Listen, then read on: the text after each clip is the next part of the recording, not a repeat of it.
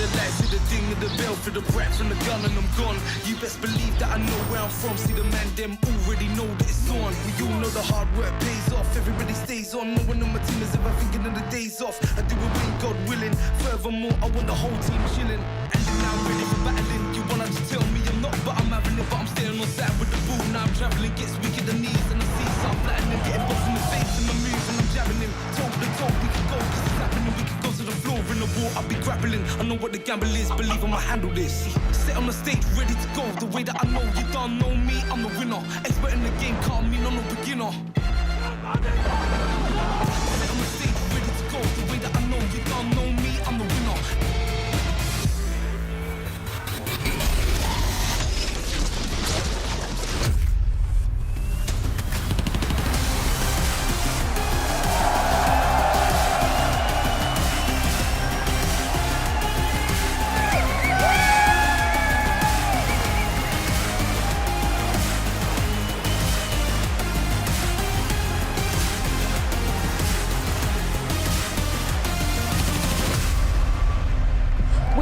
In the belly of the British Beast, as once again we welcome you to the Blast Premier Spring Finals presented by Revolut. My name is Freya Spears, joined by Maniac and Bubsky. I am so excited to be back, Maniac, in front of what I think is one of the best damn crowds in esports. Hell yeah! We love you, London. That's what we're talking about. It feels good to be here. Yesterday provided great Counter-Strike. We have amazing teams on the docket today, and a house that is ready to get rowdy. Yeah, and people yesterday loved the little mentioning of getting the Tesco meal deal. Maybe they're going to get it a bit in the break as well. I enjoyed one more yesterday, went for another sandwich. I can recommend. Can you Chronicles. tell us exactly what happened, Bubsky? What did you change in your meal deal? We went with the smoked ham before, right? And now we went with the chicken bacon wrap, I think. There we go, that's better. Yeah, I can recommend. You can't get that value in Denmark. We got a couple of cheers there. I mean, Jackie was having fun shouting out some supermarkets. I hope he brings that back again, because Tesco was unanimously the winner yesterday. But let's talk about some winners and, unfortunately, losers coming out of yesterday's games. We've got the results to be recapping. Obviously, FaZe, unfortunately, eliminated in the quarterfinals. Once again, a hat-trick that I'm sure they didn't want, Matthew. No, you're absolutely right. And this quarterfinal took such a strange turn. Like, the first map was very one-sided on account of FaZe. They took Vitality by surprise. Basically, the opposition didn't exist. It was FaZe dominant on the stage. We were back to that storyline of the Titans coming alive under the spotlight. That didn't really go through. Map 2 and 3, a bit more livid on the side of FaZe Clan, and there's going to be some thinking needed to be done in the break. That's also welcome for them. Yeah, I think so, but it's such a hard note to go on a break for, right? I think everybody's going to be sitting there at the beach, like, it's my spot in a doubt of potentially going back to the next season and being on that starting roster, right? It's never a nice feeling. I've heard Carrigan mentioning that he's going to Costa Rica on a solo trip. Yeah, maybe that's going to be helping to get a bit creative. I think he definitely deserves a well-earned break there. Obviously, our second game of the day, that was VP going up against Astralis. Bubsky, I'm going to throw you into this one. You weren't too happy about the Astralis we saw yesterday, no? No, I think also Astralis and Device itself mentioned yesterday that it was a little bit of a disaster, right? Too many people tried to make the game happen. I think he mentioned, not anyone specifically, but I think from our side, I think it was very obvious that the star players in the form of Star and Jabby was completely off, took very many bad decisions, and it cost them the game really fast. Yeah, absolutely. Only really Device provided what he needed to on that stage.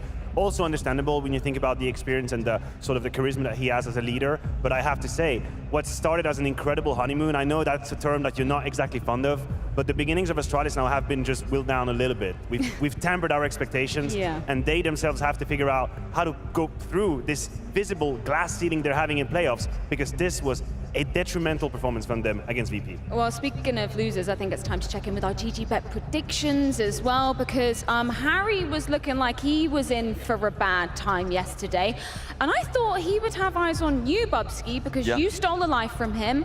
Turns out that wasn't the case. He actually stole from Launders, I think. So I think Launders is in last place now. How many drinks did you buy him yesterday, Bubsky? Yeah, that's a good question. I actually thought this morning that he actually had stolen a life from me. So the first thing when I said him to, when I met him in the launch, screw you, but he said, Yeah, he actually did. I stole from London instead, so he's not going to be going for that last place. It's instead, I'm going to be free. You got to do your due diligence before you attack a colleague. Like, you got to know what actually happened. This poor Harry had no idea. In the green room walking in, this man already immediately in his face, "Why'd you steal a life from me?" It wasn't him. No, I'm still alive. I'm still doing good. I'm still in the top 5. Potentially going to be having a good day today. Well, look at you. I think you're very confident in your predictions. To round out yesterday's action, of course, we have to check in with our traded plays of the day. We were seeing black and yellow all over because it was just Vitality through and through. Babski, who comes in as our third best play? Yeah, yesterday was Spings all over the place, right? And we spoke about him on missing on first map, but he showed up instantly on map 2 and made a major difference of why they actually managed to convert so easily. Absolutely agree. This was a reaction that I was hoping to see after being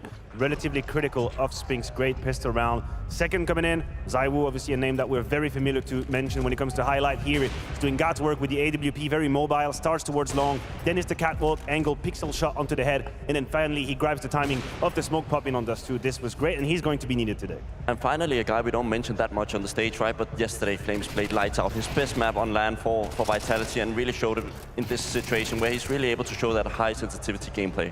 Well, we're going to be seeing a lot more of Vitality today, of course.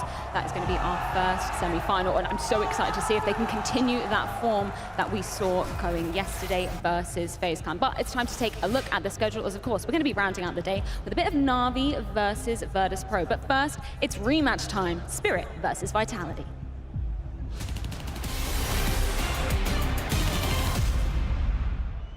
Big match. Who's going to win tonight? Vitality? Yeah, Vitality, yeah, most definitely. I'm going with Spirit, I think Spirit are going to take this one, yeah.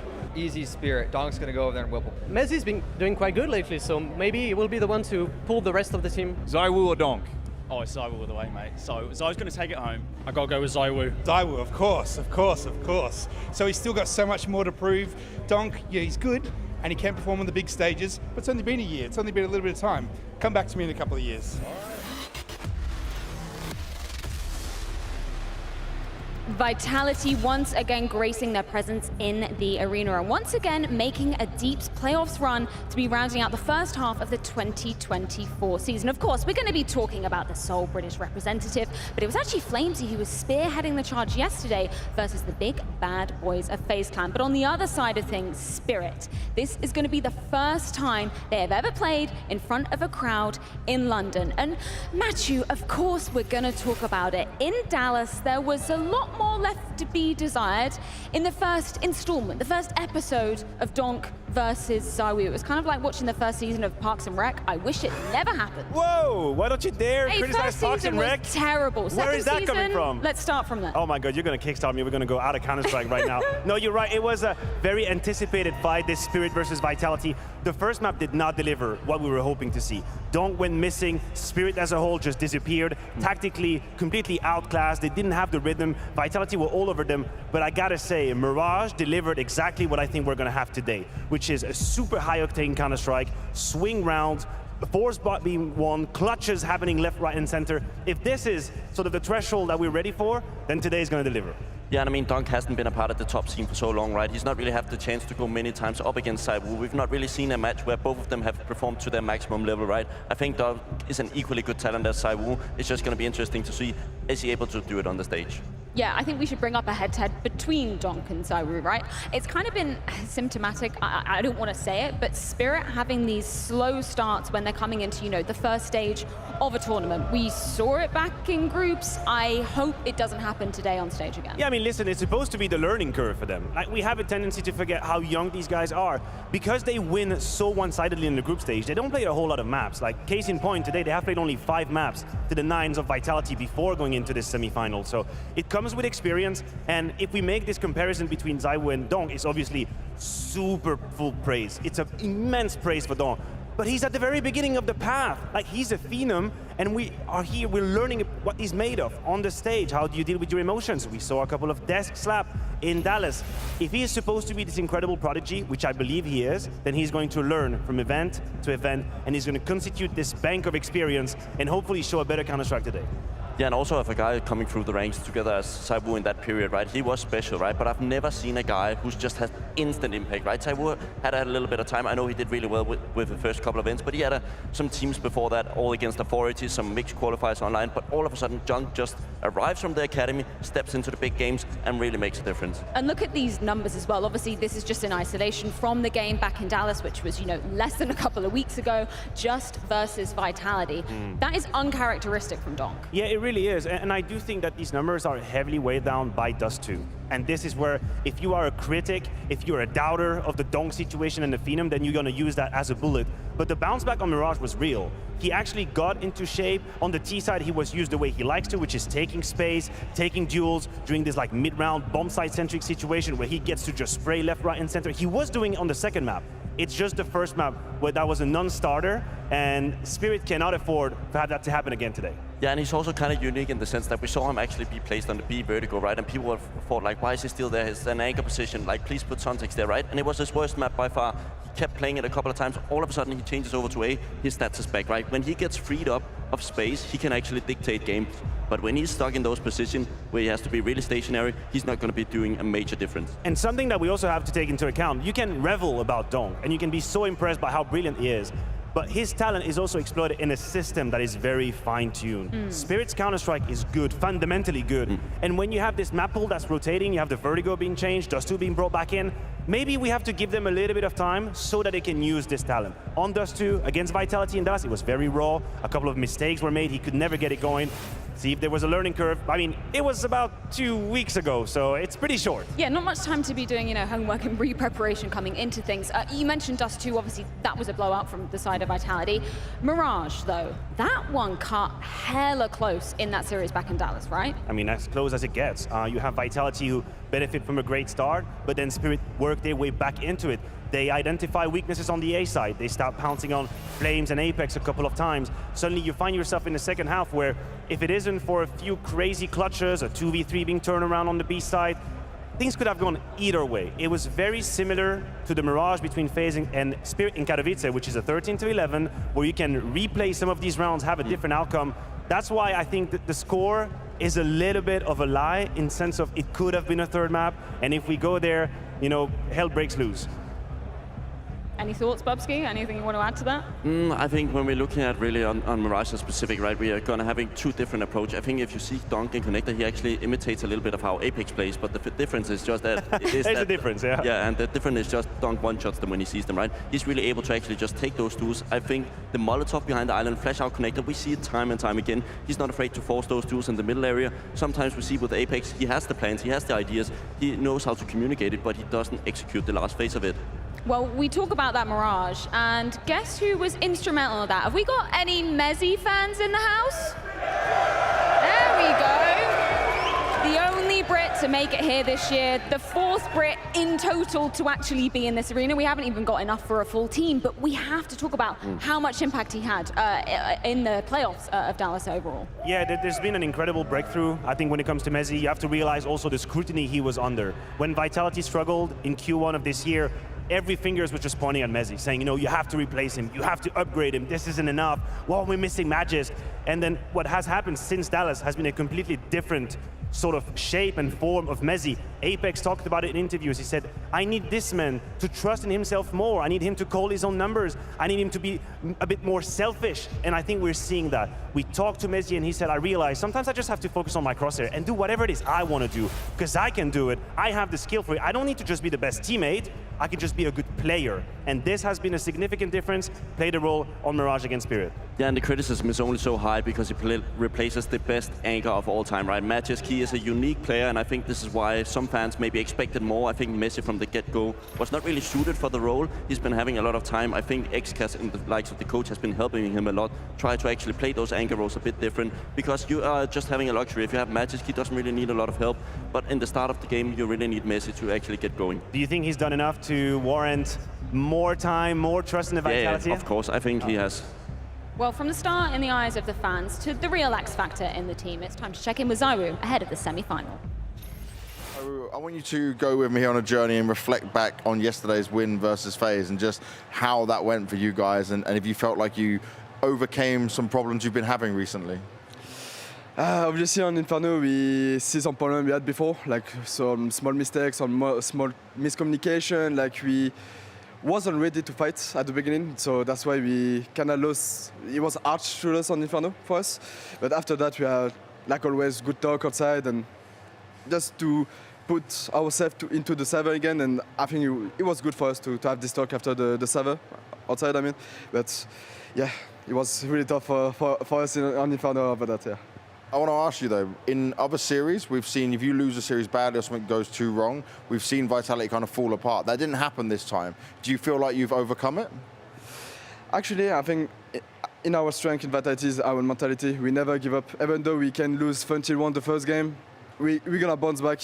We always say that, so that's why I think it's our strength is to always, we never give up in any case. That's what it's about, right? Never giving up in any of these games, fighting to the end. Last time, though, you were facing Spirit back in Dallas, and it was the first time we got to see you versus Donk, and you had one of your insanely good performances. How much of that was motivating against you playing Donk for the first time, and how much do we expect of that today? Actually, the first time I played them, I wasn't really looking for Donk, because obviously, for me, it's like simple. I don't play against Simple or Donk, I'm playing against the team, because I think he had a sick team around him, and that's why he can play as well insanely. So I'm looking for Spirits today, and like Dallas, I'm not looking for Donk. I'm just gonna play my game. Obviously, if he's in front of me, I'm gonna try my best. He's gonna try his best as well.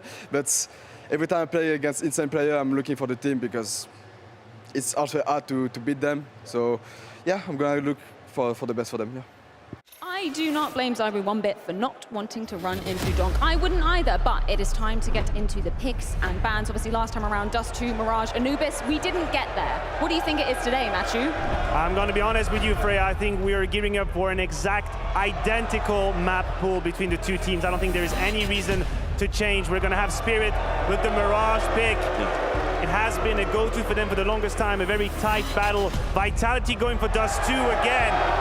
It's been a home crowd for the French Counter-Strike for the longest time, so for now, things are gearing up towards an identical situation. Mirage, Dust2, Vertigo being removed. Ain't nobody want to mess with Vertigo right Absolutely now. not. We have no idea what the hell is happening with this sort of new connector. Nuke removed, and this is where Vitality have made a turn recently. They shy away from the nuke, and they allow the different map, they allow the Anubis as a turn, and this is exactly what happened in Dallas, baby. Let's go!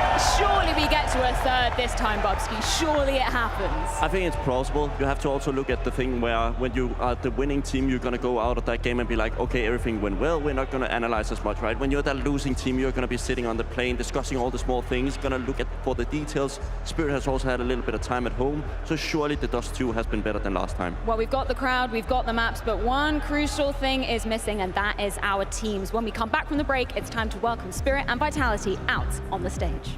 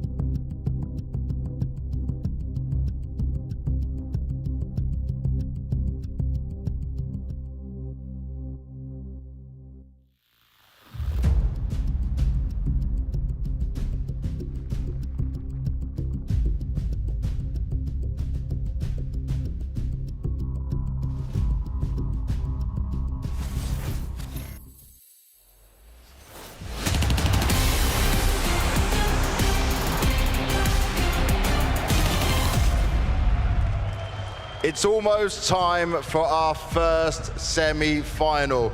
And Wembley, let me just say, you are looking so good today. How are we feeling?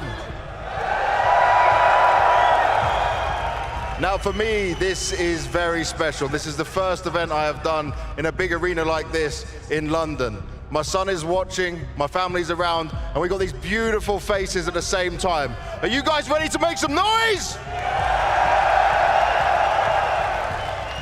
Now yesterday, Vitality did manage to overcome FaZe, and they did look good while doing it.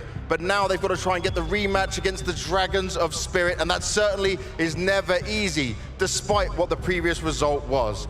So let me find out where this room is siding with, and I could guess which team you might like. We got some Vitality fans here?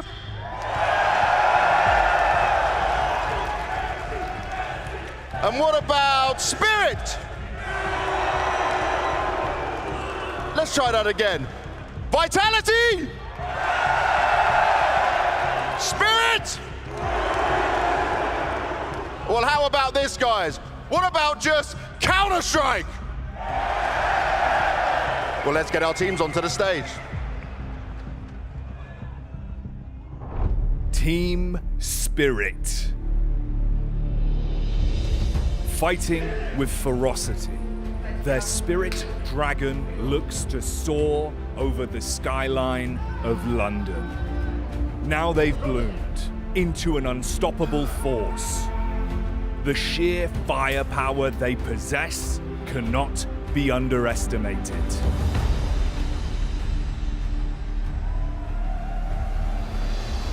Vital signs are stable. The beating heart of Vitality pumps as they spill blood on the stage. We behold the band of merry men dancing one more time in Wembley.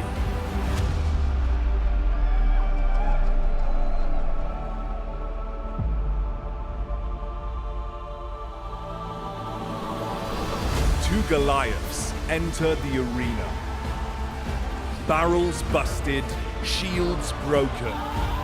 The brawn and brain of all on the battleground will now be tested.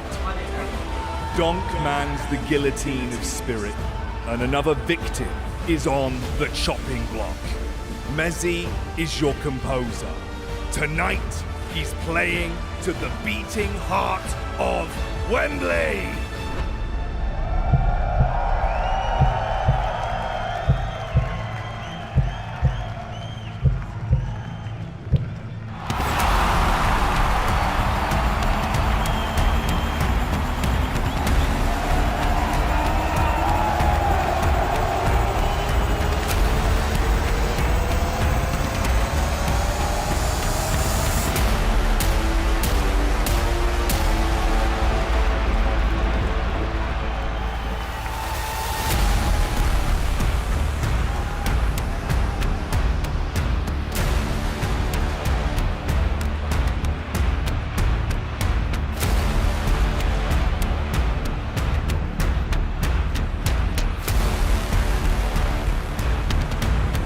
They exploded into 2024, donking every team they met and lifting one of the biggest trophies in the game. Since then, it hasn't all been plain sailing. Each event has been tough, but they continue to make it to the arenas. Going for gold here, can they end the year the same way it started?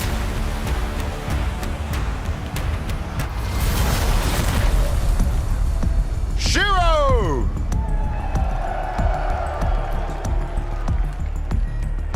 Magix! Chopper! Donk!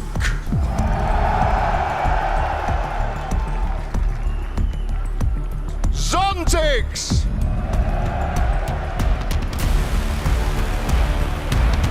The Dragons are taking flight. It's Team Spirit!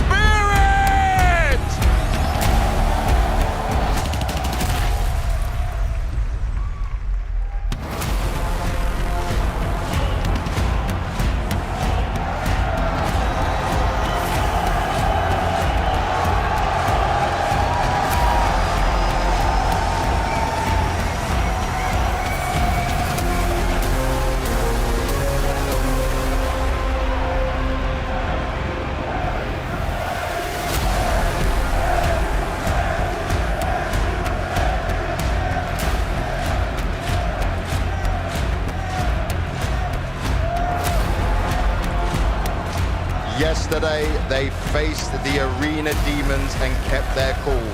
Today, things are heating up even more. They head into battle with the Dragons from Spirit, fighting from exactly the same position as before in Dallas. If they can replicate that same success here, then it's a third grand final appearance for the Killer Bees to end the season.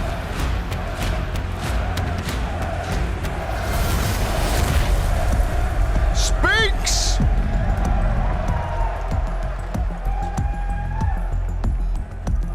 Zaiwu!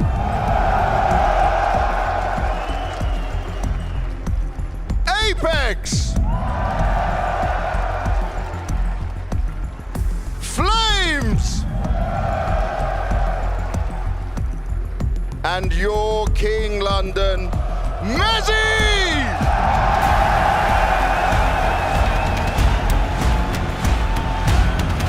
The bees are starting to swarm. It's Vitality!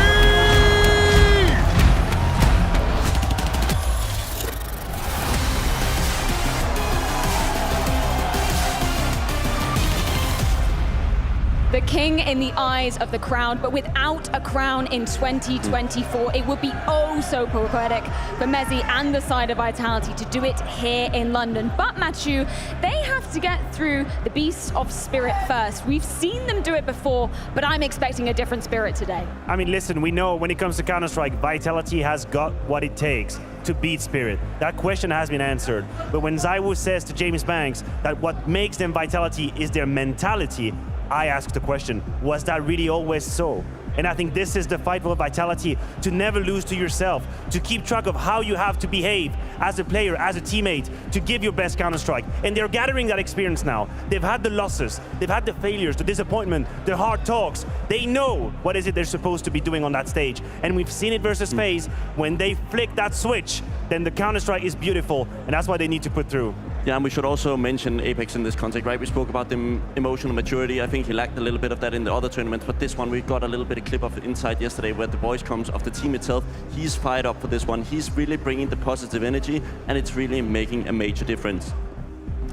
Speaking of the side of Team Spirit, Bubsky, you had a little bone to pick with Shiro. You got some beef with him? What's up? Why are you mad? I'm just doing with the rating, right? We see a 125 rating. I suppose you have to be one of the best players in the world. I don't think that's necessarily the case for Shiro, right? I think he's a great player. I'm not taking that away from him. But if you dive into the statistics, he's one of the lowest death per rounds, meaning he saves a lot. He's not involved in the action as much. He's also one of the lowest entry fracking attempts of all Orbers in the world, right? He is the definition of passive, guys. Just to give you context, he has less death per round than Jame. So you guys, big accolade. It's all about Shiro time and not Jame time. No, listen, I know you're right. I know he isn't exactly the absolute complete machine that is going to open you rounds and give you crazy flicks at the opening. But I have to say, the reason why this is working in Spirit is because I think he's fulfilling what's needed of him almost all the time. When you have aggressive players like Donk, who absolutely loves to run and gun, when you have Chopper, who's not afraid of taking a couple space out there, then you need someone who's punitive. You need someone to be ready. You need the guillotine. And that's what Shiro can put through. And to be fair, he was the only player against Vitality in Dallas that probably walked away from that server thinking, I've done what I could. He was the only one. And I mean, I think it works in this roster, right? I think if he was any other, it would have been a little sad to see. We saw it in Cloud9 where it didn't really work with the likes of Electronic and so on. But now he has Dunk, right? Dunk doesn't give a damn. He'll take the entry kills. And I think it's almost like a beautiful yin and yang moment because he's like the passive and like the secure shots. Then you have Dunk, who's the unpredictable, who's going to be taking the spearhead into the sides. And I like that you mentioned Dunk as well because as much as the system of Spirit really is fine-tuned and I like to watch them play Counter-Strike, what was really striking in Katowice was the amount of confidence they were playing with, the amount of duels they were, the white swings, the I'm getting a kill, hold on a minute, I'm going to swing for the second, and maybe if I feel fancy, I'm going in for the third. And recently, I think we've seen the stress test of what's happening when you don't have that same well-being. Don't look a little bit out of shape versus Vitality. The duels weren't as clear, and then suddenly the scenarios start to change, and I need to see them play the good Counter-Strike, even with a lack of confidence. That is key in the game. Gentlemen, it is time to put your money where your mouth is. Our GG bet predictions. Mathieu, I'm sure I could close my eyes and already know who you've gone with. Is it Vitality? Yes, it is. Of course it is. You know me. Wouldn't have it any other way. What about you, Bubsky? Yeah, I'm more of a data guy and maybe potentially going for that. I think we are also going to be looking at Vitality as they won 2-0 just recently. You tried to take me for a spin, but of course he's back on that. He cannot. Well, we are ready to be getting this game underway. Spirit versus Vitality, a rematch of what went down at IM Dallas. And it is time for the two Brits, Harry and Hugo, to bring you all the action. Thank you, Freya, and good afternoon, Wembley. It's a pleasure to bring you this game in our home crowd, and not just for us, for Mezzi as well. A banger, no doubt. Worthy of a grand final, Jackie said. I would agree. Yeah, I think that's a sound stance to have. Yeah, on one side, you've got Spirit. They started this year breaking records in Katowice with Donk, fielding some phenomenal ratings, but past that point, it's been podium finishes, sure, but never getting the gold. Most recently at Dallas, falling down to this Vitality squad. Yeah, you can say the same about both rosters, right? Vitality, they've avoided gold completely this year, despite a fantastic 2023. It would be a shame to see them leave the end of the first season of 2024 without anything but grand finals to their name. Back-to-back grand finals. This would be their third. They're gunning for it on home soil for Mezzi. We're going to have to see if they're ready. We haven't even talked about the head-to-head. ZywOo versus Donk. This one is absolutely bound to be a banger. Yeah, so both these teams have a lot to prove. Both these teams are looking for that gold in their trophy cabinet, and it's got to start here. I mean, this is the toughest competition yet, and it only gets tougher with the grand finals lying in wait. Absolutely. Players getting situated now on the server. Pressure for both rosters. Two teams that have struggled on the stage under the bright lights. Questions for ZywOo, questions for Donk, and hopefully answers this afternoon. Well, for us, it's a busy Saturday for a semi-final in Wembley. But for Donk and ZywOo, two of the best in the world, it's Judgment Day!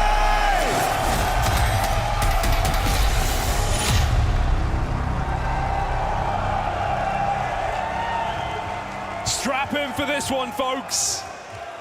Vitality, Spirit. We start on Mirage, we go to Dust, we hopefully end on Anubis. It was dominant last time around. Vitality swept them aside in Dallas, but we're expecting more from Spirit to finish off their season. I mean, it's a textbook definition of a rematch, right? Mirrored matchup, mirrored map pool. Well, results be different this time for Spirit. It looks like Donk wants to set the pace here on this T side. He's going to be the first man in. Look who they're destined to meet. This terrible trifecta. ZywOo, first point of contact, but it's actually Apex to open up. Now ZywOo gets his chance to be involved, and Flames is clean with it. Don't underestimate this guy on Mirage. They can't deal with him. They can't flush him out, and they're going to live to regret it. Pistol round teed up for Vitality. It's just Shiro left standing, and not for long, as the Merryman comes in with that final kill. That's Donk-esque for Flames, just that spam of the crouch key as well.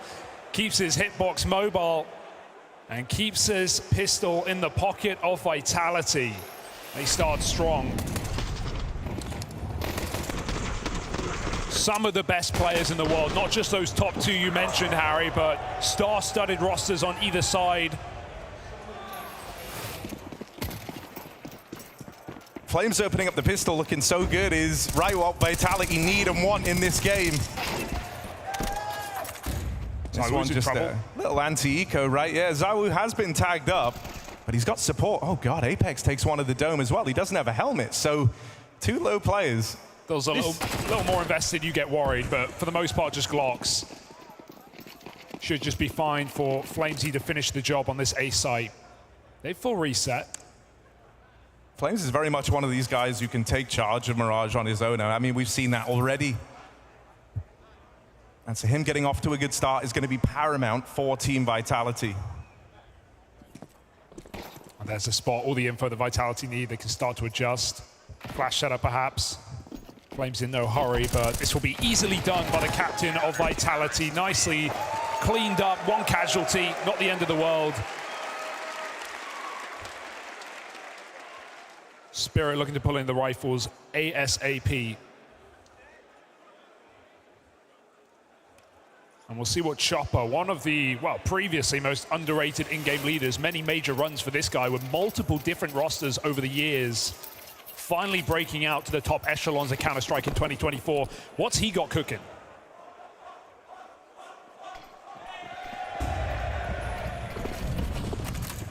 Fast dropping a lower. Flames wants to have his say in this round early, and Spirit aren't considering this right now. They might have heard that. Flash hit the teammate, so Donk's now stopped to hold the flank. If Flames commits here, this is a dangerous move. Is Donk sure? He certainly seems so confident on this flank hold. He gets his kill. Apex comes out from under and even escapes. Yeah, living to tell the tale's big, and I mean, Vitality have pulled an extra player around to reinforce this B site. Apex is going to catch Magic's over in top mid. And Apex has been in Titan form throughout this event. A double kill to open up from the captain of Vitality. Spirit slow right down. They've lost so much of the map here. It's all kind of shrunk down to this little area over in the apartments. So they're going to go look for solutions out in middle. This smoke will fade. Apex, got to be very careful when it does. So he's covering his top side. He's got to replenish. This is perfect. Spirit had locked out of middle. They just leave Zontix here, go back to that A side. What a perfect mid-round move for Apex as well. He knows Magic sees him leave middle by going connector, so he re-aggresses, calls the bluff, nades out. Vitality a man up and full mid control as well. Zontix a third smoke in lower. He can't even play. He basically has to go through. With 30 seconds on the clock, they contact out ramp. Yeah, they've locked Zontix out of the round. They've just got to deal with Donk and Shiro. It's Spinks in the firing line and back turn for Donk. This first rifle round is looking to come up in Vitality's favor. A big hat trick from the captain. Apex with 3 and a commanding lead taken. There's always questions when you see, you know, captains and game leaders play towards that connector position, right? It's a star role. You want your best rifler there, but the argument is, well, you need all that information. You need your captain be able to put together the pieces where those T's are going, and Apex plays that to perfection. Re-aggro top mid, triple cycle smoke lower. Spirit don't even get to play. It's a reassuring look for Vitality to start this series off on Spirit's map pick. And even though we know Spirit will bring just as much aggression to the CT side of this map, they've got to get there first. I mean, we all know Apex is a very emotional guy, right? But he holds his team to a super high standard, as he should. This was a roster put together to win championships, and they've been in finals. They've had chances. I've heard some of the stern words he's exchanged with the squad, so a good start from him. Maybe that trickles down the line. Mezzi will hold back the B play, but he's got to do a lot more. The Merriman's overran. It's just the dink onto Shiro. ZywOo moves in. Can he be the savior? He's got Flames in alongside him, but ZywOo is operating alone right now, and that leaves him in the prying eyes of Chopper. This one slows for a moment. Magic can't stick. They need to make sure no one's out in the back of the site already. So Chopper's going for the clear. This puts him in the prying eyes of Flamesy. Position taken, plant allowed, and Apex taking his sweet time on a kitless retake so far. You don't want to let Spirit get back in on a round like this. It's imperative that Vitality find it, and Flames is aware. He was ready for that re-swing. Wow. You could see the awareness. You could see the cogs turning. Flames and Apex, more than safe pair of hands for Vitality right now as they storm the board. Donk getting iced out in this game so far, right? He's got 3 kills. He's had a couple of frags, but for the most part, Vitality have been absolutely fine to swing him with confidence, with aggression. They're bringing pace into this CT side. And right now, it's doing them all the favors.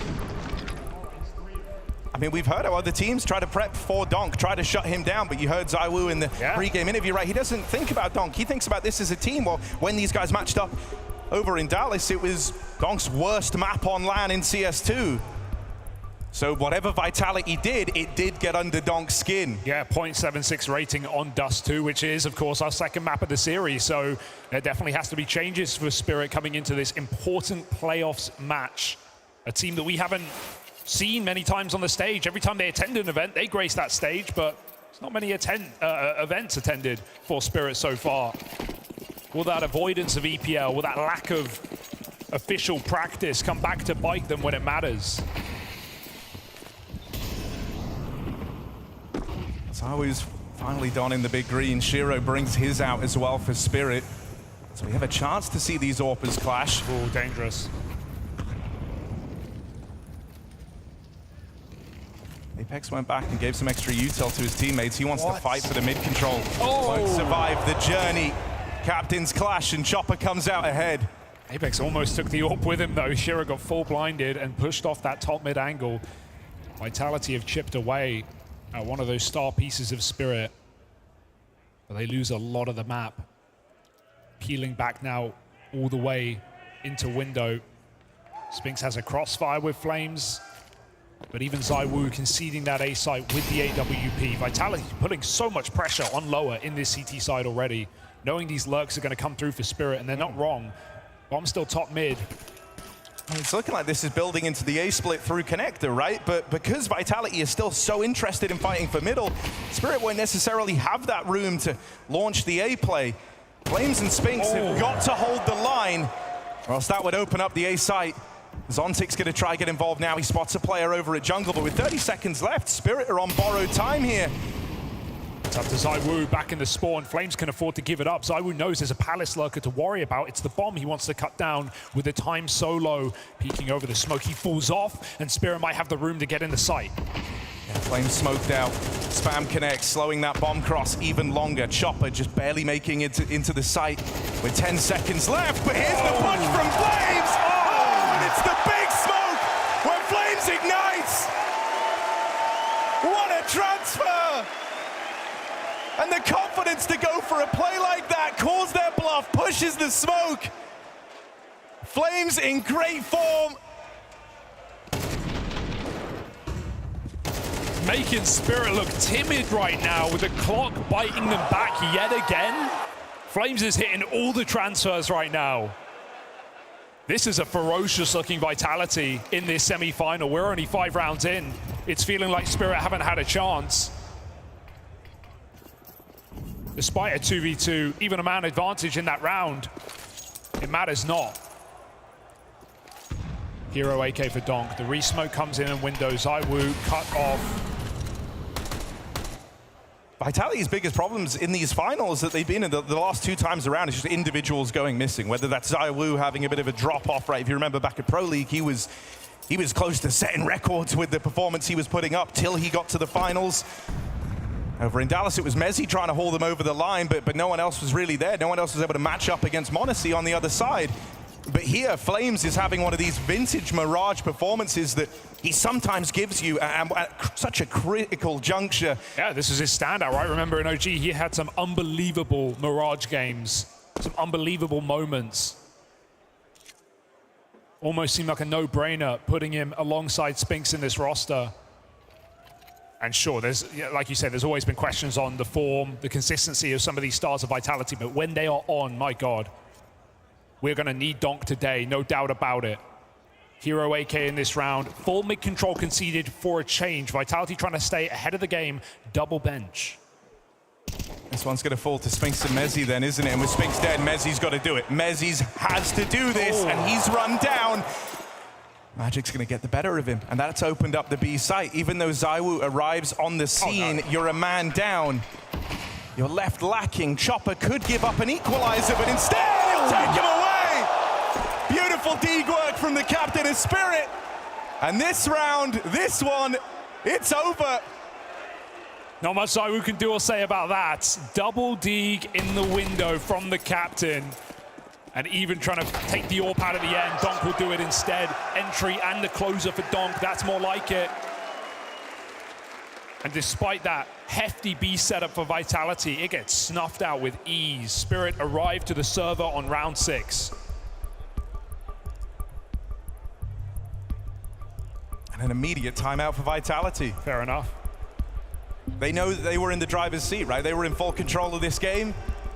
You fall down to the Hero AK and a collection of pistols. The AK never even had to really do anything there for Team Spirit. And so they want to right these wrongs. They don't want to let this be Spirit breaking back into Mirage. I'm just liking the look we're getting out of Vitality. Sure, that's the one round they concede. It's the one round they don't opt for mid-control, so don't be surprised to see them go back and put a lot of pressure in this position. I mean, they've been continually fighting mid, even in man-down situations, so they know the value of this real estate. Pog.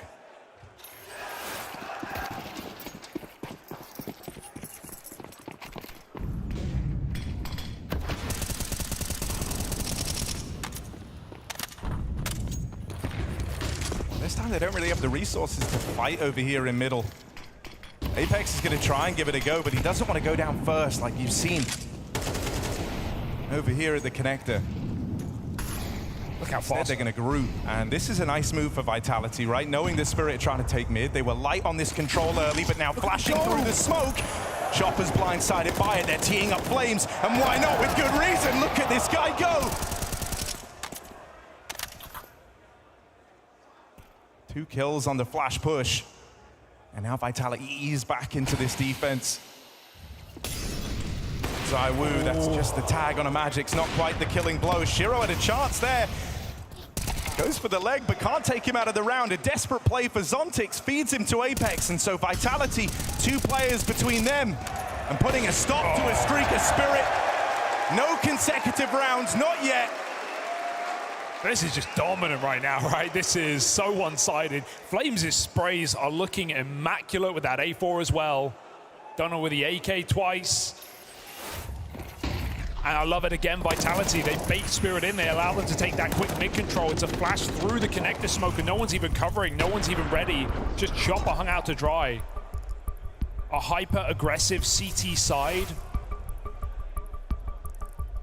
No reason for Vitality to stop this, and Spirit know they're in trouble. They've called 2 timeouts already in 7 rounds of this game.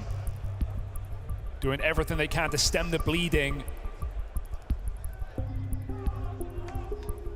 Vitality continue to find arteries.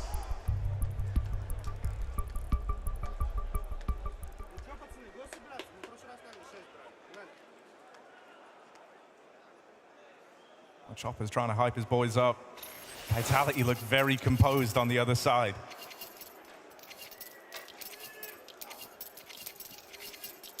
Mid's starting to feel like it's off the cards for Spirit. And you can't let that slide. That's the worrying thing if you're Chopper. That's why you keep seeing him go back for it. Even though they're not winning this control, you don't feel comfortable giving it away to Vitality. This round they certainly might. 3 leaning over towards the apartments early on.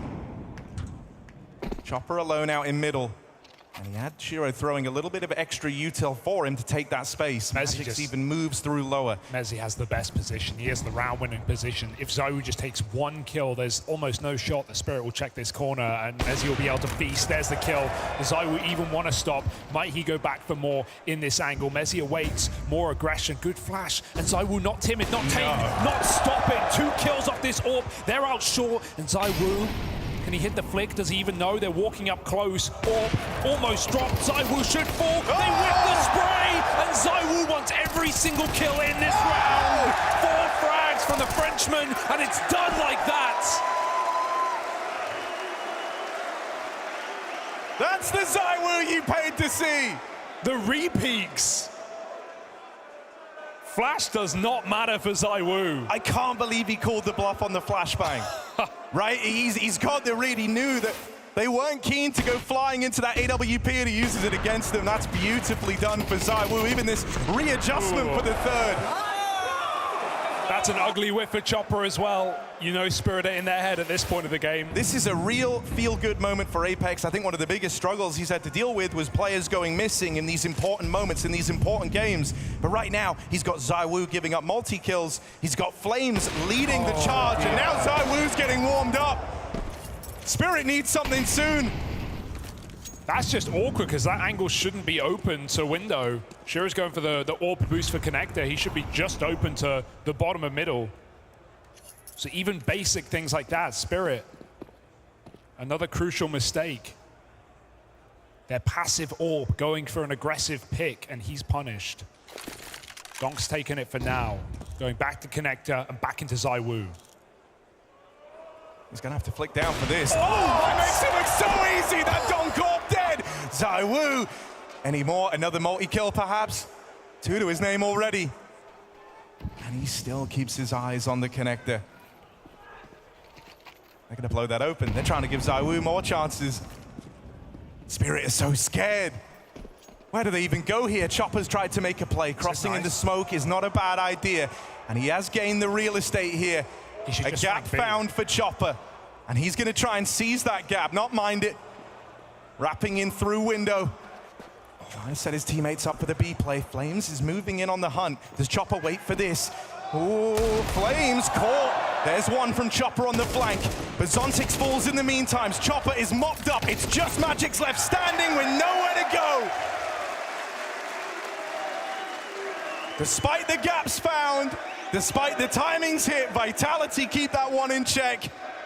They've only dropped one round so far in this first half of the semi-final. And that was the one round they decided to give Spirit just a little bit of respect, let them get for that short split, group up on that B hit, but ever since, Vitality have done everything they can to suppress this T side. 8-1. No hero for Spirit in sight. And they are feeling the weight of ZywOo right now on this CT side. He's going back for more in the connector, first time. Chopper might find out the hard way. Actually sneaks underneath the smoke. Got to give it to Chopper. He's found himself in some nice positions in this T side, but is that going to be enough to find this kill? Apex again sneaks away. Chopper's found this spot before, but this time denied as ZywOo takes out the opposing AWPer. There's nothing left in this round for Spirit. No control. Retrieving the bomb. B is a gap, but Magix has been tamed so far. And you can see what this lack of mid is doing to the rest of Spirit. All these extremity players are feeling this pressure to get involved, but it means that these pushes are coming in a little late in the round. They feel a little desperate. Usually it's one guy trying to make a move, trying to take back some space once middle is lost. But you can see Magix, his job is so hard. He's got to check so many angles. And he will miss the timing on Mezzi, but a gap found out into the B side. Donk in the meantime, quick double kill. Hold on a second. Donk might make magic happen here. 2 kills and the B site fallen. Vitality as they try to shift out of there. They run into Donk. 2 shy of winning the round single-handedly, but 3 tease them up for the 2v2 post-plant. Donk's got to watch on. Can Zontix and Magix finish what he started? They've got to do right by him. Zontix has a boatload of util, but he opts for positional play instead, getting close to go 1-for-1 at bare minimum. As Mezzi comes through the window, it spinks in through the door, and Zontix denies the first hurdle. Mezzi on the clutch right now. The merry man of Vitality needs to give this crowd a cheer. 1v1, not knowing the position, but it doesn't matter for Mezzi. 1v2 to keep the ball rolling. And that's a feeling that's going to be hard to beat in front of the home crowd. A 1v2 for Mezzi. They're chanting his name in the arena as he keeps this punishing scoreline up. Donk's heroics are not enough.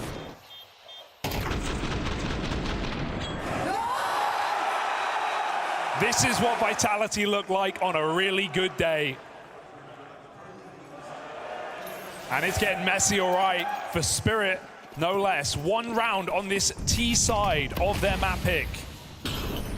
This is a grudge match for Spirit. They wanted revenge, but it might end up being one that really haunts them. A rivalry taking shape before your very eyes if this keeps up. I mean, for a while, we said no one can beat Spirit, only Mouse. They're the only ones. Oh, it's Vertigo. That's their weakness. Well, the cracks are beginning to show. More and more teams able to wrangle this dragon. Vitality subduing it right now. That's awkward. ZywOo caught with a flash. Apex has to make up for it. He loses track and somehow saves this round, even dinking Zontix. How has he done that? 2v3, this round is still considerable for Vitality. And at this point, right, you got nothing to lose in giving it a go. Mezzi's already won a clutch before. This time he's got Spinks in there alongside him. Spurred on at the beck and call of the crowd. Let's see what Mezzi can do. They've lent him their voice, but now he's got to deliver. Mezzi closes in. Shadow seen. Shadow seen. That one's free for Mezzi, but time is getting away from Vitality. They've got to move quickly. Bomb being held. Chopper's got the knife out, and he will get Mezzi off the bomb. It's close. Spinks can get on it right now. Magix is far away. Spam will connect, and so just barely, Spirit get that second round. That's how hard they have to work. Stabbing the Brit on his very stage. But Spirit will take what they can get right now, even if it is just scraps. That is a frightful sight for Spirit. Anything but a clean round. But they know 3 might just be enough. Put on a pistol, suddenly you're cooking. Last round of the half here. And Spirit, who are worse for wear. Mac 10, Galils, no AWP. They just go for something standard. Apex out of ammo, so right now Flames is in real hot water. But Flames, he boils them back. 2 quick kills, trapped in at triple, will get spammed. But he did what he had to do in the round. He's teed up Vitality, they chase down Chopper, and it's just Shiro. 1v3, these smokes are fading, and with it, the timer on winning this clutch. Shiro moves in, looking for a way out, but noise made. No, Shiro, he's giving it away. They know where he is, and Vitality are not jumping the gun on this. They like how uncomfortable he feels. They want to keep him there. And the ramp flank is in for Zywoo, who wraps this up. No consecutive rounds for Spirit. Vitality on double digits and flying high.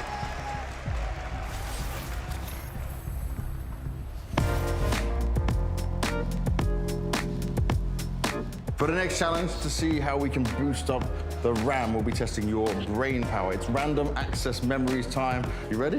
Yeah, I'm ready. He sounded very confident. You're, Yeah, I'm ready. You're not too sure.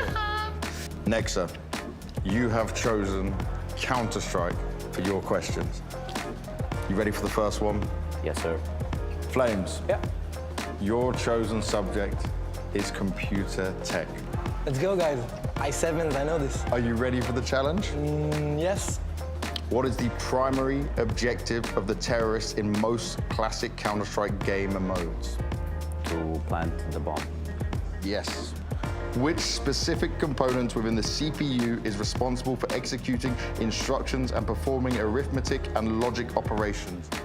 A, cache, B, control unit, C, arithmetic logic unit, or D, core? D. No, it was No, it's 2. No, it wasn't 2. Arithmetic. Yeah, okay, so it's literally... Well, you lost already, bro. Yeah. What weapon in Counter-Strike is known for its one-shot kill potential, but also being expensive and heavy? AWP. Correct. What is the primary advantage of an NVMe SSD over a SATA SSD? A, larger storage capacity, B, faster data transfer rates, C, low power consumption, D, longer lifespan. Can I have a call or something? Phone a friend? Yeah. Nexa? Yeah, B. I didn't even listen to what you said. B? B, yeah. Correct. Yeah, nice. What was the B? What was B? What is the name of the classic Counter-Strike map set in a Middle Eastern town with a famous double doors area? I mean, double doors has to be Dust 2. Yes. Last question. Finally. Yeah. What role does the CMOS battery play in a PC's motherboard, and what are the consequences of its failure? A, powers the CPU during sleep mode. System won't wake from sleep if it fails. B, stores the BIOS UEFI firmware. System won't boot if it fails. C, maintains system time and BIOS settings when the PC is powered off. BIOS setting reset and system time is incorrect if it fails. This one. Correct, you're right. Yeah, but didn't even finish it. Woo. How'd you get that? I just wanted to move on. I can't do this. Nexa, you have 1 for your computer, 32 gigs of RAM. Thank you. Flames, you only got 4 correct, so you're only getting a 4060 for your computer. Thank you.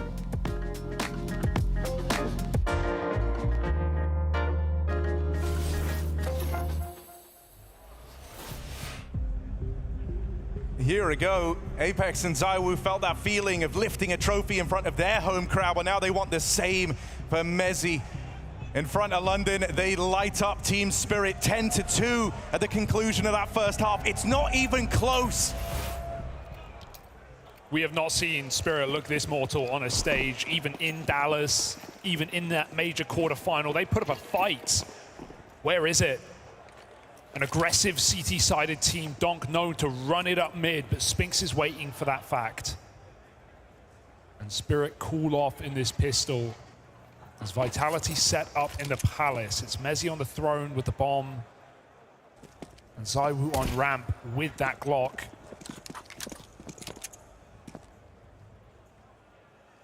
Spirit just trying to probe, trying to figure out where Vitality are going. They show an underlook. That's going to keep in the back of the head of Spirit all round as Vitality filter out into the site. Oh, Chopper's going to open. He has been kind of the shining light for Spirit in amongst a dismal first half. Yeah. But this pistol round looking to get picked up by Spirit. They're out for blood. And they needed it. They needed any sort of injection they could get to try and bring themselves back into Mirage. Just Apex left standing in a 1v5. There should be no hope here for Vitality. Instead, they're going to have to search when the guns come out. Oh, all right, Spirit, destined to make this a game after all. That's the hope, that's the plan. And no plant means Vitality might just take the eco and let them breathe for a moment.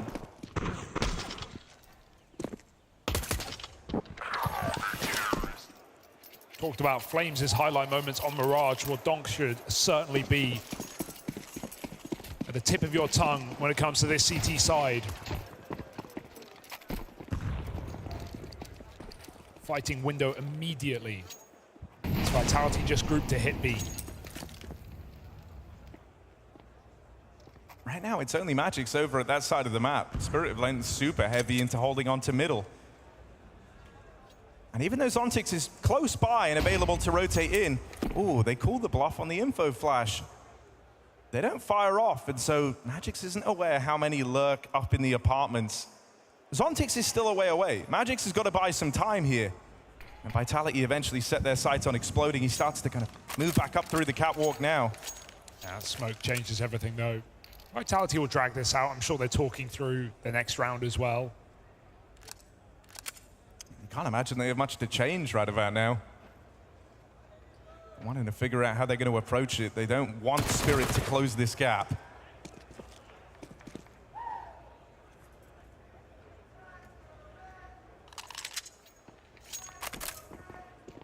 So in they go. Magic's up close. Looking to make a bit of money here. A swift shutdown of the B-Apps pop.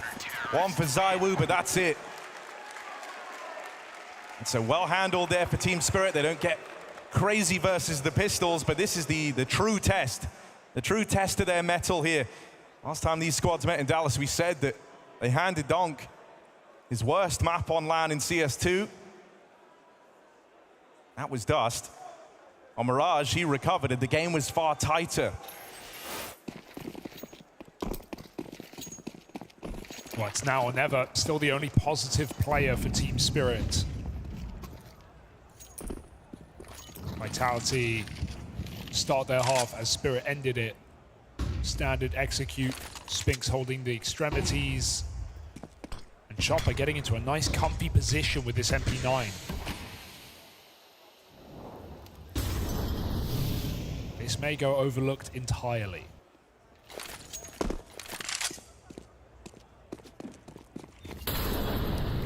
Making it look like a mid-take, but this is still going to end on that A-bomb site, and it's still only Chopper. He's got to hold his nerve here in the cubby. But they've double pumped the util, right? And you're hoping to draw a lot of util at your opponents there. Shiro still has almost a full belt. Magix is even moving back over towards B. Not buying it.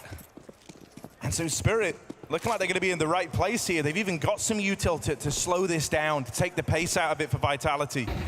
4A, that flash comes very early. Chopper's scared they're already out. He can still tuck in a closer position, but it's not going to catch Vitality with nades in hand. They've got cover, and they've got an execute. Chopper close on the MP9. Flash will wreck him. Apex gets that trade. But here's that util we talk about. Oh, that's a little flick from Magix out of the spawn. And that util is punishing. Vitality can't move. They can't get out from ramp. Spirit have got the response. And they never fell for the fake that Vitality throw their way. I mean, that's just credit to Chopper's feeling of the game, right? Even though there's no info play for Spirit, there's no push towards middle, there's no take of the apartments. They know the whole time that that's a recommit on the A site, that mid-smoke after the first exec is only a fraudulent play for Vitality, and they're going to commit. Chopper only has to go 1-for-1, and Magix hits a banger off the balcony. After the dominance of that first half, I think it's really sick that Spirit feel comfortable to do that. You think you might have them more jittery if you're Vitality. You might have them a bit more paranoid, but you don't. Shiro is largely a non-factor in that first half here. He tries to play early, and ends up paying the price for it. 2 kills over in middle for Vitality, and this one suddenly has intrigue around it. There's an AWP dropped here, and it's found its way into the hands of ZywOo, or at least it will. So now Vitality are armed, now they're dangerous. They came into this with not much to play with. They've made out with the loot. So they're gonna slow it right down. See if Spirit give them a way in. Right as it felt like the fortunes were starting to go back in favor of the Spirit squad. Maybe Vitality can upset here with the pistols. Yeah, I can't believe Flames just finds a double kill through that connector smoke, takes out the 2 stars of the Spirit show.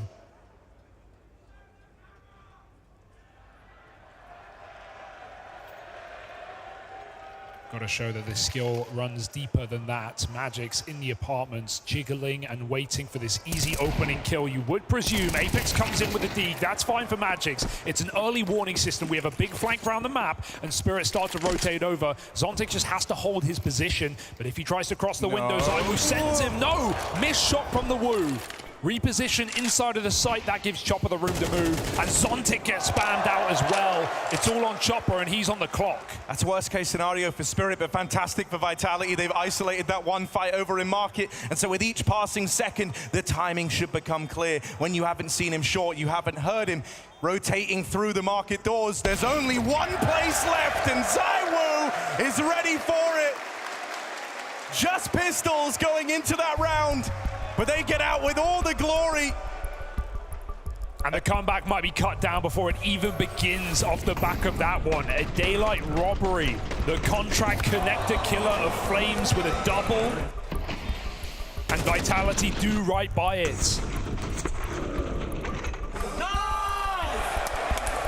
Well handled.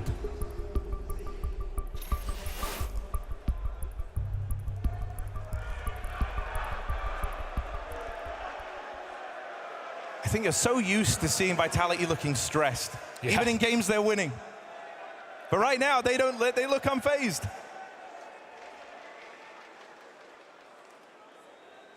It's a very scary look.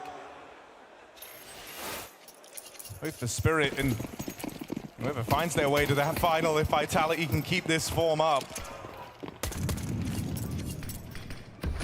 It's always just game to game, right? Because even back at EPL, we saw ZywOo look like a monster until that final.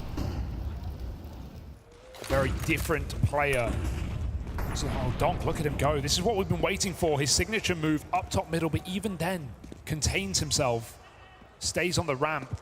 No cover lower right now. This is a little bit of an awkward setup. Apex could punish this entire round, and he's going to go right through that smoke. Donk on the fade. It's perfect timing. Zontix covers that top mid, and Donk goes for more. 2 kills from the young star. And Spirit, with everything on the line in this round, have stood up to the task. I mean, those are the confidence out there plays that Donk was known for on Mirage.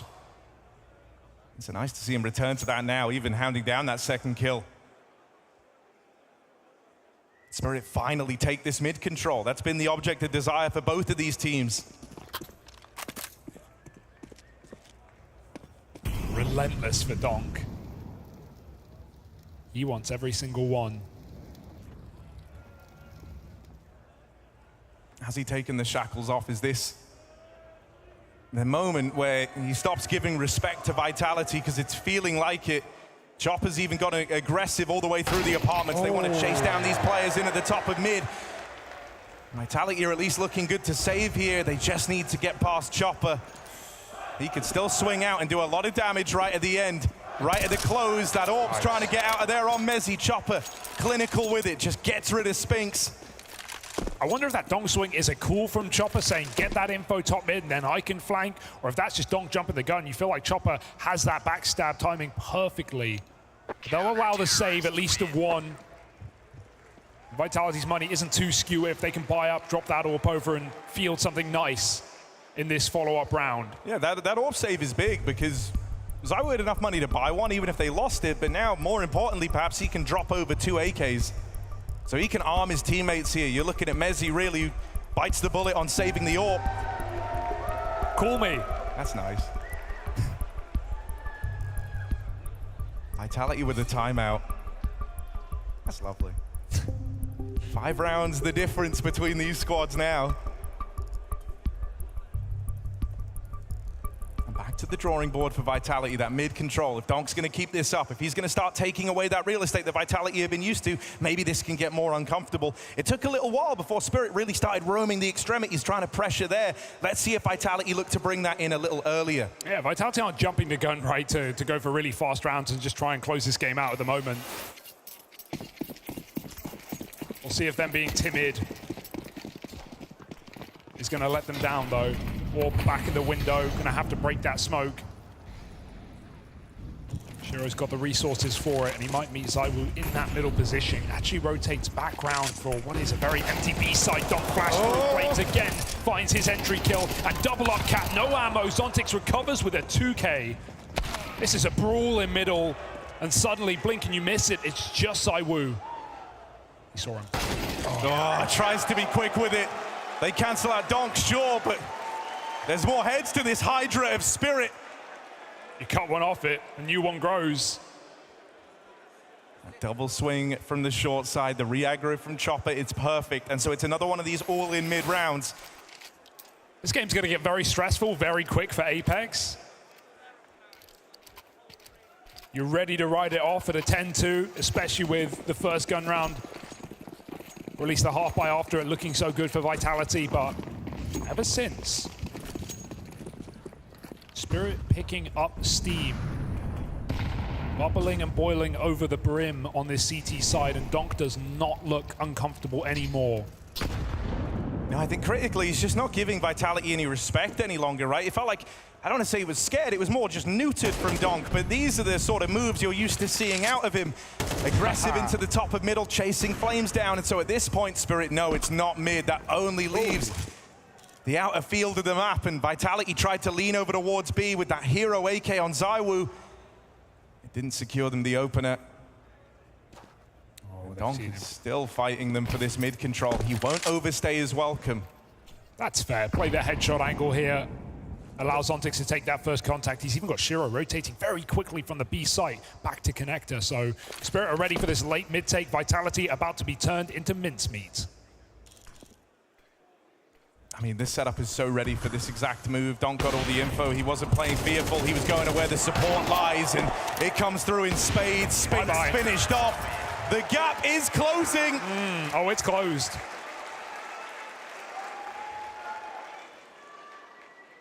Vitality should have read the writing on the walls. Mind the gap.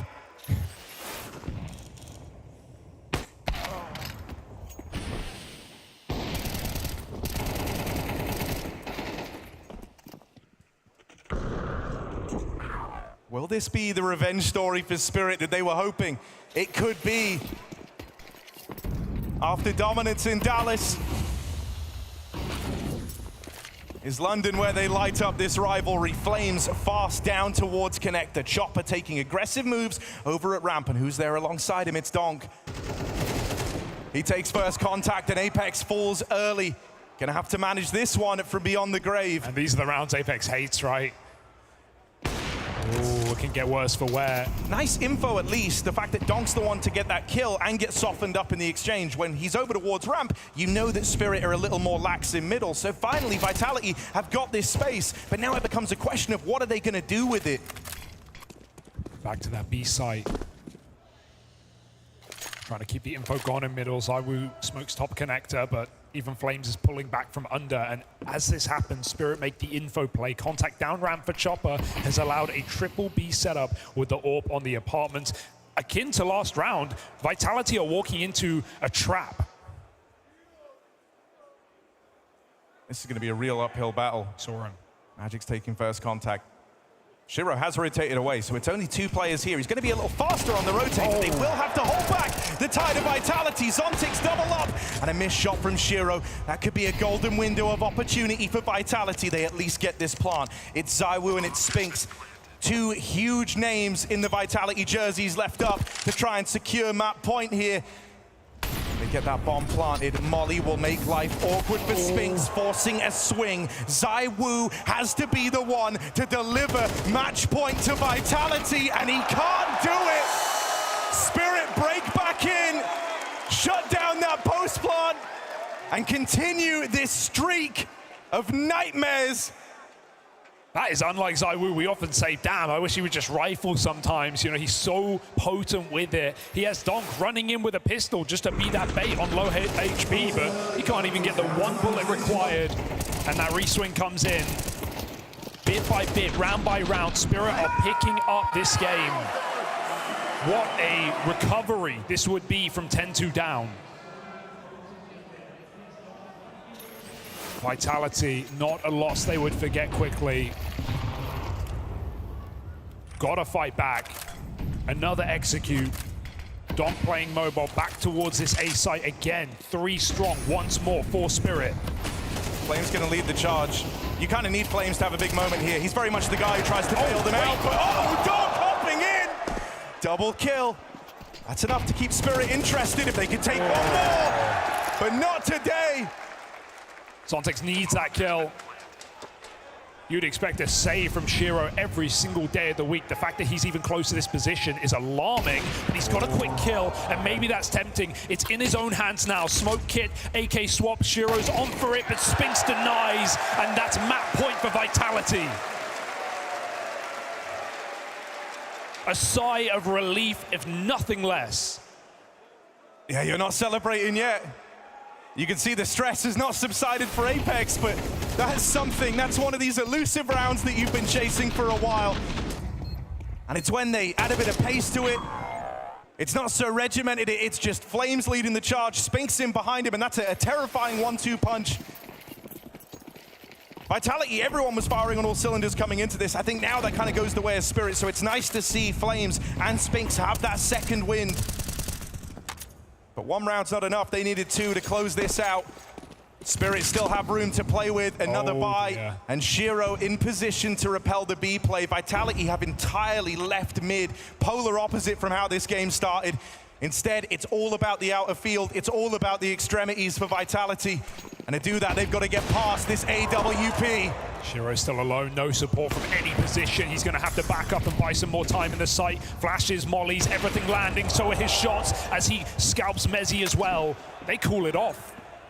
Vitality don't like what they're running into. I can barely blame them. 4 strong now. Could have been a bloodbath. Might just be a reset here. Apex very vocal. Look at the stress. We've worried this could be the undoing of Vitality at times. We've seen players play almost scared. Not this Vitality, they can't afford to, not on this stage with these stakes at the end of the season. Apex has to inspire some confidence to win from the back foot, 4v5 into this site. I mean, even over the last few weeks, Apex has been burned in these finals, right? He's got very recent scars that are still fresh here. And he knows if they can't beat Spirit, if they can't close a 10-2 lead, they've got no business winning a trophy. They've got no business getting their hands on it. So he takes this as a kind of quasi timeout to talk to the guys. It's a 4-man save. It seems like an admittal of defeat, but it at least gives them something to play with in the future. Spirit get right back to it, and all it took was that Shiro AWP to stop the B hit in its tracks, and Vitality go no further. Jeered at. And I mean, even in that save, Spirit have 5 players on the A bomb site. You've got to give it to Chopper with his read of where Vitality are going and when.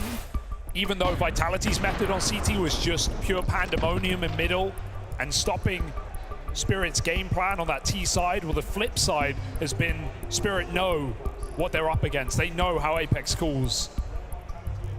They've licked their wounds from Dallas. And they are only 2 rounds from overtime in our opening map here at this semi-final.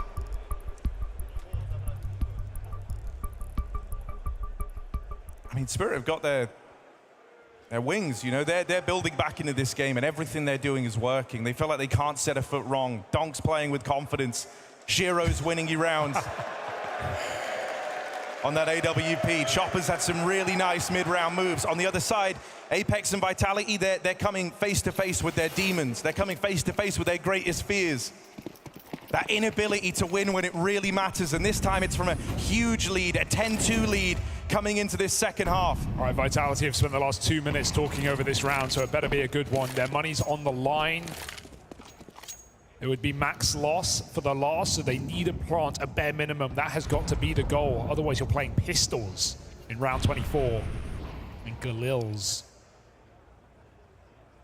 first exec into middle, second into the site, and Shiro, who's been extremely mobile on his recovery arc, is here at the right time. Oh, that AWP fires off for the first. Apex gonna fall. Zontic's there, lending a helping hand, and it might be more than that. It might be the hand that pushes Spirit one away from overtime. You ain't planting here. It's win or loss. It's do or die. This is the round. This is the chance for Vitality. Spirit right now are even holding for a lurk. They're even cognizant. They've only seen one extra man. They know that Mezzi is in the site somewhere, and so as Spinks moves in, it's to his death. Mezzi now has to deliver the chance pick up again. But the odds are overwhelming. Can Mezzi do it as he rounds this corner? Shot in the back. And that gap is closed. Spirit are one away from overtime. I said a no plant, no chance, and Vitality have difficult decisions to make coming into this last round of regulation. They can get 3 AKs. But there will be concessions. No sweets on this trolley.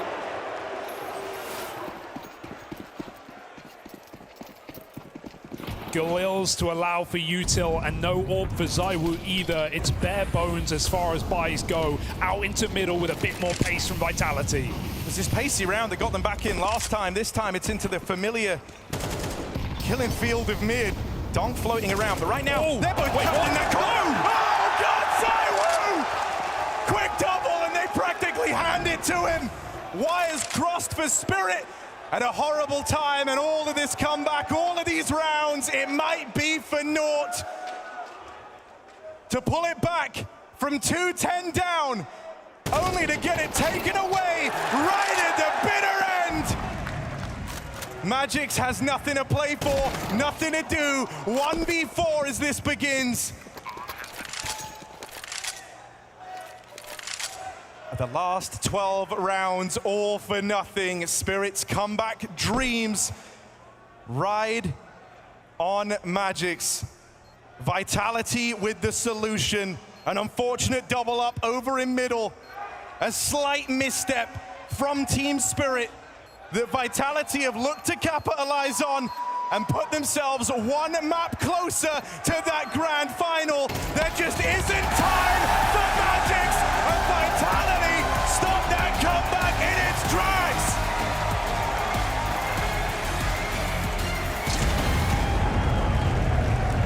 Spirit powering up into that second half, but it was all for naught. Somehow, someway, round 24, it comes down to it. The aggressive T-side play from Vitality pays off in dividends. It was meant to be such an incredible resurgence from Spirit, but somehow, someway, Matthew, Vitality make it work. We're all Apex right now. We are all Apex. Look at the images, feel the relief. I don't even know if we're talking about relief. I think there is a degree of anger in what just happened to Vitality. We were very close to witness one of the most incredible breakdown, and somehow, out of nowhere, when it feels like hope has been lost, ZywOo shines through the sky, soars through the clouds, find you double entry kill. We're gonna have to relive that round, Freya. This was absolutely bonkers. Yeah, let's replay round 24 straight off the bat, because this was absolutely incredible to see Vitality pulling out the bag. I did not think they were gonna pull this one. And listen, that's a hallelujah. They had no solution. Tactically, they had been completely defeated. They just speeded through middle, and then the class, the absolute class of the superstar, double entry, helped by Flames, and you finally have the number. But this is what was needed for Vitality to punch a ticket. How the hell did we end up in this situation? My heartbeat is just through the roof right now. I might just need medical help. What the hell was this? I think we have to put a little bit of praise on the opposite side, actually, on Donk, right? I think due to the reason why they didn't get the rounds was actually they tried to do the mid defaults, right? And we just constantly see them fail once again. I think they try to take mid and they get scared, and then they try to go to the sides, and then all of a sudden it just becomes super messy where they try to run the time down, get smoked off, and actually have to save. I think I have a couple of moments where I just want to talk about where is it that Donk makes a difference, right? It's just his presence in the game, right? Look at the ZywOo's POV here, right? He's holding the angle, he gets no chance. That's crazy. And this is what you get with Donk, right? This is why Vitality is scared to take mid, but you can't give him that respect. I would have loved to see them just to continue hit middle and not give him that I mean, to be fair, I agree with you. Donk was lights out in the way he played middle, but this was just a good idea from Spirit as well. Like the setups that they had, always ready to help each other out. There's always a utility being needed when that was required. So, you know what? Good for Spirit. Like the blockade they put towards middle, Chopper knew that in terms of Apex, he wanted to have control of that. He wanted to have that space so that he could decide what would happen in the second part of the round. But Spirit had so many good reads, and Vitality just broke their teeth time and time again, as we can see on the images. But those reads come exactly from having the mid information, right? If you can constantly rotate as fast as CT, like jumping up cat, jumping to B, I think it's an issue. If you give them that respect and be like, okay, we're just going to go B and we're just going to go A, you already lost the game. The only reason why we're not in overtime right now is ZywOo, and I think it's a major issue for the T sides of Apex. They don't have the tactical approach to actually counter Donk. Should we see how Apex was reacting to some of those incredible comeback rounds from the side of Spirit? Of course, we've talked about a man who has many emotions, and I'm sure it was mostly frustration in that second half, Matthew. I mean, listen, we said Vitality cannot lose to themselves, and these are the images. This is live as the second half is happening, progressing. You could see that the demons were knocking at the door, and the pace just slowed down. The decision-making got worse and worse and worse. You have this reaction right here is after an attempted B-pop where Shiro fires one gun with the AWP, one bullet with the AWP, and that stops the entire Vitality in their tracks, looking a little bit lost. Deer in headlights. This was a Vitality that was about to enter the Shadow of Realms as they were about to do, and I'm happy that ZywOo dug them out of it, because if this goes to overtime, it's over. Like, Spirit punched the ticket if it goes to overtime. And it's kind of mental, because we just brought up the round history there. That was not the story at the beginning of this game. I think we should dive into round number 3 straight away. This was the first buy round for Vitality. Right, let's go back to a more positive approach, which is the Vitality CT side being proactive, being in your face, something that we wanted to see a whole lot from them. This is characterized by Apex, the double push into underground with flames, and then what you will see is pure aggression for Apex. He catches the timing, that's a little bit fortunate on Magix, and then they have this second idea, this second wave of philosophy with the re-smoke time and time again to make sure that Zontix has nowhere to go, and slowly but surely you piece together where is the next risk. Spinx is in a good position, catches him blindsided, that's Donk who hits the ground, and just like that you have Vitality who starts in the best of way. The first half of Vitality was brilliant. It was pristine. I'm not going to take anything away from them on that. Yeah, and it's almost troll to say that I said before the game that Apex and Donk is kind of like-minded when they play Connect, and we see a lot of moments where he's actually doing a lot of the same plays. Right, it doesn't happen in an instant because he has to use a couple of more shots than Donk. Let's be honest, you saw top mid, right? And I just think that's the difference. But he still offers that utility, right? He's such a dynamic player, and I think people overlook that. Of course, you've already given some credit to ZywOo, so let's put a round under the spotlight. We've got round number 8, of course, again, from the first half. So much impact coming out from ZywOo. And that's what you need from your superstar. You need him to shine in key moments. This right here is a key moment. It's one of these gun rounds where Chopper had time to figure out a solution. He comes in with that delayed B hit, and then ZywOo is here with the AWP, absolutely destroys them. He was also creating a bait and switch setup for Messi if that was needed. That's 7-1.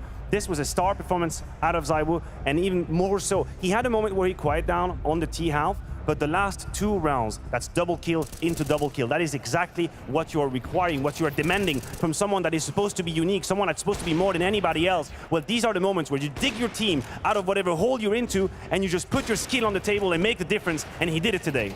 Yeah, and I also think you have to, for some reason, be a little bit worried about some of the clutches that we're seeing actually from Spirit, because we see Chopper in that moment. We also see Magix in a 1v1 against Messi. Those were crucial rounds for the T side, right? And they're not converting. And when you have a guy like this guy, he's just going to be taking those rounds freely. We can also touch upon Flamesy as well. Obviously, yesterday he was the highest rated player to be coming out of that clash versus FaZe Clan.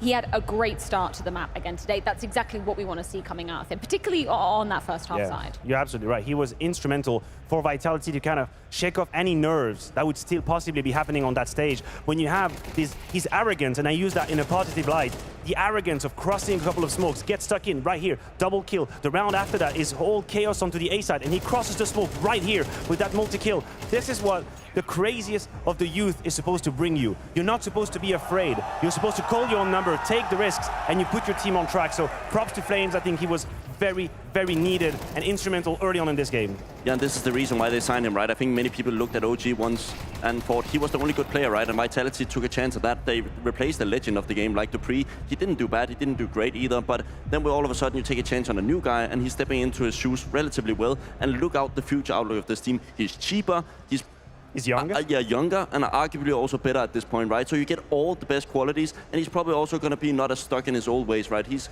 very able to learn new stuff, new metas, and so on. Obviously, that T-side for Vitality got hella complicated, to put it lightly. And one of the rounds they did win was one round that they shouldn't have won. We've got an eco play brought to you by Revolut. Round number 16. I did not think they were going to be getting away with just pistols. And listen, have a look at the name tag. Look at the person of interest. Flamesy with the Tech 9. He unlocked the entire situation. You can make the argument that Spirit didn't need to be so in your face, knowing the economical situation, but Flamesy allows for the trade. Here, good spacing from Spinks, and then when you find out that it's Spinks and ZywOo together in the clutch, it's kind of the best case scenario. ZywOo had one miss with AWP in that situation, but he closes onto Chopper, and this, down the line, made an extreme difference. I don't think we realized at that time how differential this was going to be able to steal this round away. No, and I also just wanted to quickly mention actually that Shiro completely ghosted this game at points, right? I think on T side he was invisible in the likes of Sontex, and it doesn't really help if you're going to be having your second and third best player not deliver on the stage. He is a well-playing player, but he doesn't make the games, and I think that's the difference between ZywOo with the... Obviously, he's still a bit better on the stat sides, but Shiro is not far off him. No, I agree with you. I think it was overall, none of Spirit were ready to play the game from round one. I think they all took a little bit to warm up. Even Dong, who transformed into this untamable beast towards middle in the first half, was relatively quiet. You mentioned the Magic's clutch, where he's got Messi down to right as he walked into a smoke and he misses him. This was a general sort of feeling that you had in Spirit that they weren't exactly ready. They shook it off in the second half based on that pistol round, and they started playing the counter-strike we wanted to see. Well, hopefully they're feeling warm now, as this is going to be quite the mountain for them to summit if they want to pull off the reverse sweep. It's going to be Dust 2, the pick of Vitality, coming your way after the break.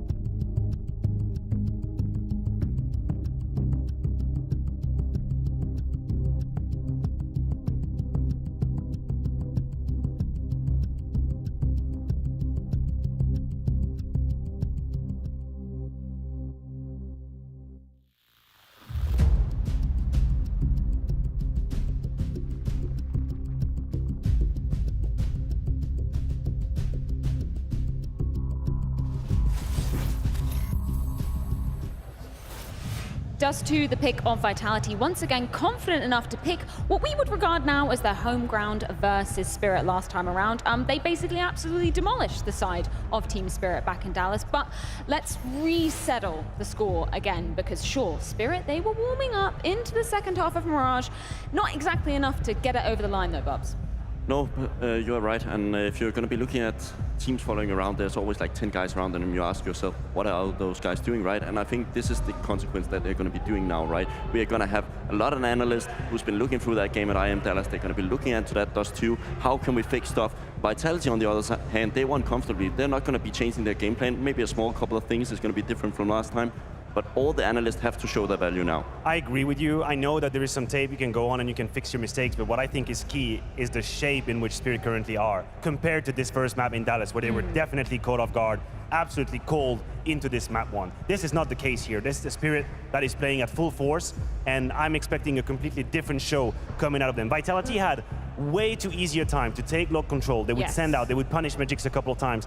Donk tried to be aggressive towards middle, and when it didn't work, he punched the head out of his desk. The aggression, the tentative aggression coming out of Spirit did not succeed in Dallas, and I'm expecting a different show today. And we also saw Donk struggle a little bit on the T side against Virtus.pro, actually. They played us too early in this tournament, right? And Donk wants too much to make games happen at times, right? He got called off to James Orb.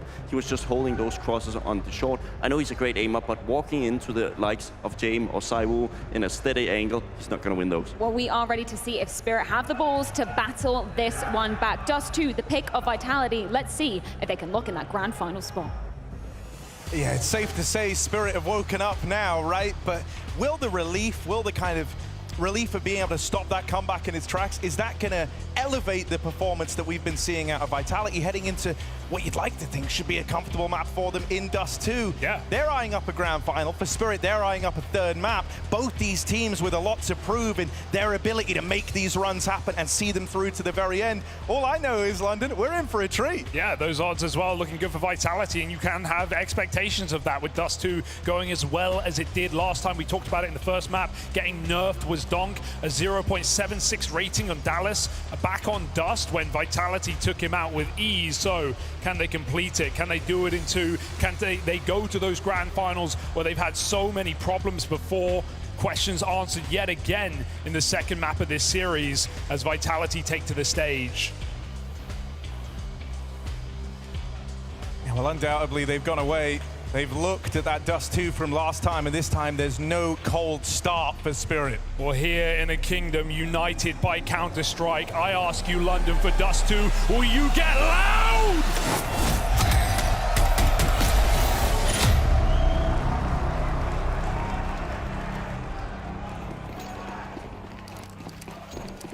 Is this the beginning of the end? Or the start of something terrifying for Team Spirit? Donk getting involved early as Vitality lean over towards this B site. I think for Vitality, it's going to be important to start off strong, try and carry that momentum that they have from closing out the last map. And to do that, they've got to get past the terrifying B hole. Donk falls early, Zontix can't reply, and so B is open. Apex, all eyes on him as he tries to cut off these rotates. Info gained, but chased down. It's a 3v3 in this post plant over at B. Magic's so scared of Lurks. Oh my God, where did that come from?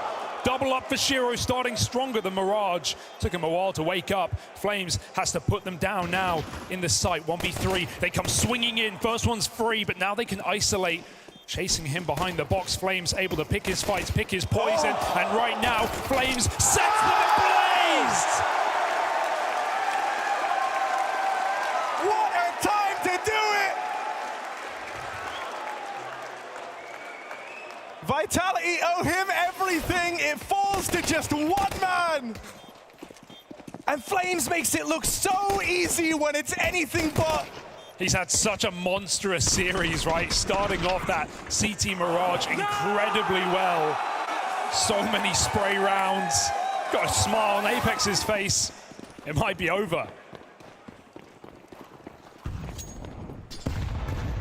Another attempt to get into this B site. Chopper gets deleted. Flames is bringing his A game. A little bit of luck even going his way as Flames keeps up the hot start from the opener here.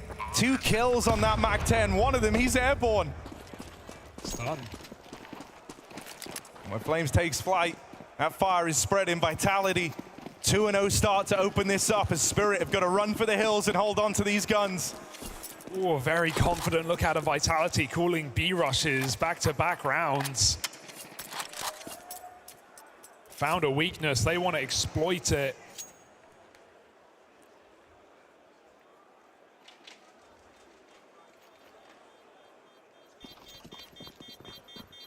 They took Spirit out on their home map already in this series. And in a repeat matchup, same maps, Vitality looking for the same result. Dallas was not long ago.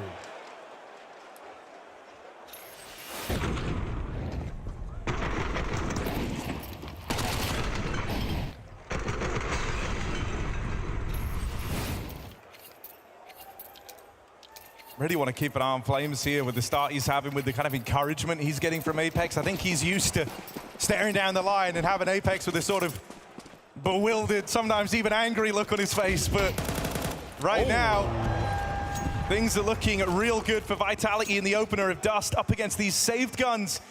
Perfect round, they've done it already. I mean, going for the long pick and then walking in B, when you get that entry, you get the round. And so already, Vitality have posed Spirit an interesting situation to have to solve here, right?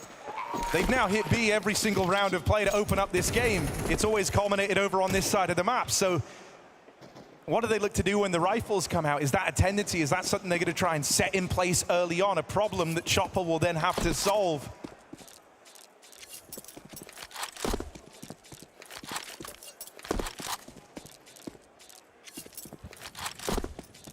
You saw his CT adaptations back on Mirage were good, but when you start so slow, it really puts you on the back foot. Spirit got to wake up as soon as the guns come out in this follow-up round. Might even just have to abandon these saved weapons.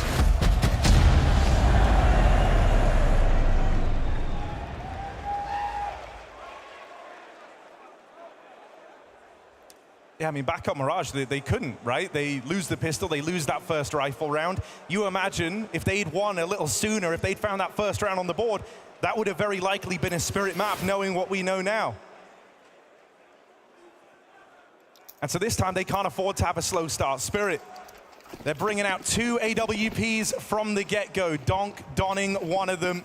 Just Spawn's getting taken all game for Vitality again, just rushing out long. Messi looking for that clean entry. That is one way to do it. Magician gets put back in the hat. Oh, that's a nice one though. Donk AWPing in middle, that second AWP. Finding Zaiwu crawling up catwalk. Now this split denied, it's all on the long side. Shiro going to try swinging in. It's a leg, but not the killing blow. It's a room still taken for Vitality here. That second AWP on Donk's back. Rotates into Elevator. And it might have to be the AWP that uplifts Spirit here. As Vitality have run down the bomb site. They've got this control. Flames even swinging and fighting. Trying to carve that path for the plant. Right now, it's all balancing on a knife's edge. This first kill going to be weighted heavily, but this smoke on short puts Shiro on a timer, and eventually that time expires. Apex doubles up.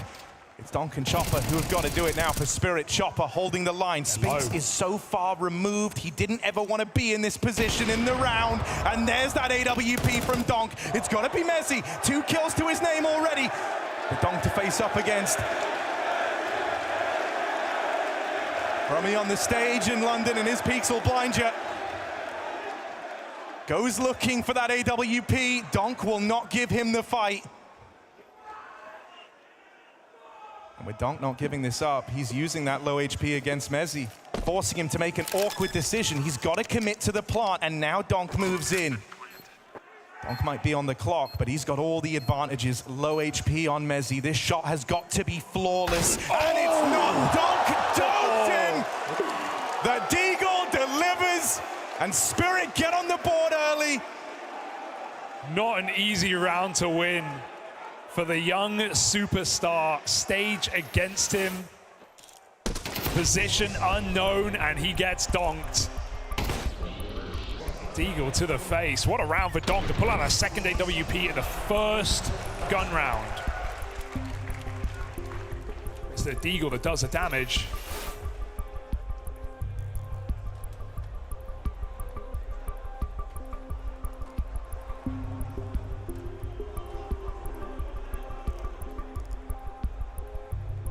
I mean, there's no doubt that Donk is well and truly past the slow start we saw from the guy on Mirage. He buys up a second AWP into their first rifle round and immediately puts it to work, and he doesn't even close it with the AWP. Has the audacity to do it with the sidearm. And so with Donk feeling good, with Spirit and Shiro untangling wires.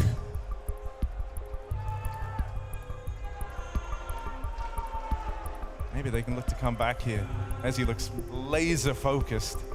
He knows he had a real chance to convert on that clutch. Yeah, I mean, it's not just a round, right? It's what it means. It breaks the money of Spirit. It keeps this game flawless.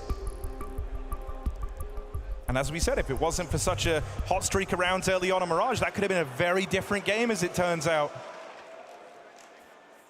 Everyone counts.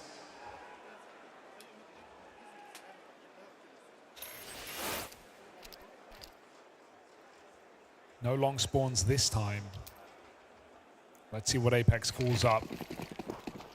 It's been pretty basic so far. Not much mid-rounding needed from Vitality. Missed jumper. He's playing for the lower hold, and they're pushing top mid. Yeah, this is awkward. Completely avoids this information, and Shiro in the open finds that pick. There are the stars aligning for Spirit, and it's Vitality hidden under the clouds. Bomb control now, and just Spinks in a 1v5. Oh, Donk immediately sends a message here. That felt like a real turning point for the guy on Mirage, was when he started to play with no respect, when he started playing with that signature confidence of rushing them down up mid. He does it on Dust 2, up against the ZywOo AWP, no less. Wow, what a recovery on that shot we see from Shiro as well.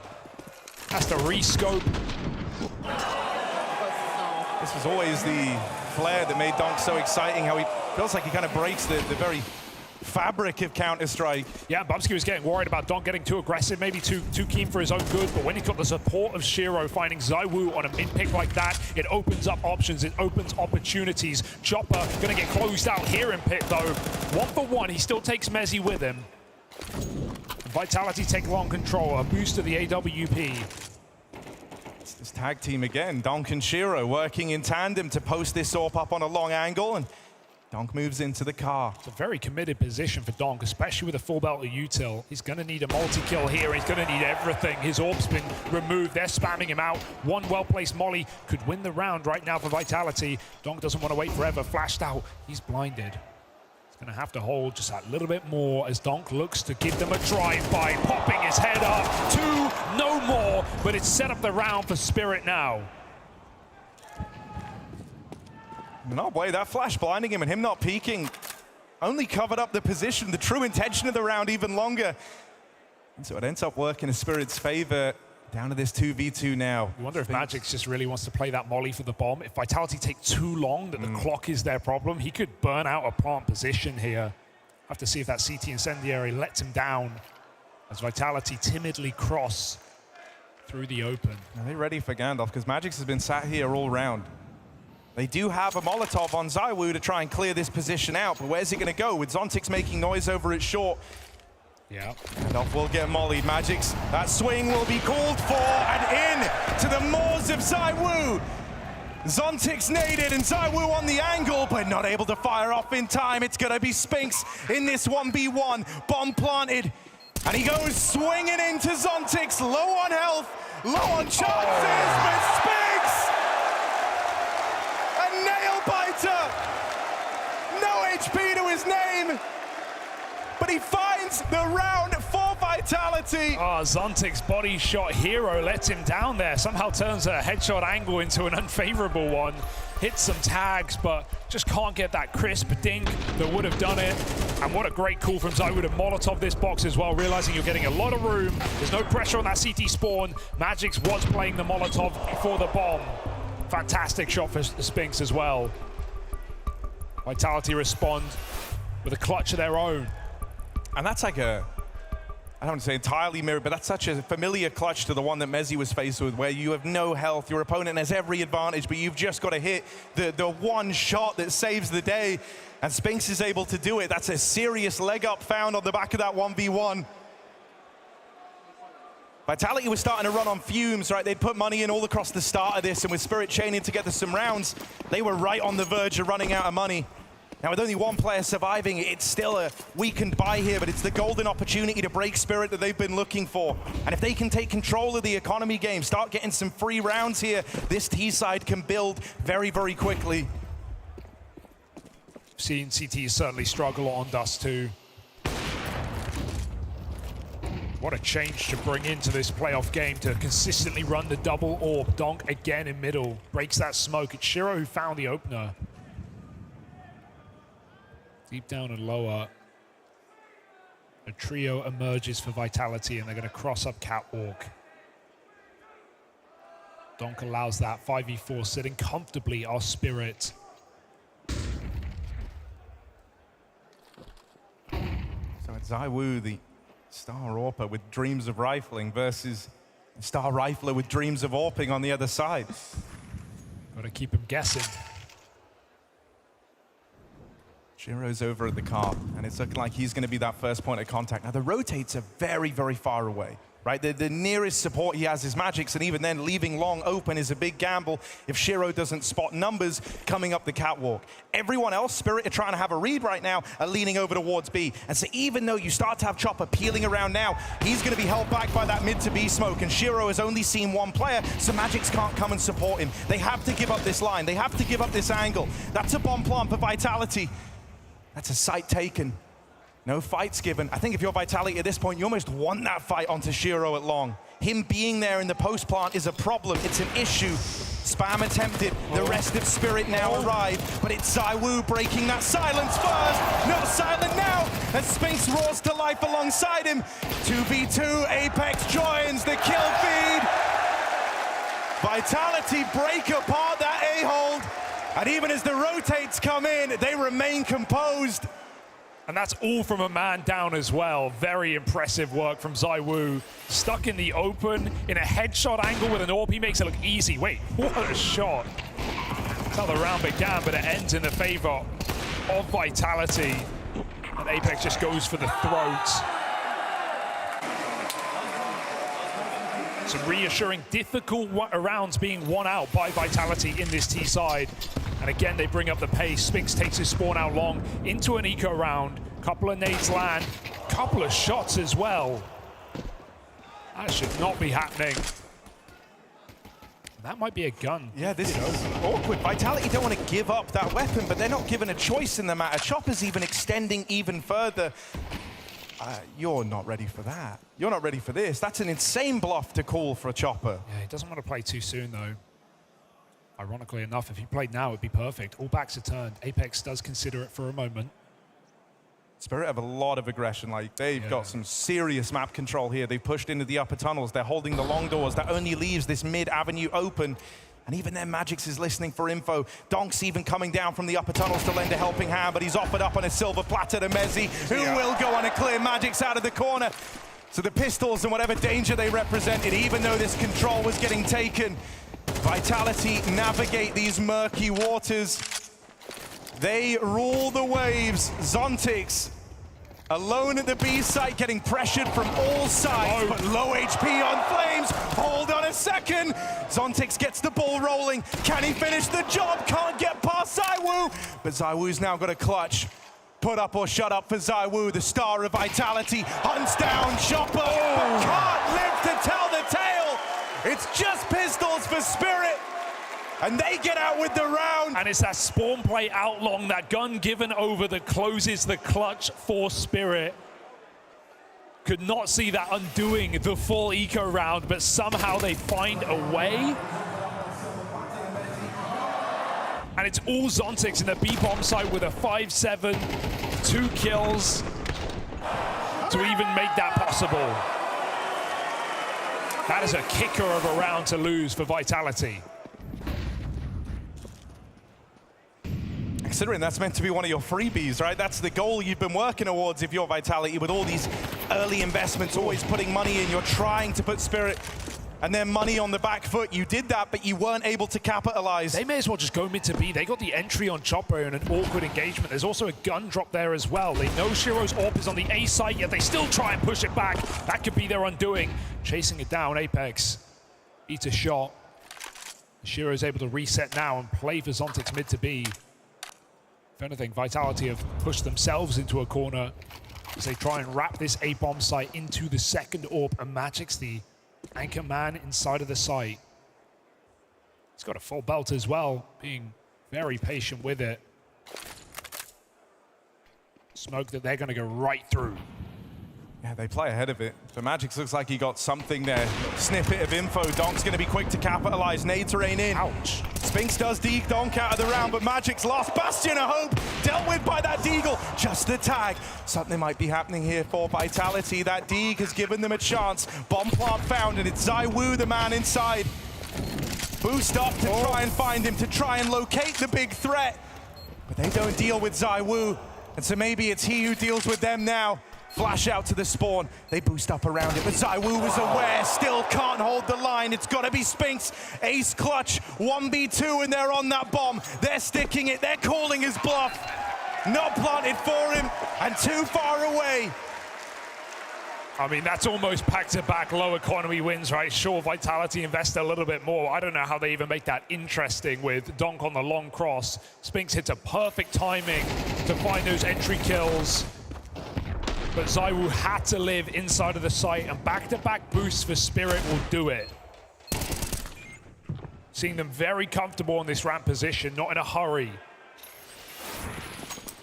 I mean, that's kind of two like must-win positions for ZywOo in a row that he's fallen down in. You don't want ZywOo doubting himself at this stage in the game. Chopper's aggression in top mid is stemmed. An important trade. They do lose ZywOo in the process, but they get rid of the front man. Okay.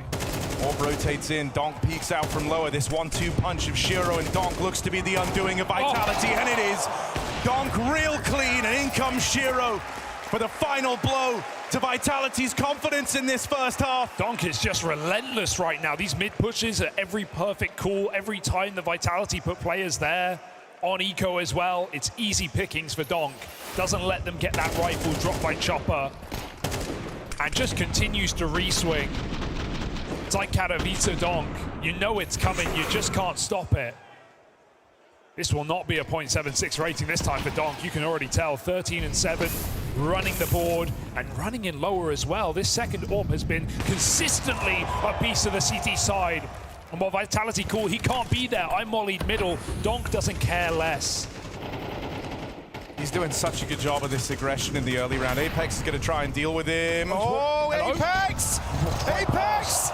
He's walked right by him. He was in there with the beast. He was caged up with the monster and Donk, and he will eventually deliver that trade. A missed shot through the smoke. Donk could sense it. He knew he was walking into someone, but it's the miss no-scope.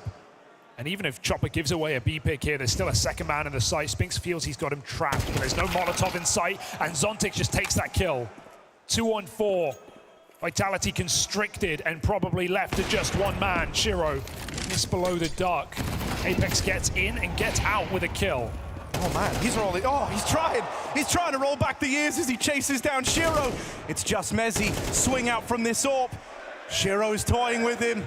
Mezzi holds the line, but those rotates get closer with each second that Mezzi wastes. Flash through, no peek on the back of it. Mezzi spamming this smoke could be his death sentence as they're pushing right through behind him. Mezzi's been chased, put in a box, but he will hold on for the first. Will he be able to clutch up again in front of the crowds of London? Tap to short, can't quite do it. And so Mezzi denied clutches. ZywOo cut out of must-win moments. Spirit are picking up a pace. Just with the way that we've seen all these rounds, all these retakes won by the ramp position, that all the Spirit players rotating CT together, playing nades, playing boosts. The last thing Mezzi expected was a cat swing, and that molly is such a problem. Bit disastrous for Donk. If he doesn't fire, he probably gets out of mid. But well handled for Spirit to take the lead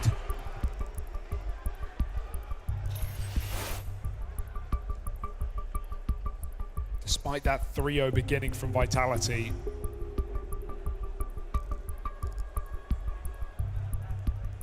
Don't put it past Spirit to continue to disrupt and take this top mid control.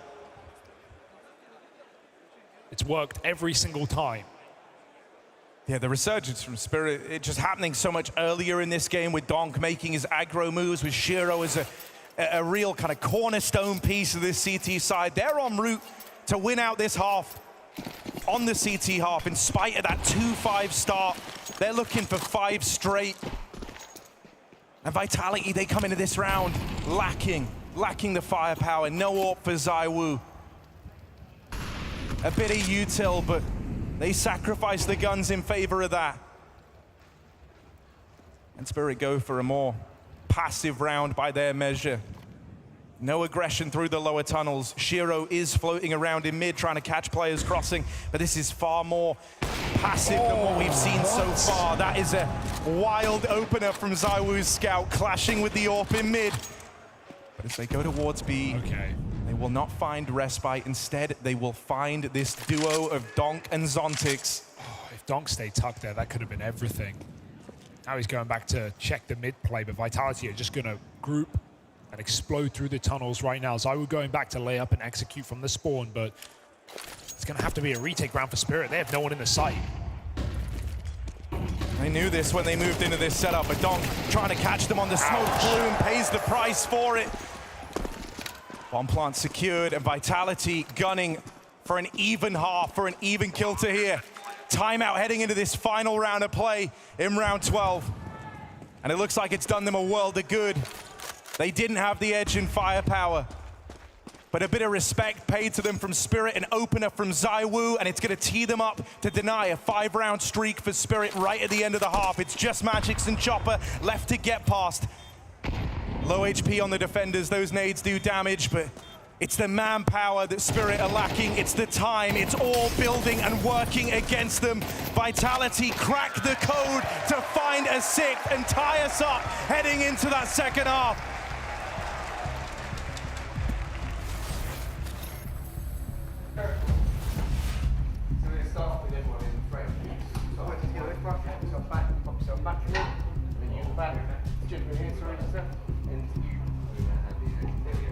Much easier. I'm just that one big family, right? 3, 2, 1. 2 seconds.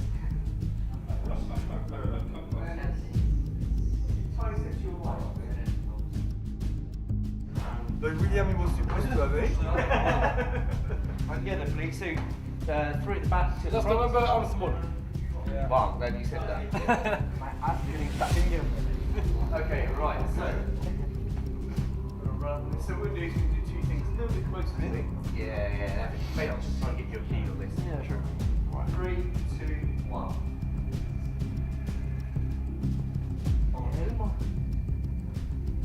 Thank you very much.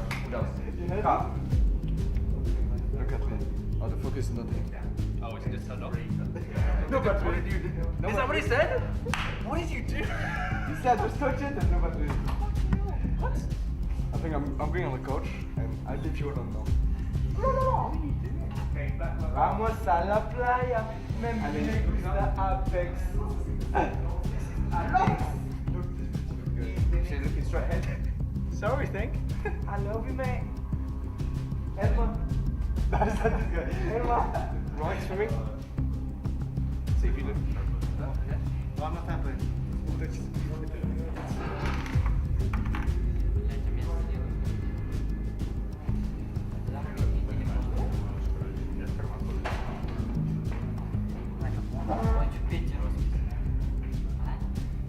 So, 2 chaps at the front, 1 here.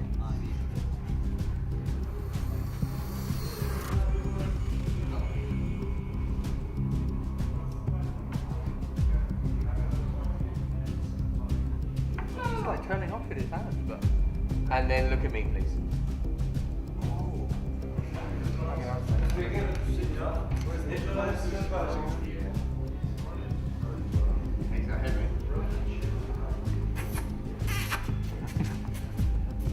Who is buying this PC? I don't know. Give away. Shut up. Yeah, like this. I'm not talking with the Chinese guy. It's fucking so look at the story. Yeah.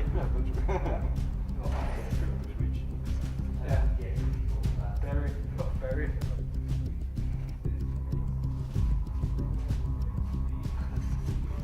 Roman Gutierrez, 2 jerks. Alexi V.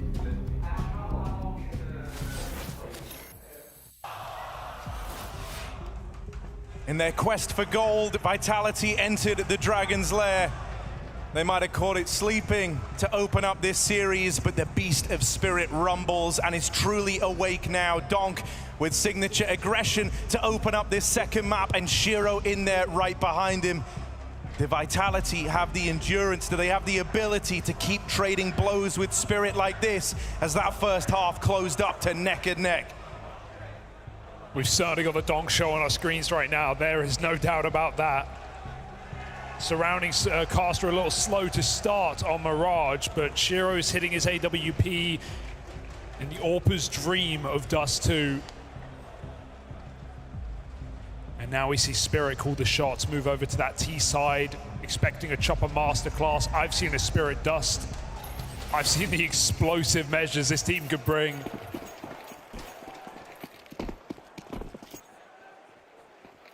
But can Vitality resist is the question. To 2-0 this series, to avoid Anubis entirely. A map unblemished for Spirits. Of course, it would be marking their third entrance into Grand Finals in a row. So a lot on the line for Vitality here as they finally seek out their gold for Spirit. It's the dream of that third map, the one that we didn't get to see back in Dallas. Pistol round gets rolling now with ZywOo getting these spots in middle, but unable to convert a kill. Spirit take the catwalk. As he's repositioned as well, he was very aggressive off of spawn. That's going to slow Spirit down on what seems to be a split into this bomb site. Apex has flashes, but playing from the site, the only thing he can really do is blind them a short, delay them for a second, or set up Mezzi. Can Mezzi call for that flash right now? It would be a big assistance. He's just taking wide fights, and Spirit are getting closer and closer. Nice tap for Mezzi. There's more where that came from. Spirit splitting onto A. Apex dodging death for a moment, but it might be chasing him down. Shiro looking like he wants to fight for this. Apex nearly offers it up. Right now they're waiting for Spinks on this wrap round. They try to lend him time. What fight does Shiro want to take? He wins neither. Uncertain for Spirit there, not wanting to play together, not wanting to chase that kill. And Vitality, very quick reaction. Mezzi doesn't overplay his hand on the long doors. And Spinks comes in on a quick flank. We've already been seeing that in that T side.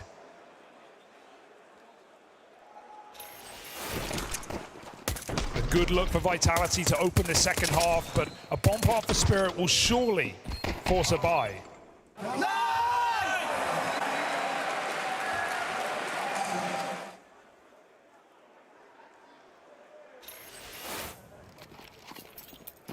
Take their extra time getting everything in order here. They work out how they want to invest into this round.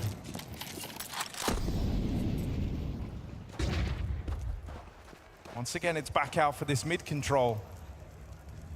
And this time there's no one from Vitality to grace them. This boost is really powerful as well. Just leaving Apex here, no util, doesn't need to move for the entire round. They've assembled the boost very ahead of time as well, right? It's not like there's been a tremendous amount of info to get them to this point. This is Apex trying to have a read that this round will be that mid to be. But it feels like they're trying to fake exactly that right now. Just chopper popping through the doors with a flash. They're in no hurry to commit to this move. Flames in a difficult position to clear. And so he'll be the aggressor with the flashbang, takes that control, and this is even more powerful. That shadow advantage on the long doors. Magix knows he can't really get into this angle anymore. Reinforcing long completely. Does leave ZywOo on his own against the bulk of Team Spirit. In fact, the entirety. Yeah. ZywOo's really got his work cut out for him. He's got to put on a clinic. That Molly's going to buy him a few more seconds, but Apex is showing no signs of moving. They are dedicated right now to Vitality that this will be that mid to be, and it's not. Out through Catwalk, dropping into the spawn. Wow. ZywOo is overran as Apex tries to rotate in to make up for that missed position. Right in to Chopper's Tech 9. That is one way to answer the call, and Vitality don't even like what they can see. They were so preemptively set up for a B play off of the force buy. You can almost barely blame them. It feels like the obvious go-to. Low utility, low weaponry, just run and gun together, but they do it up Catwalk instead. Avoiding that setup in its entirety. Great entry for Doc. That one kill wins the round.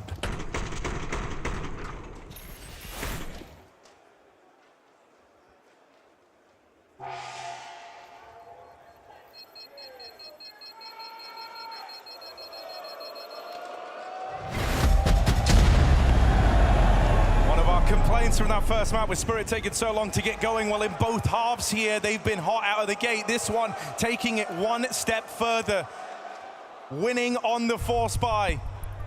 And so an immediate problem for Team Vitality. Issues straight away. No time to get comfortable. No time to build into this second half. They need answers now, so timeout called through. Spirit want to try and capitalize while they're in this gifted position. Yeah, now they have the, you know, levity of a better buy. With a long spawn on top, you know Spirit are going to take that, get some quick control, keep the pressure on Vitality. 2 players with long spawns as well.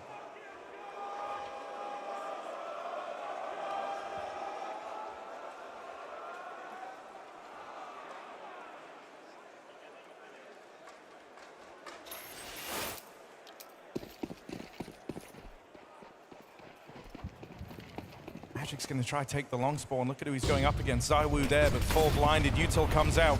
This one's a battle for the long doors. Magic's responds for the opener, but there's ZywOo working with the reply. The rest of Spirit now start to spill on over. And Vitality don't have the firepower, don't have the manpower to contain those long doors, to battle for it. With enough flashes, there's no way you could win that fight on the, you know, low economy round for Vitality. They need Norb. They need multiple rifles, but Deagle MP9 not going to cut it. Oops. He's got to work on his throwing arm. More of a football player. Spam on the smoke, but Spirit are already across. Apex doesn't even realize this. He's in danger of getting caught as they cross in. Smoke blowing open, but no one from Vitality is able to capitalize. Spinks still left a long way away from this as Vitality call it. They write this one off. Yet again. Spirit aren't winning these rounds through crazy moments, crazy individual plays. They are slowly and methodically dissecting the Vitality CT side. And so Vitality have another lengthy save called here where they've got to come to terms with it. The lead belongs to Spirit. And it will do for a moment yet, as the money is gone for Vitality. These saved weapons are all they carry with them. Yeah, we're going to have to wait a while to see that AWP in ZywOo's hands, right? And think about how many Spirit put together on the CT side, double AWPing from the first gun route, for crying out loud, and they kept that going.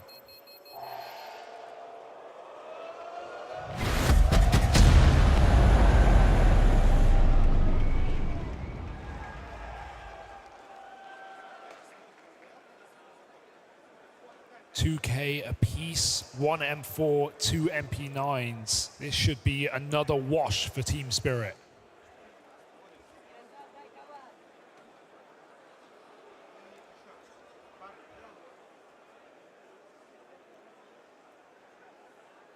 And frustration, that anxiety may be setting in again for Vitality, for Spirit. Got that cold composure. No overly lavish celebrations yet. Just another day in the office. They've got to long this out across a whole third map. As we said earlier, the one that we didn't get to see back in Dallas.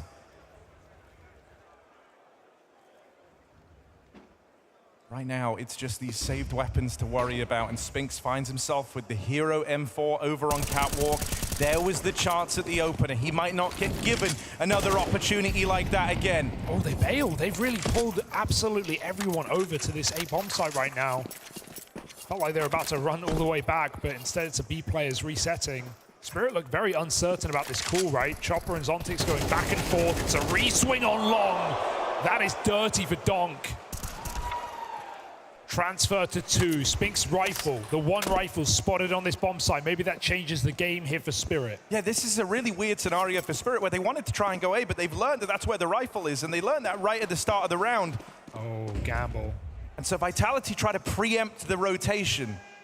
They try to get ahead of Spirit's calling by moving that rifle away from A and over towards B. And this is more of that insane reads put forward from Chopper where he's calling the bluff of Vitality. He doesn't believe that that rifle's staying there. He is one step ahead of Apex and Vitality right now. As Spirit recommit into A, they'll move into an empty bomb site. Yeah, it's looking done as it gets here on this gun round, but the sad part for Vitality is how winnable it could have been with all these low players on the A site. They might still poke their head in, but positionally, it's going to take some time to get back in this round. And that's a perfect kill for Chopper. Removing an MP9 back up catwalk only assures the save. Vitality playing the long game now. 9-7. And not even guarantees of getting away with your weaponry. Donk's come hunting for a 3rd kill on low health. He'll pay the price. But Apex ain't getting that AK for free. Zontix makes sure of it. For Vitality now, there aren't many more chances to stop Spirit here. This is really starting to build uncomfortably fast, out of control. You're looking at it, there's 2, at most 3 rifle rounds between you and defeat. 3 saves in a row. 7 players surviving from Vitality in the last 3 rounds. But it's all been building to this moment, right? It's all been building to where the guns come back out for Vitality. That's where they're meant to stake their claim and make their final stand. They're going to have to do it without an AWP in ZywOo's hands. Rifles across the board for Vitality. Yeah. When you look at ZywOo, you comment on how good of a rifling presence this guy is within the server. Well, he's got to show it now, or else he might never get the chance to on Dust. Donk on the other end of things. He bought the heat from the first rifle round of Spirit in this game. He looked like an entirely different player to the one that we saw in that first half. He was running it up mid. He had full faith in Shiro to cover the backlines. He was constantly in your face, taking tunnels away, taking middle away, always down to commit to a fight.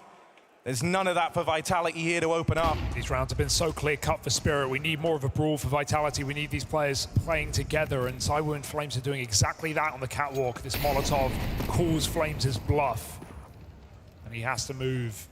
He can maybe try to get back into position with a flash from Apex, but Donk has already taken this corner control, and he's tucked in right now. They don't know. They're moving back in. Flames does find that frag. 5-on-4 now. He can concede. Vitality don't need to live and die on the short position. They can reset as Spirit do the same. These are these moments where we're all on the edge of our seat. The Vitality pick up the pieces in this second half. They've removed Donk, the big problem starter, the big issue. They've dealt with him early. Now they extend that lead onto Magix. ZywOo takes it one step further, and they even run down a Chopper at the spawn. They were tested, and they answered the call of London. The first round in a long journey to regaining control over this game. I mean, winning this back on CT side of Dust 2 is going to be no easy feat for Vitality. It's a great start, but got to consistently put this together, try and read the pace that Spirit are going to play. You never know when a long spawn's going to hit, when a 4B comes through. It's not just going to take these stars waking back up.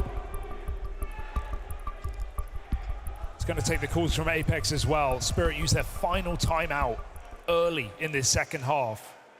So it's curious to see if that comes back to haunt them down the stretch, right? If this does keep getting more competitive. If you end up with a neck-and-neck scoreline and suddenly you're wishing you had one of those pauses. They've tried to do it early. They've tried to disrupt Vitality before the steam even builds. That comeback starts coming through. They want the win here and now. They want it to be brutal. So let's see what they've come up with. Quad long, control taken. Leaving ZywOo alone at the B-bomb site. We saw Astralis do a lot of these yesterday as well. With Device solo AWPing B. Get the assurance on that plat line, you should get some kills if Spirit go for a B execute. But again, it's slow and methodical for Team Spirit. Zywoo still manages to pick Zontix in the back of the B tunnels. You remember earlier in the game, Apex called for this boost over at CT, anticipating a mid to be a little bit later. He's done that again, but this time there's a critical change. It's not him in this position, 2 over towards B, and then leaving just 2 players to withstand the A hit. It's nearly the same, but with 1 additional piece over here towards A. And so Vitality have that much more staying power as Spirit try to move in. Spinks, he's the one getting set up right now. He's the guy who's got to go huge as Mezzi draws them in. It's Spinks who's got to go for the kill. Lines up the first, swinging it wide as he takes that fight on a Magix. And there's that 1-2 punch. In tandem with each other for Vitality, they answer back to Spirit. Some adaptations on the fly made by Apex. And finally, he matches up to Chopper. Yeah, perfectly put. Completely underestimated that Goose position. And even the util for Spirit is pretty ugly. The molly comes very late on ramp. That means Mezzi doesn't need to even force fights from his position. He can set up and bait for Spinks perfectly. And Donk never cleared it. Donk wants that ramp fight. Spirit aren't giving it. Credit to Mezzi here as well, right? He's meant to be the guy setting Spinks up, and he ends up being the one with all the glory. Double kill from the ramp side, playing in tandem with Spinks, playing for that trade. That's a nice bit of synergy between your 2 A players. Bit by bit, round by round, Vitality are starting to put something perfect together. And I hope Vitality really puts some thought to when and if they use pauses now, knowing that Spirit don't have any left. Mezzi, Mezzi, Mezzi. Yeah, go on, let's give them what they want.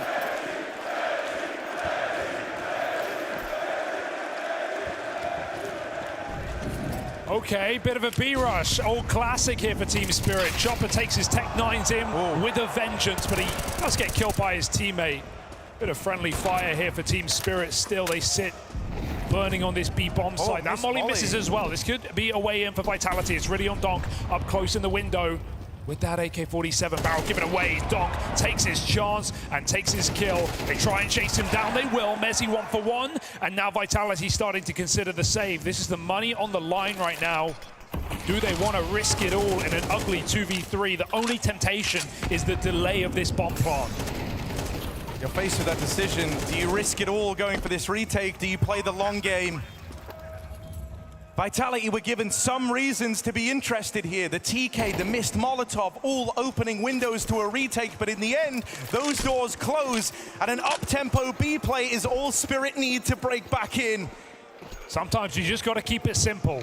That's now the 2nd time here in this second half of play that Vitality have fallen down to the pistols. Those rounds, those moments, they decide the outcome of games. And so if Dust 2 doesn't go the way of Vitality, it's those 2 anti-eco rounds that they'll look back on.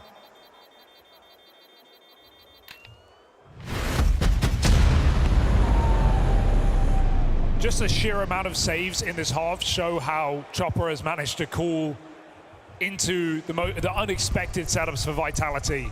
Find a weaker bomb site, find the solo players. Had a lot of saves in the CT side for the French organization. It does allow constant rebuys, constant pressure in this game, but Spirit have the lead by 1.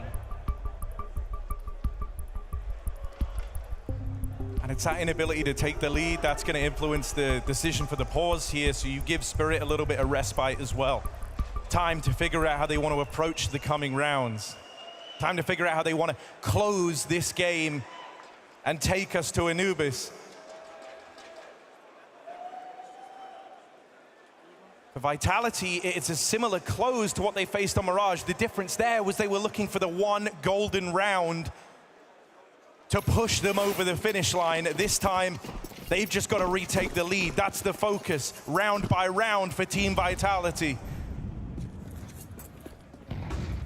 Going to be an early clash over here in mid as Apex teed up on a flash, and what a time for the captain to get involved. That's Donk dead. That is one of the big fire starters for Spirit, taken straight out of the round by the captain of Vitality. Apex the extinguisher. And a lot of pressure relieved on the map now for Vitality. Is it finally going to be a look at one of these mid-to-Bs that Apex has been waiting for all game long? They don't have any control in the upper tunnels, so it doesn't feel likely. But as this shuffle comes in, this is the building to be that mid-to-B. They retake the tunnels control. Apex has put a lot of attention worrying about this exact call. And so let's see if that attention to detail here was well-founded for Vitality. Yeah, we just don't have, or rather we do have the perfect setup for Vitality in this B bomb site. Apex can break the smoke in CT, he's just done that, and we have 2 players in B awaiting this push. Messi on a jiggle, he sees them as they get close, he can swing this smoke, flashes dodged completely by him and Spinks, and the second man gets 1-for-1. Messi at the back of the site gets nothing. Crucial entries of Zontix, and Apex comes swinging into the captain of Spirit. Just like that, Spirit break back into this B bomb site, but don't go too far, too fast. If you don't get this kill, you've got to save. But if you get it, maybe there's hope. Now they're still out of position. This is the money, even more so than last round. Again, making that decision for Vitality. Even a 2v2 is not temptation enough. Spirit dragging us further and further into dust and kicking it up in the face of Vitality. That is a devastating call to have to make. Apex really thought he had the number in middle, but Chopper gets that well-timed cross after the nade. Yeah, you've seen it time and time again. Apex has been expecting that same strat, that same call to come out. And when it finally does, Vitality are left wanting, and that's in spite of the man advantage. That's in spite of getting rid of Donk. The talent in Spirit runs deeper than just one man. It's that double opener from Zontix and the catch of Chopper down in mid to propel them into pole position. Time is running out for Vitality as Spirit extend their reach. Yeah, save on save on save, but what were they waiting for? We may never know. 20 rounds deep. And Vitality might finally be running out of fire. Spirit with a late long pop. It's Messi again, but he's getting caught in between positions. He grabs his first kill. In they come. Messi takes 2. More than you can ask for, given the circumstances. But Spirit, man down, just showed us it's possible. I mean, you lose 2 real supporting elements here. The right Chopper and Magic's a big hit in terms of your util, but there's so much room given right now. No one's watching this. Zontix has got the cross, and he sees them in mid. He knows they're not paying attention. He knows he's found a gap. Just hang on, just wait. Could use this to destroy the hopes of Vitality. Another round where they've taken this advantage by force. And it might be Zontix to undo it all again. Apex just has no idea. He thinks he's hit some enough timings to check this position, but Zontix rears his head and takes another spray kill. Zontix has come up clutch at this end of this T side. The double entries into B, and now that on top of it. Could not ask for more. Donk's only going to serve to complicate matters as well, trying to cut down these players in rotation. Miss Molly. So before Vitality can even begin the retake, they're worried about the backlines. They've only seen Zontix here. I mean, they don't know numbers. They're going to risk it all on this 3-on-3 retake. There's no smoke. It's a perfect post-part. Shiro's positioned for the round win. He takes Iwu out on the cross, and Vitality once again have to throw in that soggy towel. Covered in sweat, blood, and maybe tears as Spirit take us to map point. Wembley, I hope you're ready for a 3rd map.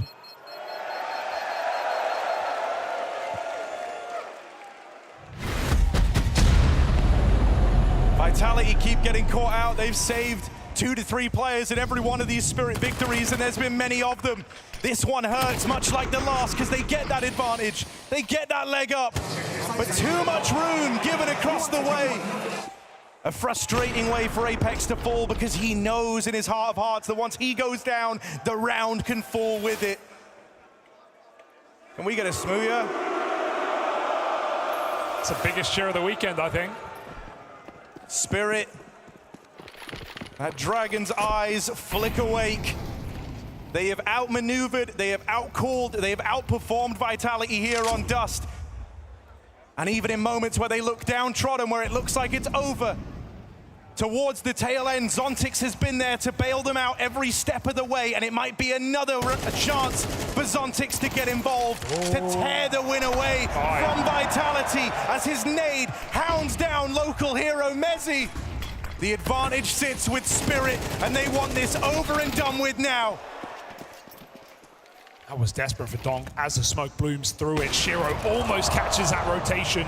That missed shot may have kept this round and game alive. The Spirit rely on Zontix, who creeps through this smoke. Talked about his lack of headshots. He'll need one to Spinks, hidden back at the plat. He falls at B, but Magix finds an opener, and that brings a bomb up Cats. Yeah, Spirit have all the info. They know there's only one player inside of A, and that man is ZywOo. He's been relatively quiet here. He's had chances, missed clutches, and this is just more of the same. ZywOo cut down on the cross in an uncomfortable spot, and for Vitality, it all starts to unravel. The beginning of the end as Apex pushes this smoke, doing all he can to try and stop the inevitable. That third map waiting in the wings. Spirit have done their homework. They do not want to repeat the mistakes of Dust 2 from Dallas. And so they give Vitality no chance. 3 maps needed as Spirit show up.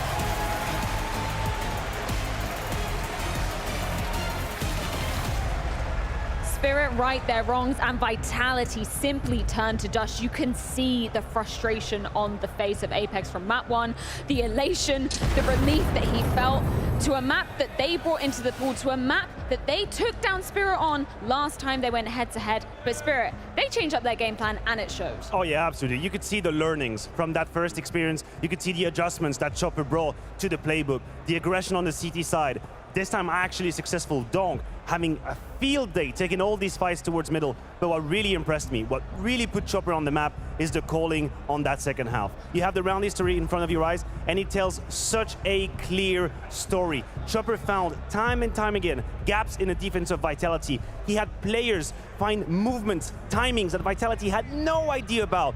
This was so hurtful to watch as a Vitality fan, but I gotta give it to Chopper and Spirit. They crafted so many solutions. It's not often I say this, but I feel like it was actually Vitality throwing the map at themselves, right? I think often you give credit to the other team for playing well, but in this exact moment, I actually think they screwed up themselves. I think there's many situations where it's just basic failure on Counter-Strike, Messi on B. There's also a round on the long area where it's just so crucial in terms of like what's going to be going on with this game. Should we dive into one of those rounds immediately? It's round 14. Obviously, Vitality, they win that second pistol, and then Spirit turned the tides in that eco play by Revolut Matthew. Yeah, that's really unfortunate. Take it away, my friend. Yeah, it's all good.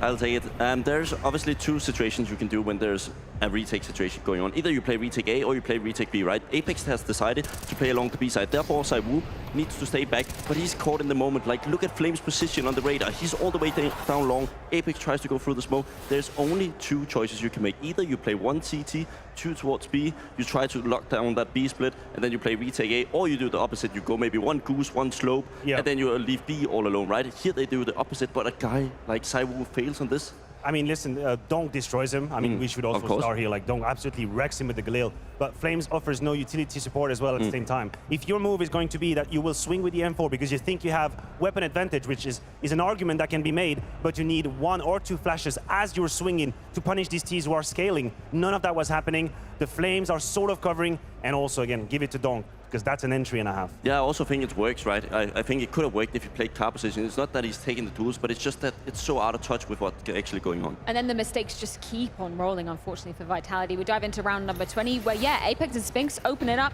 Then what happens? I mean, this round is unacceptable on a professional level. This is how I'm going to frame it. It starts with Apex, a beautiful, beautiful entry found onto Donk, 5v4, 1:10. A lot of signals to what that B split. We hear the smoke, we hear the flashes, and then you will see this combination of Mezzi and Spinks unable to do what's needed. Mezzi finds the timing, maybe a little bit arrogant with the smoke. Spinks does a good job, but here this is supposed to be a free moment for Mezzi, who completely bowls the duel. He fucked it up. I'm so sorry for lack of a better word. This is a moment where you need to white swing and just really assume your responsibility. You could see he wasn't comfortable in the duel. You can see it's reflected in the stat, but this is unacceptable situation at the top level. Yeah, and this is how it is to be an anchor, right? You are put in those situations where it's all or nothing, right? I think I trust a guy like Mattis before. I keep mentioning him, right? But I think in those type of situations, he was so clear of what he had to do. Messi, he knows what to do, right? He just fails because it's a little bit of nerves. It's not like he was whiffing 20 bullets, right? It's just the first 2-3 shots is not connecting. And that was a duo, Bubsky, that you were very concerned about on the B side of Mirage, right? Spinks and Mezzi playing together. Somebody's got to take a lot of responsibility, and when they don't, that's when rounds like that happen. Yeah, but the problem that I have is that the setup there is okay for me. I don't think it's specifically a mistake of setup. They have the bait and switch. Mezzi smokes, which means he takes a whole lot of attention towards him. Spinks gets a first kill, that's all right. It's just a matter of following through with the kills. Yeah, I mean, the timing is a bit unfortunate, right? Because Messi actually wants to smoke, and then he's caught off in the middle of nowhere with the flashes going to the right of him and not really able to help Spinks in the moment. You really want Messi to step out and really help him before, but he's not really able to do that. And the problem, what happened after this, is that you started to see the Vitality that has the mask of doubt on them. And even when they are put in situations where from a bird's eye view, you're thinking, oh my God, they're good. They're settled. Everything is fine. They're creating problems that don't exist. They're creating timings that don't exist. The Zontix sneak outside of long that you were mentioning is like, if my friends did that in Face It, I'd be pissed. I'd actually be pissed at them. But that's the mindset you get yourself in when you start doubting that you are in the right position, doubting that you have the right moves. This is really a checkmate on the side of Spirit. And if Vitality really did work on their mentality, that this is the time to show it now. You can see Apex is pissed as hell about that. Understandably so, he's bringing out the strap back. Obviously, they've got Anubis to try and turn the tides. We've done the bad, we've done the ugly. Let's move on to the good. Of course, we've got to relive some Donk moments because he was absolutely showing up in the second map exactly what we wanted to see, Bubsky. Yeah, exactly. He's actually making, like, Vitality is making plays only to counter Donk. You see that play where we mentioned before, like doing the flash over short, trying to get him off that mid angle, but this guy can, for some reason, also off. Well, yeah, apparently he can be a potent secondary sniper. It's another asset, another dangerous string to this powerful bow that Donk is bringing to Counter-Strike and all of the aggression that we were talking about here. Even though the scoreline is still fairly in its infancy on Dust 2, he was so committed to fight, and this is where Donk brings the best. None of these duels are in CT position. No. None of these. It's just in neutral areas, in gray areas. He picks up the AWP as well here into Flames. This was Donk's spearhead in Spirit, and this is why I think the Counter-Strike we're getting is so high level, is that we do not have a star that's going missing. Donk is delivering. That really just was a blip on the radar. He's looking so proactive and just so well drilled. It's just purely second nature for Donk to be getting those frags. Bubsky, one final question for you. Is Shiro off of your fraud watch for the time being? The fraud watch. He's a little bit on the fraud watch, not necessarily because he's a bad player, but it's because his status as a player is really up there, right? I think many in the community perceive him as one of the best players right now. If you look at his statistics, they're equal to some of the best players in the world as well. But if you just dive deep, I think he's a little bit underwhelming in some aspects, but I think he fits the guy with the long hair right there, Donk. I think those two are the duo to watch. Yeah, fair enough. Yeah, absolutely. Listen, I've already said, from a tactical standpoint, it just works. It's the yin and a yang, you know, it's the equilibrium between aggression and then the defensive aspect of Shiro, which is just working. Well, question is it going to continue onto our third and final map? This will decide who goes straight through to the grand final tomorrow. We'll see you to dive into it after this break.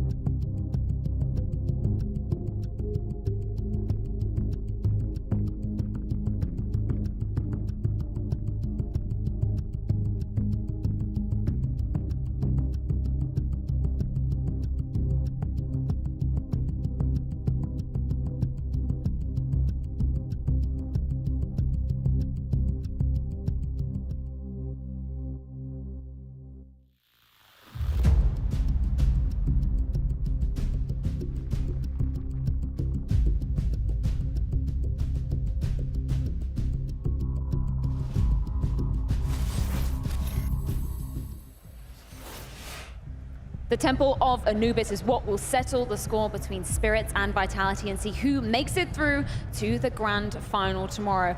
And it's an interesting talking point when we see a lot of these frustrated pictures of Vitality, Bubsky. And X has had some words that he discussed about the emotional side of the squad. Yeah, I mean, I think it's obvious, right? You want your young players to feel comfortable. I've been one myself. And he sits on bigger stage right now. It's really important match. And he mentions that for him to play well, he needs to feel well, right? And we're just seeing pictures of him and Apex literally having discussions after the game. Surely, why do you do this? This is a Dust 2. It has nothing to do with the map coming up. I understand you're frustrated. Everybody's frustrated. But you are the bigger person, right? You have to just be like, oh, nice try, guys. Let's just go next one, right? I think Sonic was such a crucial moment of that. But it feels like it's a bit lacking at times. I know what you mean. I think you have to, it is complicated to walk the line where you have to make sure that whatever is not happening on Dust 2 is then going to happen on Anubis, right? If there was lack of communication, if the feedback loop wasn't here, or if some information weren't related efficiently, you have to make sure that that's the case. But there is a way to do it, and it cannot impact and impair your player's performance. I think this is a reciprocal situation where Flames also has to be able to get that feedback and bounce back on map 3, but also Apex has to be able to deliver it in a way that doesn't hinder his player. And I think that was a point I was going to bring up to, you know, pick your brain on, Bubsky, is that Flamesy's been in this team for almost a year. I think it's 355 days to the day. Surely he knows how the Vitality system's working, or do you think it's maybe changed since Sonic's departed? I think Sonic had a different approach. Like, I think on the tactical side, I don't know what the difference is, right? I don't know how well XKS is, but from a physical side and a present side, I think Sonic was unique in a way, right? I had him as a coach myself. He's such a good guy at like figuring out, okay, how do we communicate? How do we fix the small entanglements that's between the team, right? And I'm just not seeing the same thing here with the XKS at times. Listen, we talked a whole lot about mentality, resilience. These are the words we're using for Vitality. I'm looking at it this way. In this event, they've already had bad maps. They've had disappointing maps. There's the first one against FaZe on Inferno, literal ghosts. Nothing's happening in that map. There's the second, the Anubis versus G2. But we've always seen a bounce back. And if that serves as an indication of what's going to happen, then apparently they are capable of bouncing back. They're capable of picking themselves back up and give us a better Counter-Strike than map 2. I mean, they're still here. They're still in the semi-final. Let's get nitty-gritty on the ground of Anubis. How are we weighing up both these sides, Bubsky? I mean, we just spoke about the anchor role having a little bit of a responsibility, right? You had Spings on that side. It surely helps, right? Now you're on the A side. You're all alone for the most of the game, right? Messi, you're going to be having such a big task ahead of you. It's going to be a lot of pressure, constantly Dunk swinging on you.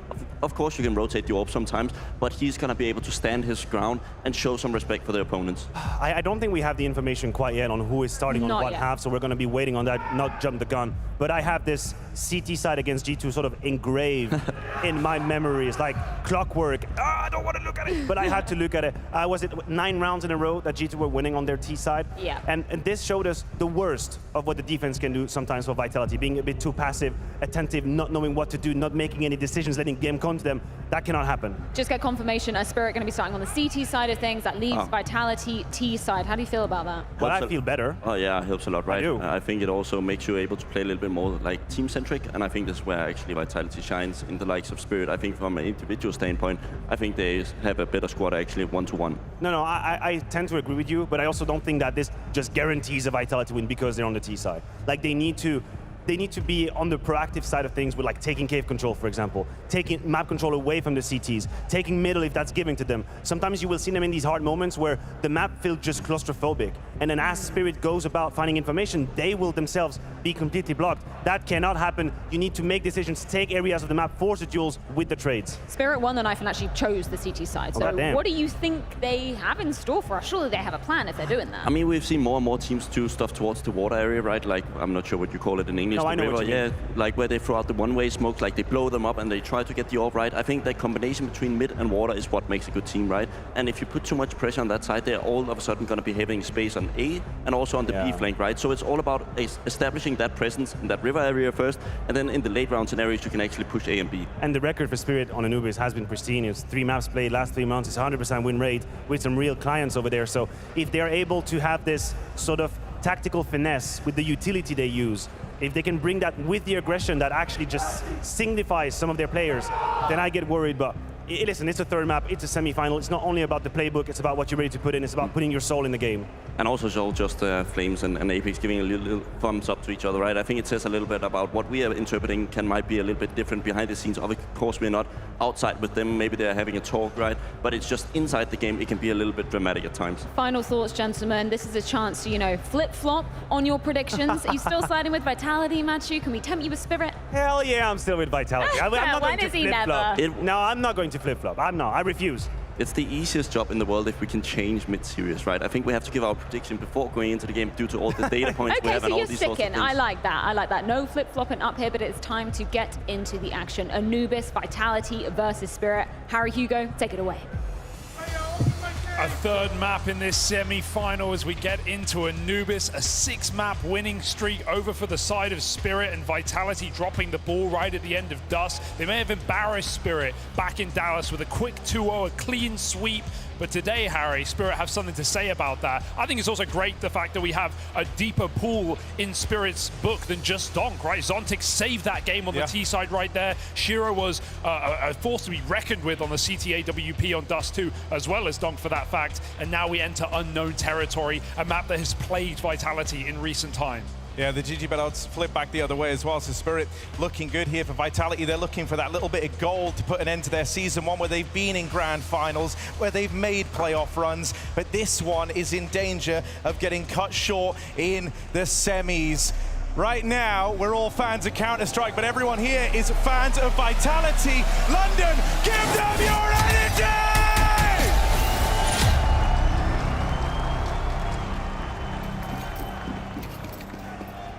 The map we never got to see, and Spirit start CT. That is high risk. It better come with a reward. As Maniac mentioned, we just saw how devastated Vitality can look on the CT side of this map. Passive, too passive at times. The T side's where everything gets going. They wait for a play in this pistol. I like this layered boost to see if Spirit starts scaling in the water, but they just go for the full stack. Leaving Zontix at this A site with a smoke. I think there's a couple of things to keep an eye on here, right? For Spirit, it's not just Donk storming the board, right? It's running deep. As you said, Zontix came alive to help win them Dust 2 down the stretch. Shiro was looking lights out alongside them. There's a lot of players ready to take the mantle for Spirit. For Vitality, ZywOo is topping charts. He is looking good. But if he's not going to be a world beater single-handedly getting this over the line, he's going to need support. And early on, it looked like that could have been Flames. Spinks had some moments on Dust 2, but it can't afford to just be moments here for Vitality. We need people around ZywOo. And so Donk, waiting down in dark, is overran. Mezzi, jump shot opener. Shiro can't offer up any resistance, and as Chopper moves in, the dying light of this round, looking to go in favor of Vitality. It's just Zontix left. He was closing them on Dust, but this is an uphill battle for Zontix. They've got the info, they know where he is. And Vitality on their way to a pistol. If they can just get rid of this last guy, they will. So it's Mezzi to bring them into the fold here. Him and ZywOo opening that pistol with 2 kills apiece. T-side might be comfortable, but that's Vitality walking into a full stack on the B-bomb site, and Spirit knew it was coming. They went for an info flash after hearing Flames fake step at A. They knew that was a B hit waiting to happen. And Vitality still maul their way through. Got to have that full eco now. Spirit getting the ugly half out of the way, perhaps. Getting this ugly round gone too. Just USPs. Vitality should be minimizing casualties. We saw the effect of them playing the economy game on Dust 2 with so many saves on that CT side. Questionable saves even. Arguable 2-on-2s that they could have attempted and didn't on finances alone. Something you said right off the top of this as well was this was the map we didn't get to see, right, back in Dallas. And so where Spirit lost there at the hands of Vitality, they had lessons to learn, they had things to go back to. And even though this is a great map for the Spirit squad, and they've got some very convincing wins on it, this is one where they don't have that same depth of things they want to change when they play against Vitality. You have to look at the heads they've taken down, and there are some big names there, but this one gets quickly laid to rest as Vitality look to stick the landing in these conversions. And that's something they had a rough relationship with back on Dust 2, shall we say. Spirit were able to get on the board very, very quickly to open up that second map, and that was a real difference from what we saw off the top of this series. Yeah, but, you know, the same way that we saw that 10-2 on Mirage come all the way back to 13-11, and Spirit almost performed the miracle Heimlich. This is also a map where you can't count Spirit out of a comeback. Mentally, they know they've got it in them already in this series, and physically, it's an extremely T-sided map at the best of times. The most in the pool right now. So if you see 3-4 rounds on the CT side, don't be alarmed. And Vitality can't get ahead of themselves because they've had those woes before on the defense, even at this tournament against G2. So got to keep it going now. Round 3, full buy. Spirit have everything but the orb.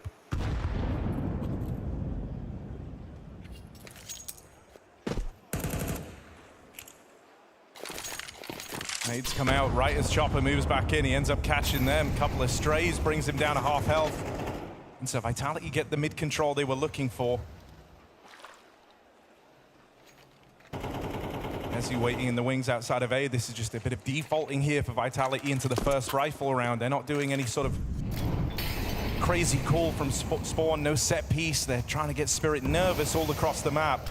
They can just go to where they find successes, where they get the info that they like. But right now, Zontix is really calling their bluff, coming through these smokes at main. That's a crazy push for Zontix to make, and even though he won't commit, it's freed up Shiro to rotate. The fear is there's a mid-lurker, but Chopper's had an eye on it. He's had pretty good timing. So for the most part, Spirit can just concern themselves with 2 positions on this B bomb site. Still a 3-on-5. It's still Vitality trying to close that net tighter and tighter, the noose around Spirit's throat. Donk forced out by the util. That's going to give them some leeway over towards Dark, but the spam does connect. Damage done. Donk trying to bait them in for Shiro. It's this terrifying twosome, this 1-2 punch that Spirit have been able to rely on. And once again, it causes problems for Vitality, but this time they overcome. Mezzi with 2. It's left to Zontix once more. He was in this same position in the pistol, but this time has a fighting chance. Room gained. Mezzi, they're calling for him. Does he want to take this peek? He looks like it. Swinging out, gets Zontix low, and tees up Spinks to close that out for Vitality. What a crucial double entry for Mezzi. He really is playing up to the pressure of performing on his home stage. Showing up when it matters in this series. Had a couple of clutch rounds, kicked us off on Mirage. Even when we saw him back at Dallas, right, he had that phenomenal ace from the back plat. So he's right at home here on Anubis, very much in his wheelhouse. So a nice start from Mezzi. Certainly not a bad look. Spirit just down in pistols now, but you mentioned this earlier, right? Very T-sided map. Can be hard to get the ball rolling CT. You've lost the first rifle. That kind of immediately puts you on the back foot here if you're Spirit. You expected a kind of one-sided start to this game, and that is what we're getting. Just about when does Spirit start chipping their way back in? Because it won't be this round. Vitality are not looking to fall down to the pistols like we saw them do repeatedly on Dust. Oh, that smoke elicits no fear for Apex. With a double entry off of the util, they just run right through it. Spirit do the same, but different results with these pistols. And I feel like Zontix is in for a rough CT side, stuck alone on that A bomb site. When they come his way, it's going to be 5 players. But for the most part, he's left saving. 4-0, and Vitality want everything. Zywoo positioned perfectly for this exit. All said and done. Spirit's buy round now, expecting an AWP for Shiro. Hell, we could even see the double orb. I think that'd be pretty audacious, but Donk was willing to do it every opportunity he had on Dust 2. This is another map where it's extremely viable.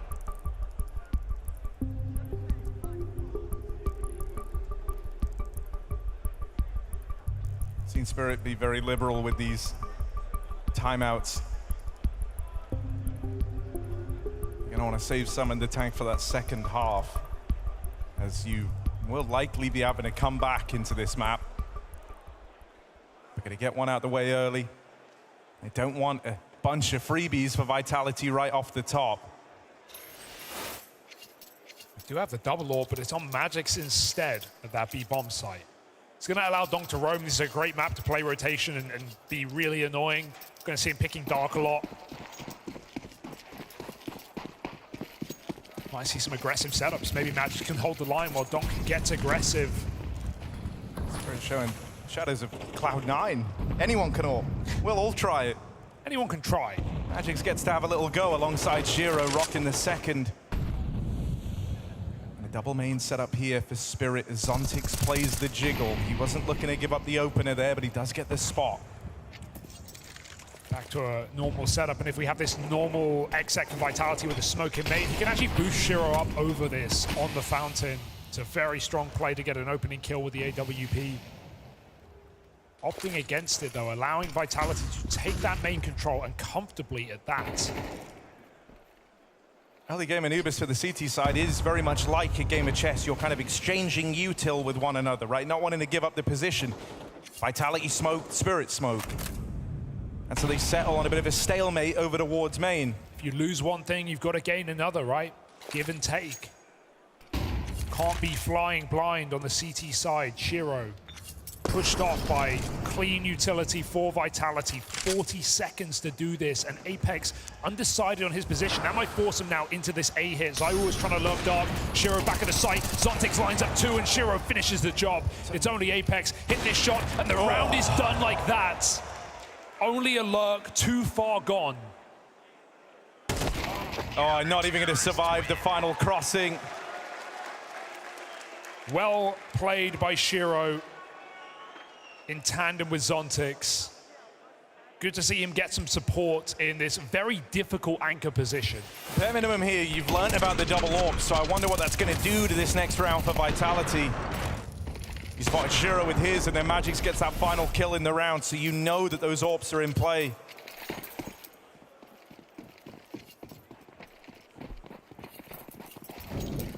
It's quite a setup. Heavy on that A side, again out of spawn. Seems like they're going to be going for a play, meeting in the middle. Zontix makes steps close, but pulls back, hoping to just delay Vitality by a few more seconds. Not a bad way for this to start. Spam on the mid-smoke out of flames, and Chopper just caught getting curious. An early advantage taken for Vitality, and not one that you can ever usually account on. Donk playing very neutered towards Dark, right? No one needs to take this deep fight, knowing that Zywu could absolutely have an AWP on the T side. So he's just dispatching his util and walking his rotate back to the mid side. Can meet with Shiro in this position. Vitality have done a good job of burning out util. Still 2 full belts. Losing Chopper early, he's forced to gamble out of Spirit, right? They've kind of left B high and dry. It's just on Magix's AWP, and so right now, as Vitality put pressure on, it starts to pull Spirit around the map. Donk might get back there, nice. But Zontix over here in mid is able to stand the test of time as well.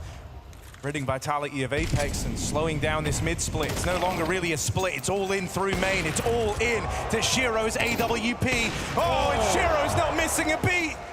Vitality get expelled from the A-hit. And Spinks is once again left looking on.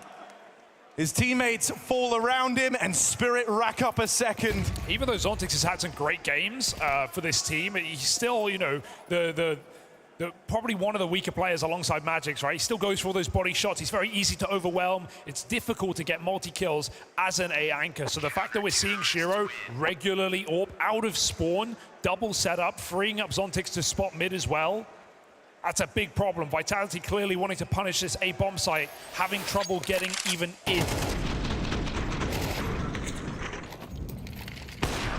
And it's another one of these moments where for Vitality, they're kind of kicking themselves. They had the man advantage. They're on the more favored side. You'd think that that's all the makings of a round win, and yet it still gets away from them. It's a real confidence booster for Shiro and for Spirit. In spite of losing that early man, in spite of almost getting caught out of position, they're able to bring it all back.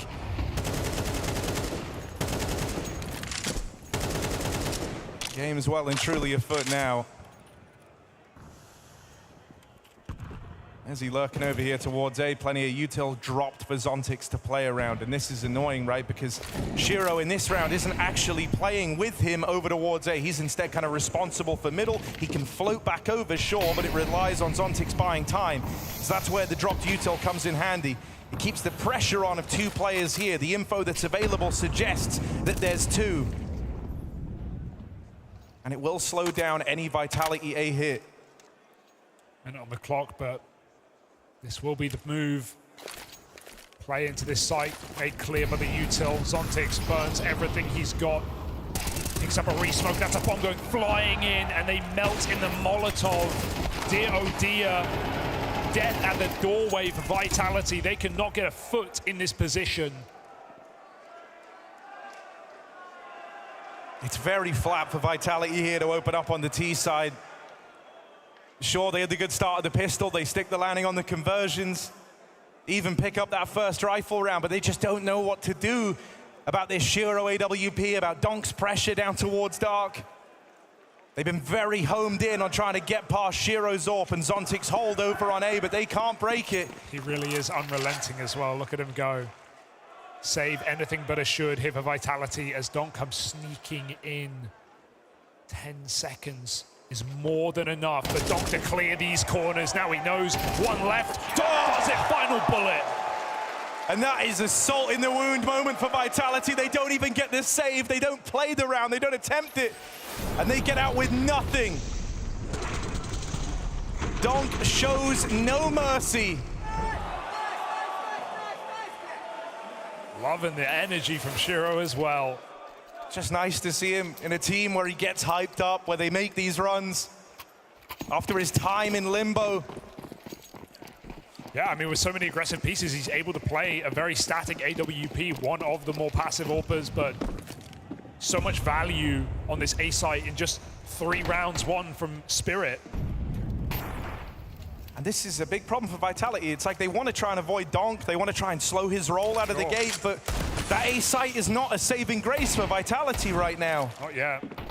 I don't think it will be, this setup. The fact that Shiro has never once felt the pressure to rotate. He's always leaning over towards mid, but they've never pulled him out of position. You can't expect to break through that AWP rifle hold. It's so strong when they're there playing in tandem. The adaptation has to come through mid, though, because Chopper has been extremely passive on this CT side. They've barely been looking at middle, so Vitality needs some lurker to keep pressure on the back line, to keep Spirit with eyes in the other side of their head. But they have not utilized mid once in these gun rounds. Apex starts to lay his claim. And it's only a jiggle play for Zontix, but he's got a Molotov ready.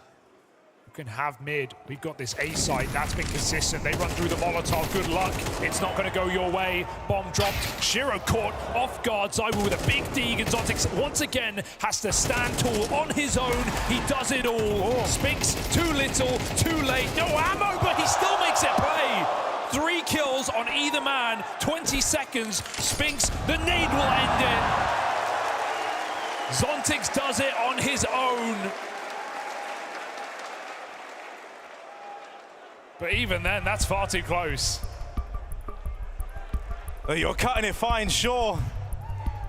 But you put a stop to it, right? And it was the same sort of story on Dust 2. Vitality would get to these clutch positions, these moments where the individuals are given the legroom to excel and they couldn't take them over the line. And that map ended up going in favor of Team Spirit, with Zontix looking like a rock, with Shiro supporting there alongside him. A is just off limits, and no amount of pressure that they put towards B has changed that fact. Spirit feel in control of this game, and at 4-all, with a streak going their way, moments like this. What on earth was this? Donk jumping. They might never come to matter. Zontix util has just been incredible on this CT side, right? He's getting drop smokes and Molotovs, but he is making use of them every single time. 125 UD already, top of the server. Just been re-smoking A main, hitting great HEs. And he's not been too tame on this A main position either. He's making these wide swings off of spawn, making sure Vitality hear his presence in this position. What that does do is force Vitality to take A main with a Molotov, with a smoke. And so Spirit always know it's coming. It feels like they're always set up for this A hit. Vitality can't just walk into A main, and if they did, there's an AWP waiting.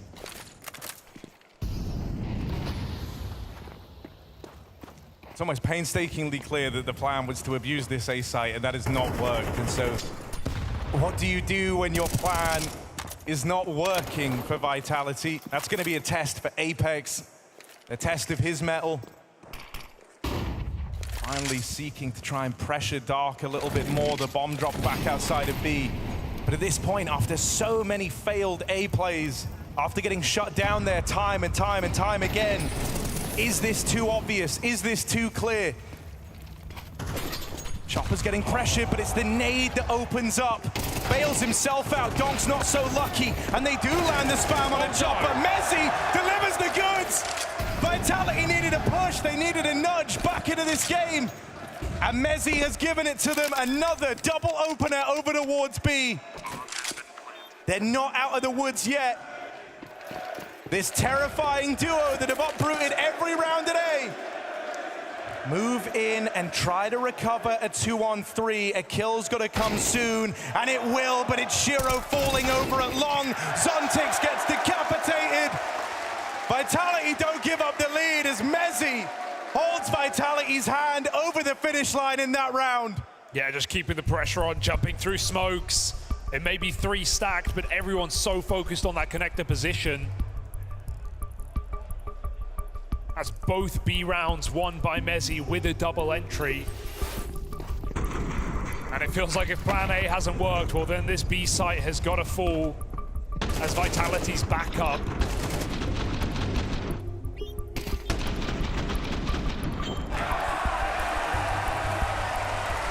Dong with something to say about that.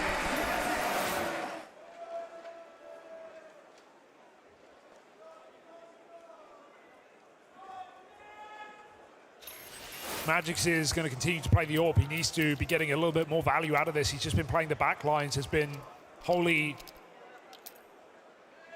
uninvolved in this CT side. We'll switch back to the rifle for now, only due to purchasing power and Vitality. Well, they go very quick towards the B side. Looking to put pressure on immediately. That A map out B main, clearing close position with a Molotov. But Donk doesn't want to use his smoke. He wants to meet them head on. The back-to-back B hits for Vitality could end up being a stroke of genius here. They deal with Donk and Magix on the opening, and they leave Messi to lurk in through lower while he's getting wrapped on. The bridge over the river here for Chopper. And Zontix with the backstab, but Spinks is already considering it. Can't hold his ground, so that does give up the 3-on-3. For a low player, he really overcommitted to that duel. Could have played the headshot angle, could have tucked in. Now instead, Spirit can consider this round. Because this comes so early in the round, both sides still have lots of util, and initially that's going to favor Vitality, but they're the ones feeling the pressure to burn it. Here's the counteraction from Spirit, where they try to break in, nading this smoke open, but Messi holding the line with one on a Zontix, leaves Shiro in the clutch. He doesn't have the time, doesn't have the ability to go for this, and a missed shot seals the deal. Oh, a couple of blunders there for Spirit, right? That nade on the smoke in B main falls a little too short. It doesn't open up the fights they wanted. And even though Spinks feels like he lets them back in, Vitality do right by the entries. I love the contact play out of spawn, just trading out on this flat path into B. Vitality there, they keep it very basic, right? Just going back into a B hit, and one of the most standard B hits you could look for where you're crunching it through main. Chopper thus far has done a great job out-calling Apex, at least he did on Dust 2. But there, it's the simplicity that stuns Spirit. That decision to go back to B has served them well, and it might tee them up for a winning T-side after all. Oh, Spirit just explode in this round. They just run at Vitality thinking that they won't be ready, but it's actually a perfect call for Apex to go back to defaulting, knowing that Spirit economy has been chiseled away. And only scraps remain, a Deagle, a UMP. Vitality's patience pays off. 4-on-2 as they keep on walking the walk. And I don't know if individual brilliance is going to be able to come through for Chopper here. UMP though, caught with nades, out-traded. Shiro, they know his position, they need not to fight him. Yeah, you really know where he's been playing. Vitality have felt the force Ishiro a few times, so they just up and avoid him here.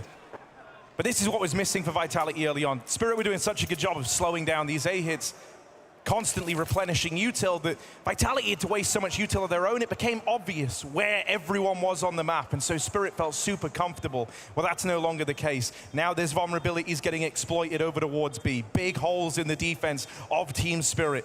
And so over time, maybe that starts to weaken the A site. Maybe Vitality never go there again. There's only one round left in the half. And thus far, mid and B have been far more successful for Vitality. That's the mind game, right? Like if Apex calls an A execute, actually commits off this A main take util again. I mean, pretty crazy call considering what we've seen on this T side already. But don't put crazy past Apex.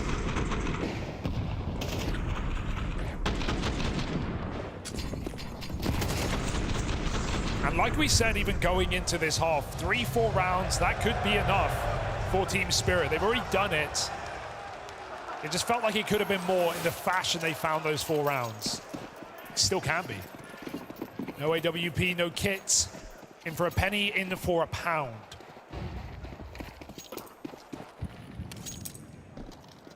Five rounds would still be a good CT side for Spirit. Vitality, it's all about stopping that. You want to feel like you're going into the second half with the momentum, with the control. You stop the 4-round streak and rebuild 4 of your own. If they do that, that's lining something up. If they're able to do that, the ebb and flow of this game starts to lean back in Vitality's favor, and they don't have much to go up against in this round. Burn some of this util early over in A. It's a good trade for Zontix though, because he still gets the position back. As they molly smoke, he does the same. And now they know, again, they're 4B, they're strong, but that opening kill comes in for ZywOo. First, they tried to avoid Donk.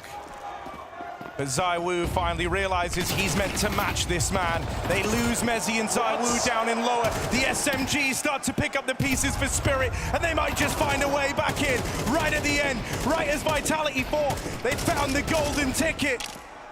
Spirit send them packing. No refunds allowed. 5 rounds on the CT side keeps this one super competitive. And with just Apex left standing, it should only be a matter of time. There's Magix to close. Spirit have still got fight left in them.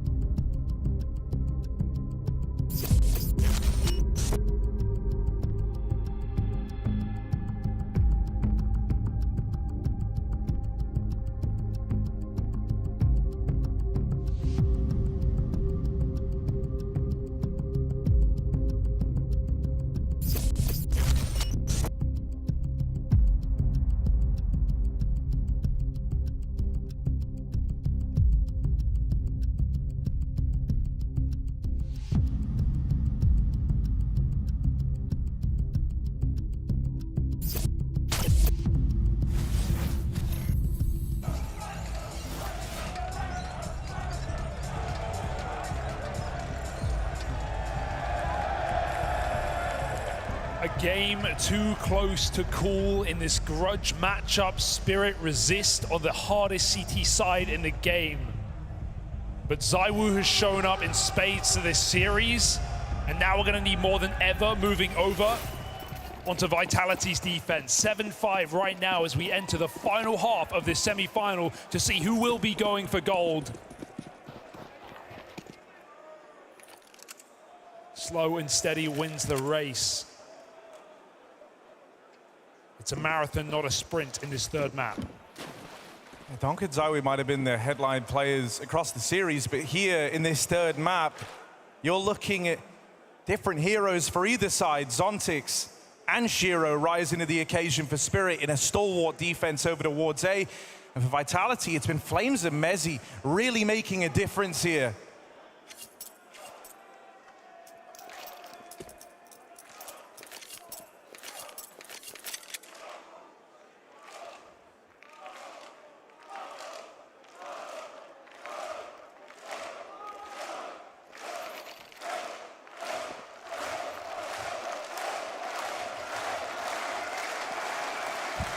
And now the hit comes in.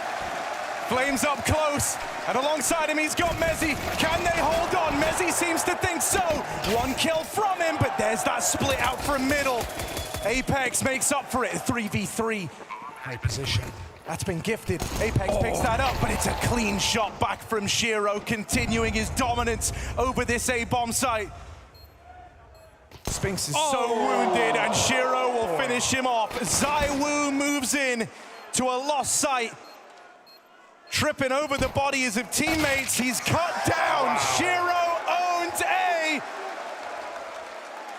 This guy's been a top 10 player every single year since Gambit broke out in 2021. Such a consistent piece of every team, and now in a team I dare say deserves him. Incredible taps of that P250.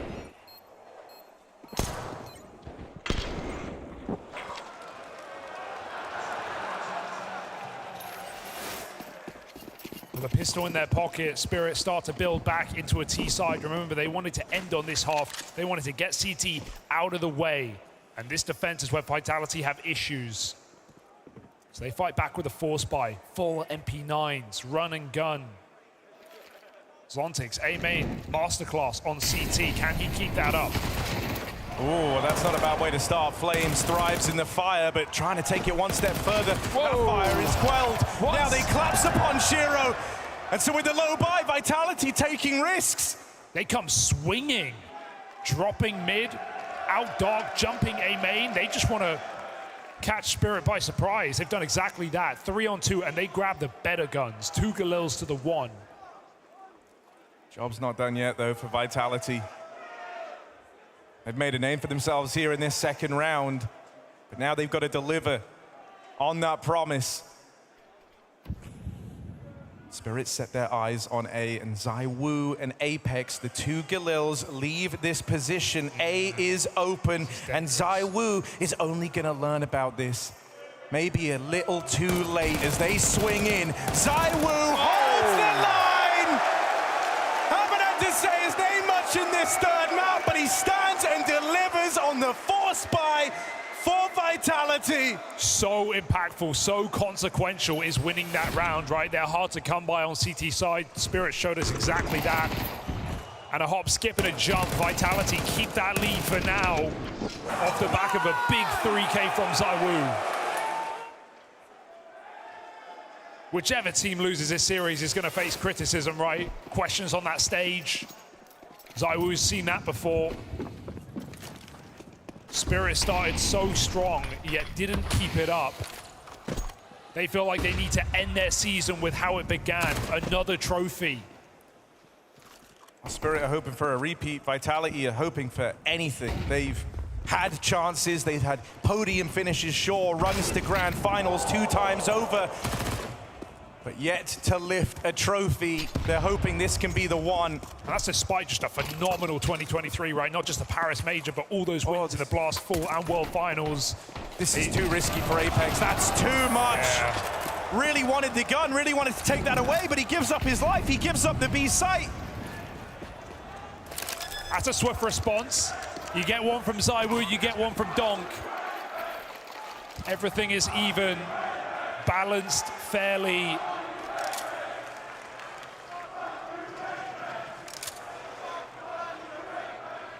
Feels like we're back in Dallas.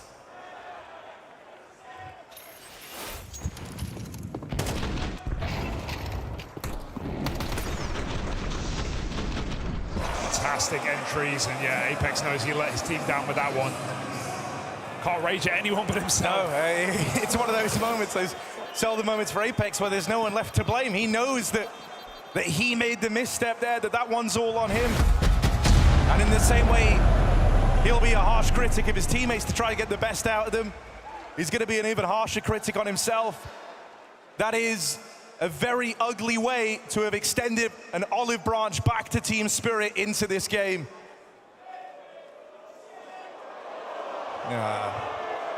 Mac 10. Unlucky.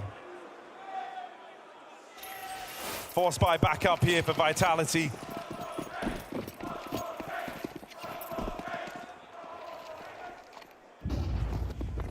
All in all, it's a pretty good buy considering that save is allowed, but ZywOo, he's going to come in swinging right now. The footsteps called, and Shiro able to turn in time thanks to Zontix, who won't last long. That's so important for Flames. Like, that was a horrible start. They're trying to go for a Hail Mary. They're jostling right now for this pole position in the third and final map, and ZywOo falls immediately, gets nothing done. Look at the gamble. Flames reclaims lost ground, but over in mid, Chopper makes his stand, makes his play out into the open. Is Apex ready? What? He is! Turns on a dime and deals with Chopper. Damn. Magix tries to keep the round in check. Shiro's there with him. Right now, Vitality have spotted a heavy presence over in middle, but are they prepared to deal with it?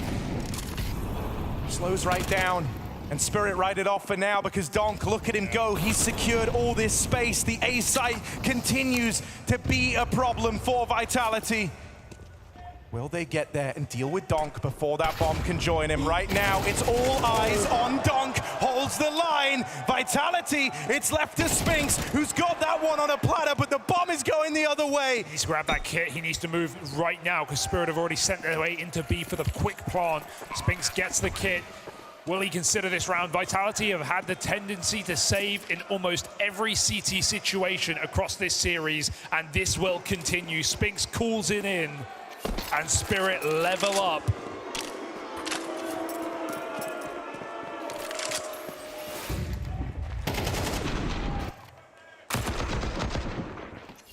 I can't believe Vitality choose to live and die by the mid-fight, and somehow it doesn't work out. There were 4 CT players there crunching just the couple from Spirit, and still the T-side comes out on top. Great gap found by Donk.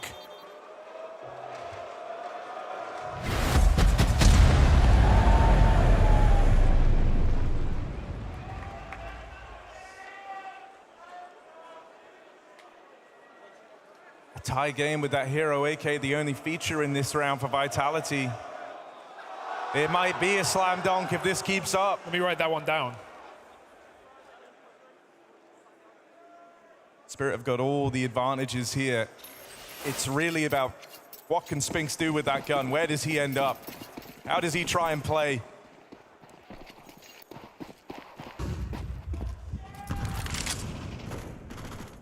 Another aggro B play. We saw this punished when Spirit went for the same. But this is a nice change. Right. Caught with nades. Boost over the top. One way to find a 5v4. And untradeable at that. And that's going to add to the intrigue because the rest of Vitality bought up smokes coming into this round. They want to try and delay the A play. I think they're anticipating that that's going to be the goal of Spirit here, as has so often been the case. Yeah. But Flames gets caught going wide. They don't have to respect that smoke. They don't have to. They're going to blow it open. ZywOo will have to meet them with the Deagle. Damage done, but he can't finish the job. And ZywOo's hounded down. It's got to be Apex, who can't live up to the task. Now it's the Merriman's turn, taking up the position of the fallen star and the fallen IGL. And Spirit want no part of it. Yeah, I love the reset call here. Very good idea. Go back elsewhere, give Zontix the weaker weapon to go in first. And trade should be available for Spirit. They know the Vitality will have stacked up that A site and now clearing the flank. It should be a clear plant. Spirit thinks so. Chopper deserves a great deal of credit for these reads, for the setup in the first half. I know the B site was massively problematic, but the A hold was phenomenal, the way they played off of each other, and now that they've moved on to this T half, the constant out-positioning of Vitality, in spite of not always finding the opener, it's been so valuable. By the time Vitality even adjusts to what's happening in this game, Spirit are 3 steps ahead. Wembley, do you like saving? I thought so.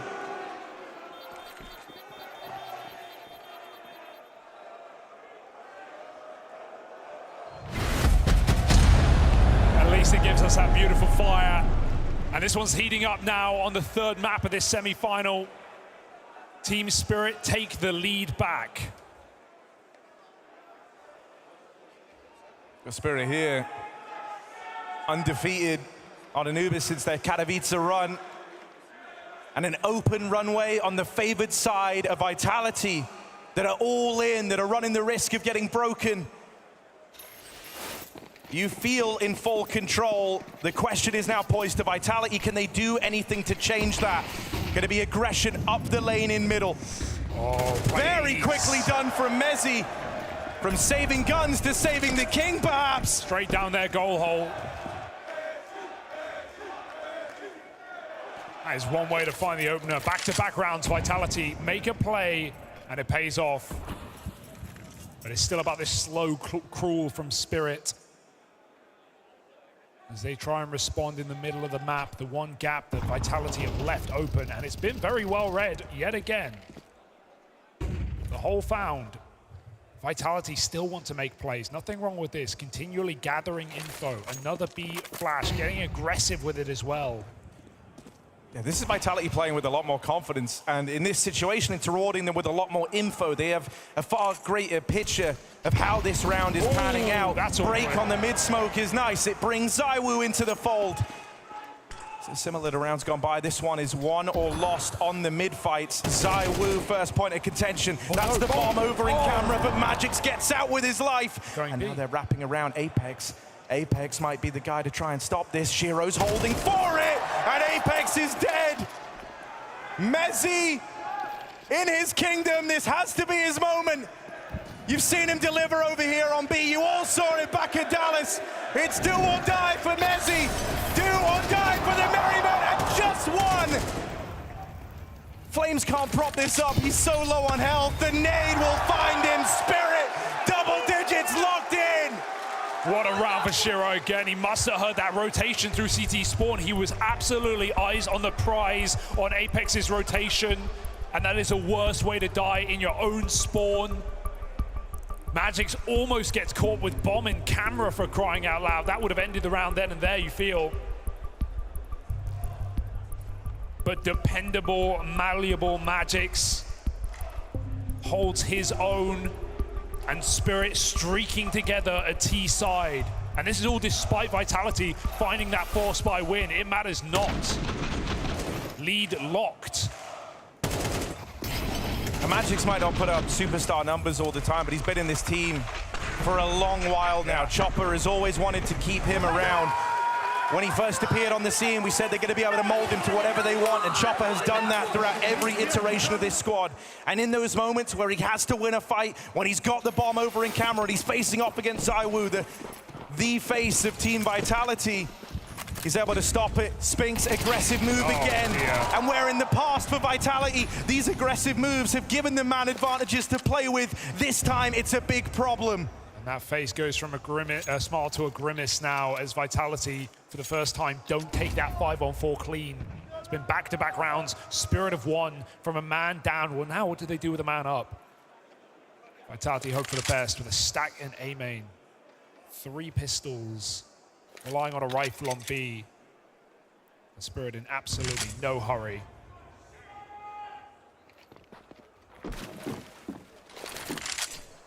Don't go too soon. Those nades are lethal. Sontix makes sure of it, keeps them attuned to this position. This could still be a weapon given over. ZywOo coming in with a swing. Zontic's a fantastic spray, and the quick swap will let him down, but they're surrounding this B site with the king. So often it's Mezzi having to do it all. On this CT side of Anubis, he's got another impossible task rolled out ahead of him. That first one's free. Mezzi's gonna have to do more to slay the dragon. 1 on 3. Only 2 players here, and he knows about that, but he's slinking out of there. He doesn't want any part to play in this round. Mezzi gives it over. Booed by the home crowd. No show for Vitality. And no save guaranteed, because look at that flank through spawn. From back-to-back grand final appearances to getting shut down in semis, that is the grim reality that Vitality are faced with as Spirit surge towards the finish line. 5 in a row now on this T side. And Zontix has been such a problem, an unsolvable problem for Team Vitality. It started on Dust. Yeah, he's the reason that didn't just go 2-0 right on the T side, finding so many multi-kills to push Spirit over the line, and even here on Anubis, responsible for multiple rounds on that A site. This is Spirit spilling over the brim and trying to steal this series away from Vitality at the final hour. Aggro play, but once again it falls on deaf ears. Donk unmatched in the opener. ZywOo might have been called the game, but Donk is the one who breaks it.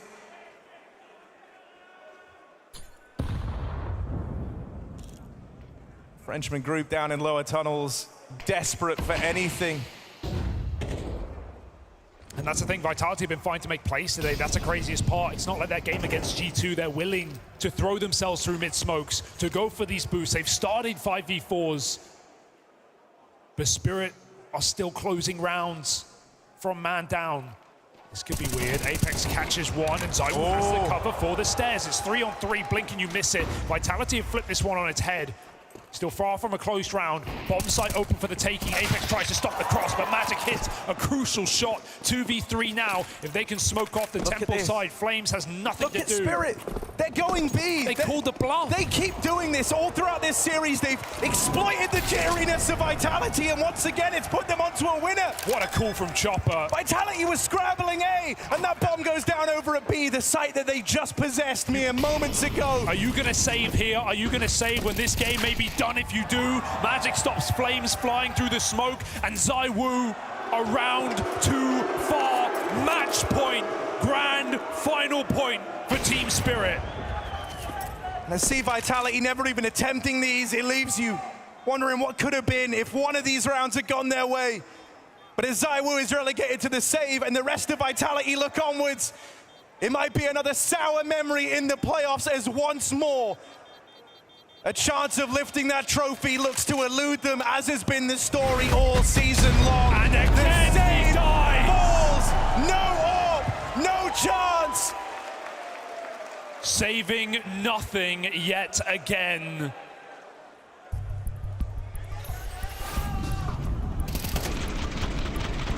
God will not save the king today. Spirit truly are the Hydra. You try to cut the head off the beast, you try to deal with Donk. More grow back, it's Zontix, it's Shiro. Donk starting to find his footing all over again, and there's not a hero in sight for Team Vitality. Team Spirit absolutely blew onto our screens at the start of this year. A mainstay for the stage. But that Katowice run, so hard to replicate. Right now, it feels like they're building into something. And to take us to the map that we didn't get in Dallas in the grudge match, in the revenge match, and only give away one round in the second half, well, that is sending a message. 6 rounds in a row, looking for that 7th, that cherry on top, that sweet feeling of success.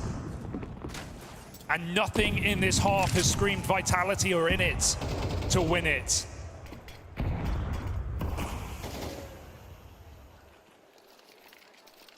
Relatively quiet from ZywOo. A close-knit scoreboard for Vitality, but one that hasn't propelled them into these rounds. A safe style of play in the saves, never wanting to risk it at the end of rounds, instead taking them early. And those risks have banked up. I mean, none of these saves, almost none of the saves on this map have been successful, right? Spirit have hunted them every single time. They know the value of removing those guns. Spirit going for the throat. And Vitality in this third map choking. The feat they've only been able to replicate once since that Katowice win for Spirit. Made it to the finals in Dacia, but then ended up falling to Maus. Here they're looking to beat a world-class level of opposition and doing it convincingly, one where the scoreline maybe doesn't show just how one-sided this one's been. Flames, he's been a problem piece over here in main, but it's swiftly dealt with by the Donk. 4 on 4, hanging in the balance is Vitality's life on this stage in London. And again, look at the call. They've drawn every single player over but Spinks. This fake out for Chopper is a masterclass, and it's only Spinks. Has to do it now. This round stands on pillars of sand, and with Spinks dead, those foundations crumble. Oh, Apex catches the bomb out wide. Magic's one at the time. Vitality right at the end. Apex keeps the dream alive. Oh, that's a disaster. Could have just stuck that plant. He had the cover cross. Scared of Dog, perhaps.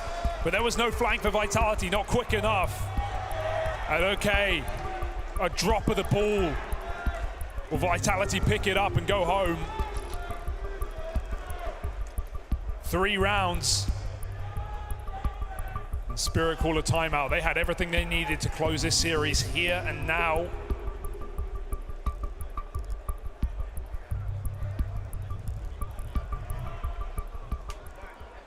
One blemish on a near flawless T side.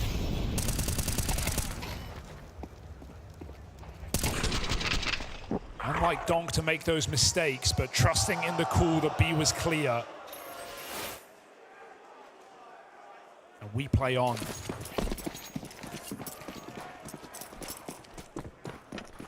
Can Vitality overcome those demons of crumbling when it really matters? Because it matters now. 3 rounds in a row. That's what they need to take us to overtime. They finally break a streak of 6 from Spirit. They now need to embark on one of their own, and this B play, this will decide it. Mezzi back at the site, fall blind and run down. Mezzi is the first to fall. And Vitality in rounds like this, they've looked to save, but ZywOo catching Donk. The stars clash in the spawn, and ZywOo shines a little brighter, hits a little harder. Is that enough to bring Vitality back in for this retake? Spinks down in lower. Apex gonna try and move out through Temple, but a kill's gotta come. Something's gotta give. Chopper swings it wide, but there's an immediate trade. All the util now starts to run dry for Spirit. They're playing on Vitality's timer, on their clock, but the time is quickly getting away from Vitality. Zumtix falls. It's Shiro spam or nothing. Shiro! Oh! What a way to close! The dragon of Team Spirit devours St. William. And the Vitality run closes in the semi-final. The only thing sweeter than claiming revenge is earning a spot in the grand finals in the process for Team Spirit, their first arena grand final since IM Katowice all the way back in February. And we all know what happened there, Bubsy. Spirit looking fighting form. Yeah, and a big kudo also to the guy Chopper, right? He's played such amazing T-sides. I think we're going to be talking about, of course, that Vitality is a little bit too easy to play with, right? But on the likes of the other side, he played lights out on the calling side. Oh, definitely. Talk about a bounce back from the Dallas 0-2 to now actually putting Apex in your pocket. The calls from Chopper on that last half were immaculate. He was in his opponent's head. The reads were correct. The timings were correct. All of the aggression that Vitality basically threw at Spirit, and that's the word I want to use, threw at them, knew how to handle it, no problem. Had the good fakes towards the very end. These clutches, man, it hurts for Vitality, but you gotta say this is deserved from Spirit. Absolutely. incredible class and fortitude coming off of them. And remember, this was only, less than 2 weeks ago that they went toe-to-toe with Vitality. Huge props to them for being able to adapt, overcome, and lock in that grand final. Yeah, and I mentioned that guy in the picture before, right, Shiro, that he needs to step up and take a little bit more initiative. And bro, he took the AK so many rounds in a row and just got those entry kills. It was almost like watching Dong. If you would have hidden those names, I wouldn't have been sure who it was. I mean, listen, this was fantastic from Shiro. I agree with you, and I think this game was maybe on a knife's edge, let's say 10 to 15 minutes ago, and this is the moment he actually struck. This is the moment he had all of these key rounds, the timings towards middle, the multi-kills. After that, Vitality was out of it. Well, let's hear from one of the many Spirit stars as they move on over to the grand final. It's Donk with James Banks. Wembley Arena, Spirit are your first team in the grand final. And Donk, this was not an easy battle, but you overcame the Vitality team this time. Does it feel good that you were able to do it on stage as well? What? Does it feel good that you could do this on stage? Yeah, I don't know what to say. I'm so tired. I don't know, it was the hardest burst of 3 that I played, I guess. Wow, the hardest you've ever played, yeah? That's a crazy thing to say of it. Why was it so hard? Vitality is a good team, they have good players, so it's kind of hard to play against them. And in terms of that, right, you go down on your map pick, but you come back on Dust 2. When you win on Dust 2, did you feel like, okay, we can do this now? Yeah, for sure, and after we come back on Mirage, we feel that we can do it, make it. And then on Anubis here, talk to me about some of Chopper's calling. He seemed to be able to fake out Vitality. They kept rotating. Was he just being able to tell you when to go, what to do? To be honest, Chopper is insane. His goals is really insane. We just did Mirage on Dust.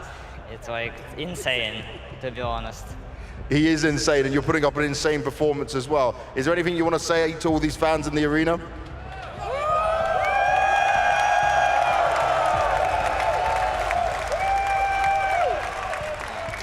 I want to say thank you guys for cheering for my team. We really appreciate it. Thank you. There we go.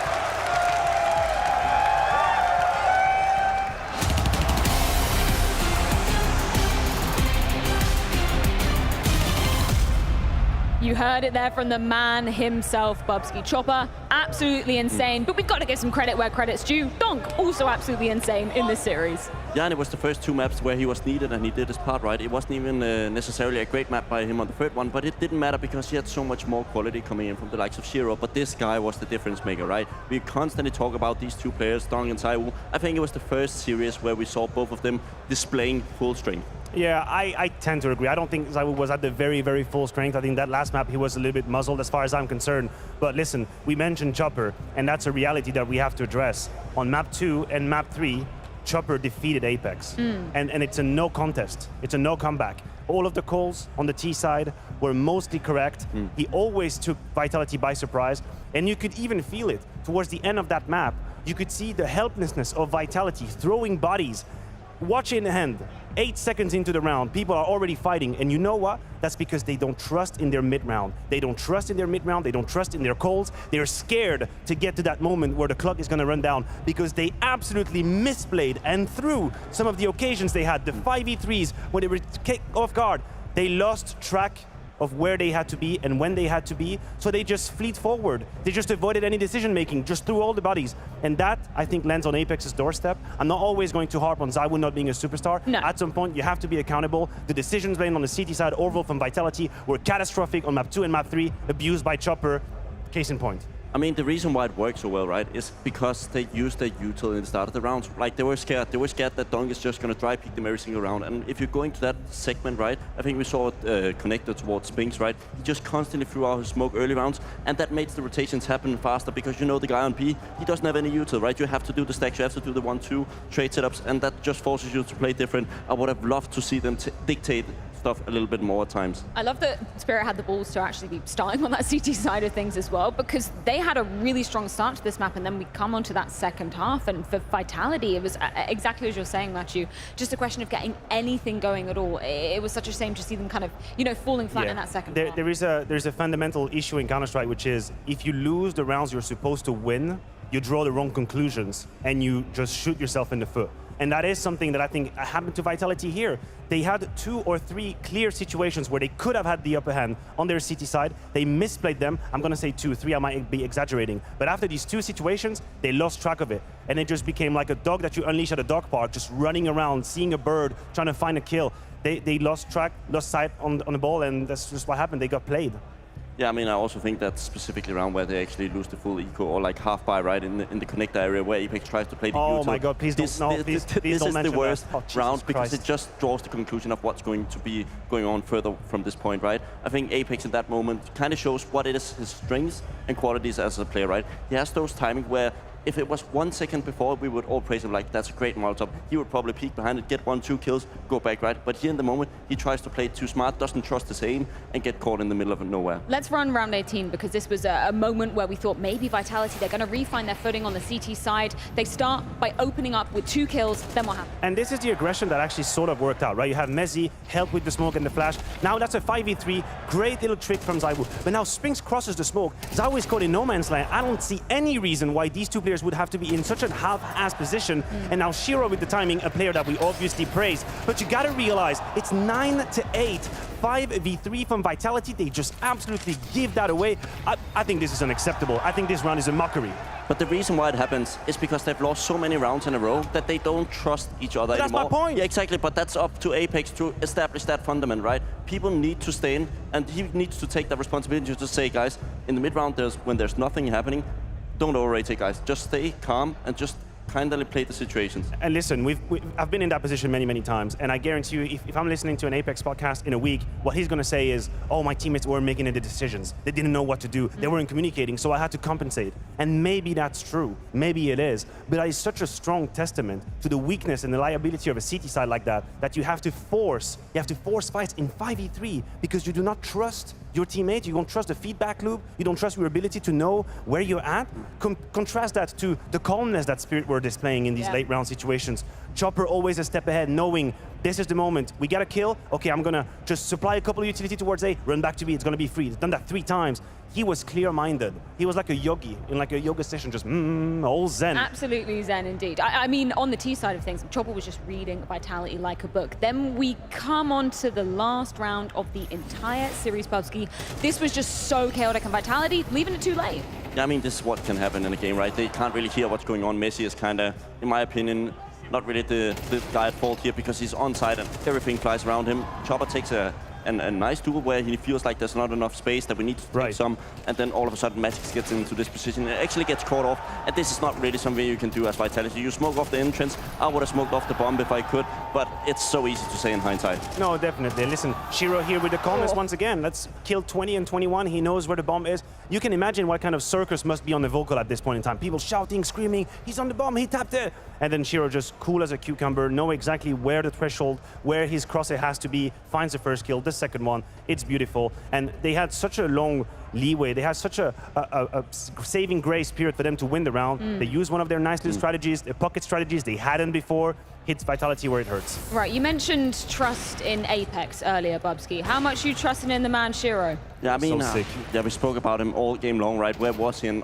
finally he pops up, right? I said before the game that 123 rating, it kind of says that he has to step up at some point, what about right? this one now? Yeah, exactly. Now he's probably way above, right? Adding to that, maybe 124 now. But I think he had a point where he's just both capable of rifling, and it's not something we often see from him because he's very stuck up in his ways with the AWP, right? Because you also have that way of him saving so much that he can actually play it. I agree with you. I think his AK styles is not something I had expected personally for him to be so decisive in like these mid-round situations. But I want to take us back to the first half, which we have to realize Vitality had a pretty good start. Yeah. Apex really tried to apply a lot of pressure towards the A side. He thought this was a weakness. And what does Chopper do? He literally parks Shiro 3 rounds in a row, 3 gun rounds in a row, in a 2-man A setup with an AVP and a rifle. That's a huge risk. and it was perfectly decided. They just broke their teeth against Shiro 2 or 3 rounds in a row. This is all that Spirit needed to put some money in the bank. Not only is that Shiro hitting the shots, but it Chopper with the right call. I agree with you. It's a good play, obviously, to control your open that way and try to bait him in. But the way that they took map control inside that A lobby area was so unstructured, right? And when they're actually executing, he's actually standing on side, not being wide, at least once or twice, right? And that's the issue with trying to execute on an AWP. If you're not doing the perfect timings and you're in Zen, then it's just not going to happen against the likes of a Shiro. And another problem as well, if we're doing comparisons here, is that when Vitality was on the CT side, so many half-saved prevented them from having this gigantic gun round that will give you everything you need. An AWP on side. What? I don't even know how many ops he put his hands on a CT side. I'm going to say 2 maximum. Yeah. Could have been 1. I'm going to say 2 max. Whereas on the other hand, Shiro just was laughing all the way to the bank. And this is a consequence of always doing these like half save and all. Eventually, you're going to pay the price. I don't know whether I was noticing them more just because the crowd fucking hated people them. didn't like They it. booed every single time. Yo, they booed Messi.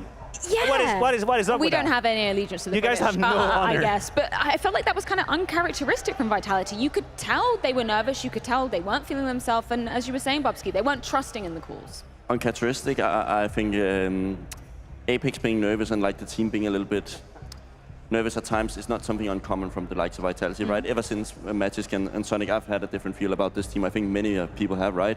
I think they're on the right path to achieve greater things, right? I think we're both going to conclude that at least it's not all hopeless. Like we saw Astralis yesterday, they couldn't even play Counter-Strike. No. Now they at least made a game against one of the best teams in the world. I know it's not hopeless. And of course I'm disappointed. And of course I'm harsh. I know you're right. They're not that far off. But the problem is now we've had, in a very quick successions, a lot of heartbreaking games that really scream just a mental breakdown in terms of being calm and making the right decisions. That is my worry. That's the only thing now. From Pro League to Dallas to here, none of the games they've lost at these events were out of reach. Like, don't tell me they had no chance of beating Mouse. That's BS. Don't tell me they couldn't beat G2 with a stand-in. That's BS. Don't tell me they couldn't have closed it on Dust 2. That's equally BS. And yet, that's 3 events where they stopped 1 step shorter of what they should have been. And I don't know how they're going to handle it moving into the break. And we are going to have to put a pin in that conversation, as that does mean the end of the season and here in London for Vitality. So let's get some closing thoughts, courtesy of Apex and Banks. Vitality this time around were not able to slay the dragon, and they will be eliminated here. And I think this one's going to sting for you probably a little bit more than you expected, because I saw your face after Mirage, and it was like, okay, we did that, even though it was really hard. You know, did it at that point you felt like, okay, we're in a great spot? Of course, you win the first map, so we just had so many miscommunication, mid-thing on the T side. That's why we almost got comeback, but yeah, that's it. And then on Dust 2, this was a tried and tested pick for you guys, something you could have massive confidence in with, but it did feel like at times you were kind of over-rotating or being played out of position at times. Did you feel like that? I mean, we had good rounds, and then they did that rush B that fucked us up, and we had pretty bad reaction on like a good advantage situation, like on Anubis. We have a good plan, we make first kills, and then we play like pussies, I would say. So it's pretty rough to win, even though the 5v4 because you still need to do something. You still need to play the game and not let people do whatever they want. But that's the way it is. We have to learn. That one stings a lot, but yeah. I did the winner's interview with Dong, and he said that was the hardest best of 3 he's played of his whole career. Did it feel from both sides that this was so much energy, so much being given? Well, I would not say it was the hardest in my career. Your career was a bit longer, mate. Mine has been longer. But yeah, it was a good one. I think if we won those closer rounds when we had to this advantage situation, we lose like a crazy 5v3 advantage situation on Anubis. We lose an eco on some rounds because we played bad, and when you win the second round, and I think Donk had like solo AK, the rest had like small Kevlar, we just fuck it up, and yeah, I can't say much. It's just a big disappointment for us. Now, I want to just look at your whole season you've had, though, because there's been ups, there's been downs. You guys have been through a hell of a lot. How would you just kind of summarize it for me, mate? Well, I think that it wasn't bad, but it wasn't good either. We had 2 finals, 2 semis, 1 losing in the group stage. They had a lot to improve, most likely on our city sides. We can't find the way. We lack making plays. We lack do things. We lack responsibilities, and that's the same that after the major. We try to work on it. It's not working, so I don't know what's gonna happen next. But yeah, it's just disappointing because we could have get at least one trophy, and we didn't get. But that's the way it is. You say you don't know what's going to happen next. Do you still believe in this core to continue and grow as a team? I think we're close to be really good, but I think we need some extra work to understand a bit more like the fundamentals of the game sometimes. But I think, yeah, even though like some players are up and down, I think if we find our up more often, I think it's gonna get easier. But yeah, all of us have been up and down on too many moments, and that stinks. Get some rest, mate. I'll see you next season.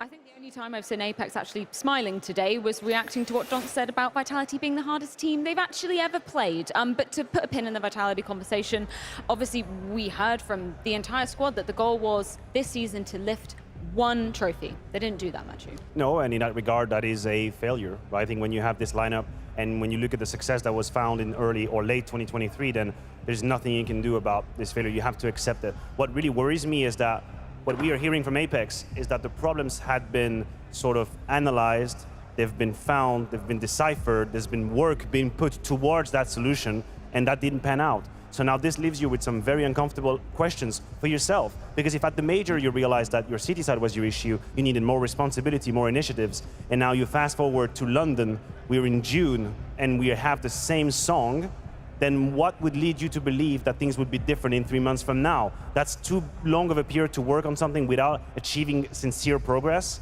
and that is worrisome for a team that should be lifting trophies, at least a trophy, if not with an S.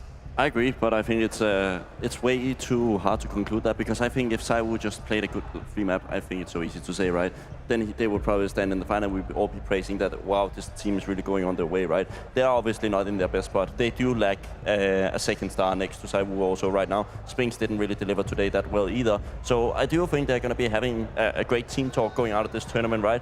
But I think it's going to be bothering a guy like Saiwu and Apex going on a vacation, and they're so used to like the success of like winning trophies, and I also think the organization behind them actually expect them to deliver. But a 5-star hotel and a little bit of... So go to Costa Rica as well with Kerrigan? Yeah, maybe Oh. Apex and Kerrigan in Costa Rica on a jungle trip. That sounds absolutely crazy. The fanfics losing their mind. On a team together, wow. What are you waffling about? No, let me stop yapping here and check in with the playoff bracket instead, because with Vitality being eliminated, of course, that does set up Team Spirit in the grand final tomorrow against none other than NAVI or Virtus.pro. That's going to be going down in just a short moment. But join us back after the break. We've got Muteris standing by for a bit of an interview. See you then.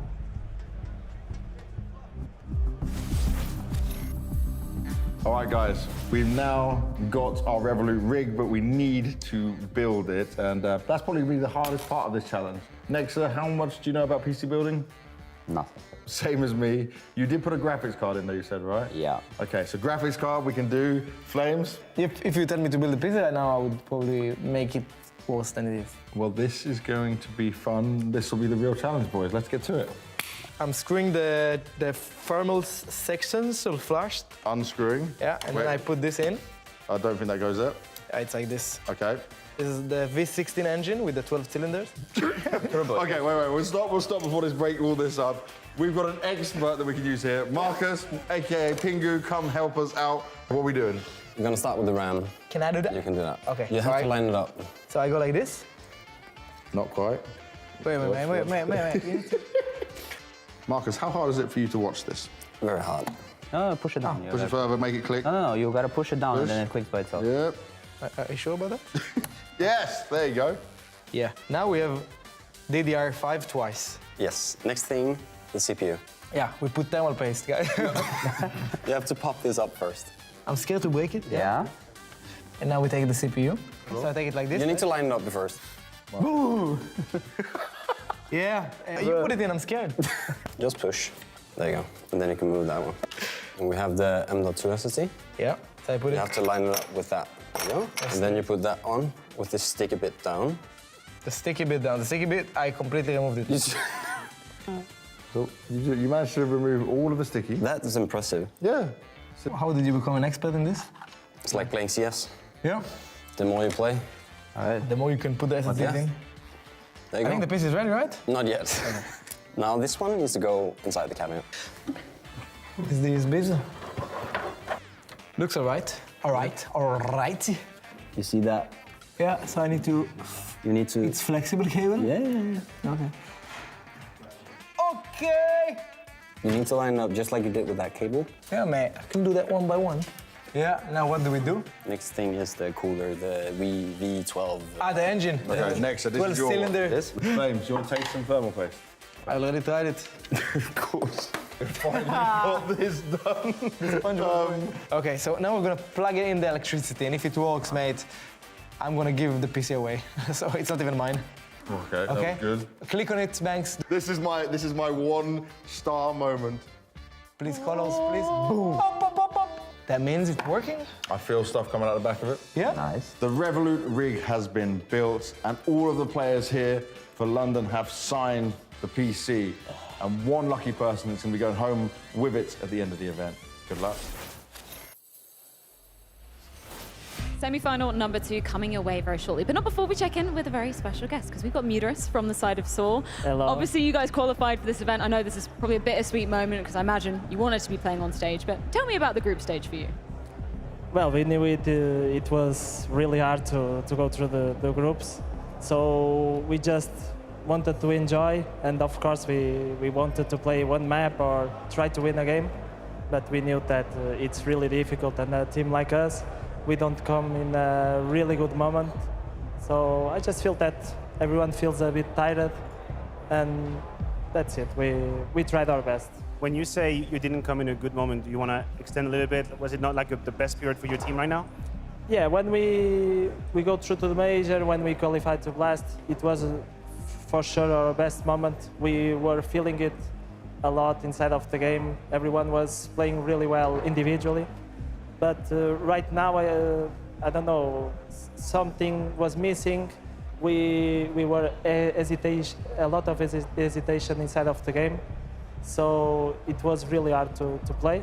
But of course, we are playing against the best teams in the world, and they put you on the uncomfortable zone. So yeah, absolutely. I was going to ask you, after the high of the major and Pro League as well, has it become then more hard or more difficult to go into your usual tournaments? Is there like a price that you have to pay once you've touched the elite Counter-Strike? yeah, it's a little bit difficult. I think in the first weeks it's really good because you don't feel that pressure because you already made it.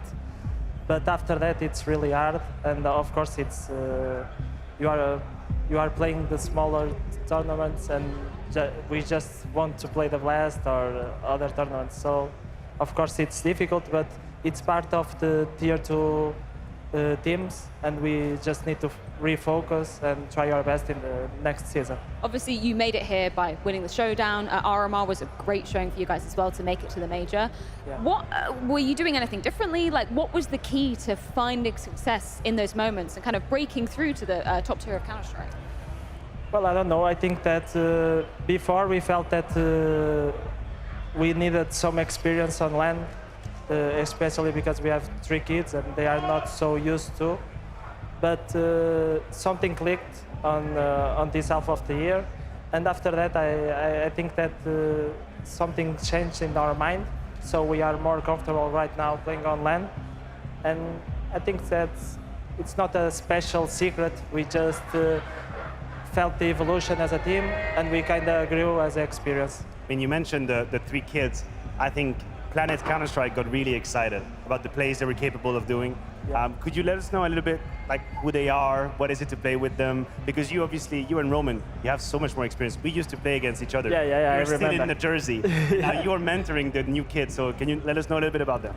Yeah, Story, it's a guy that helps me a lot. He's a very vocal guy. Jerks is just a machine in terms of killing. And Rosdose is the guy that he just plays more for himself. He doesn't need, I don't want them to think too much about the game. They just need to click and make a lot of headshots. So, and me and Roman, we just try to guide them to the right place. But of course, I'm 31 years old, but I need to learn so many things too. So that's our path. What's the most striking difference between you and Roman, let's just say me as well, our generation, and like the new generation of kids on the block that come to Counter-Strike? What's the biggest difference for you from within the server? Well, of course we see how we approach the game, and how we see things are very different. but I look at them and I had their age, so I know how they can do less mistakes. So that's why I try to give to them. But I don't know. We just our generation. It's more. We are a bit crazy, and they are. Yeah, fair enough. Yeah, but they are very calm. They are. Also, we are crazy. Our generation was we are crazy. Yeah. Oh my God. And the three kids, they are very calm, but my generation, at least in Portugal, we were a bit crazy. So I remember Fox and all of that. Oh, I remember all of it. I mean, your nickname is Maniac for a reason, right, Matthew? Anyway, I want to ask you a little bit about, the Portuguese and Iberian scene, because obviously we've announced that in 2025, BLAST will be returning to Lisbon, which is super exciting. Firstly, what's kind of the state of the scene in Portugal, Spain, that kind of area of the world? Well, in Portugal and in Spain, I think it's really hard right now. You don't see a lot of upcoming talent coming. You can see some good players, but to play on these stages, it's another level. So I think you have two great teams, that it's SAW and KOI. And after that, you can have like a Portuguese team, but you don't see a Spanish team that can beat KOI because they don't have a scene, basically. So tell me a bit about your experience playing in Lisbon in the show match. It was my first time going last year, a couple of years ago now, and the crowd were crazy. Tell me about that. Well, I don't know how to explain it because it was amazing. Of course, when I played that show match, my dream was to play against the big teams. But playing that show match in front of our crowd was amazing. So BLAST's gonna be there in Lisbon. So I just hope that I have the chance to play there. Well, I hope I'll be there too. There's such a good time in Lisbon. The crowd was crazy. We have a few images, absolutely heartwarming.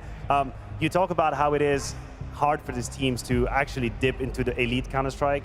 Do you think 2025 and the changes that are going to happen, the open circuit and all, do you think that plays in the favor of the newer teams, that more opportunities, something that you're looking forward to? Yeah, of course. I think it's more fair because you see a lot of big organizations, but they are not playing so good, but they are on the tournaments. So yeah, I think it's fair. But let's see how the TO is gonna organize this. So I don't really know if that's, it's crazy. That's something that I don't want to know. I'm just here to play, and that's it. One quick question. Obviously, we've got semi-final number 2 coming up. VP, NAVI, who's winning it? Well, a team that I have played as a coach, I put my money on Blade, so I'm gonna say NAVI. Interesting stuff. Thank you so much, Mutas, for your time. I really Thank hope you. to see you guys obviously gracing the stage in Lisbon. It's time to go to a quick break before we dive into semi-final number 2. It's NAVI versus Virtus.pro.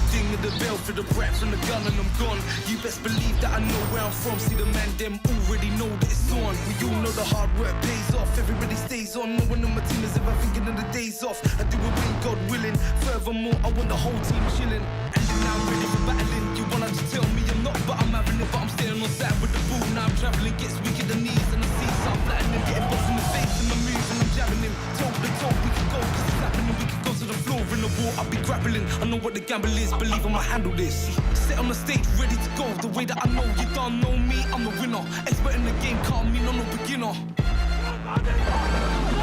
Set on the stage, ready to go. The way that I know you don't know me, I'm the winner.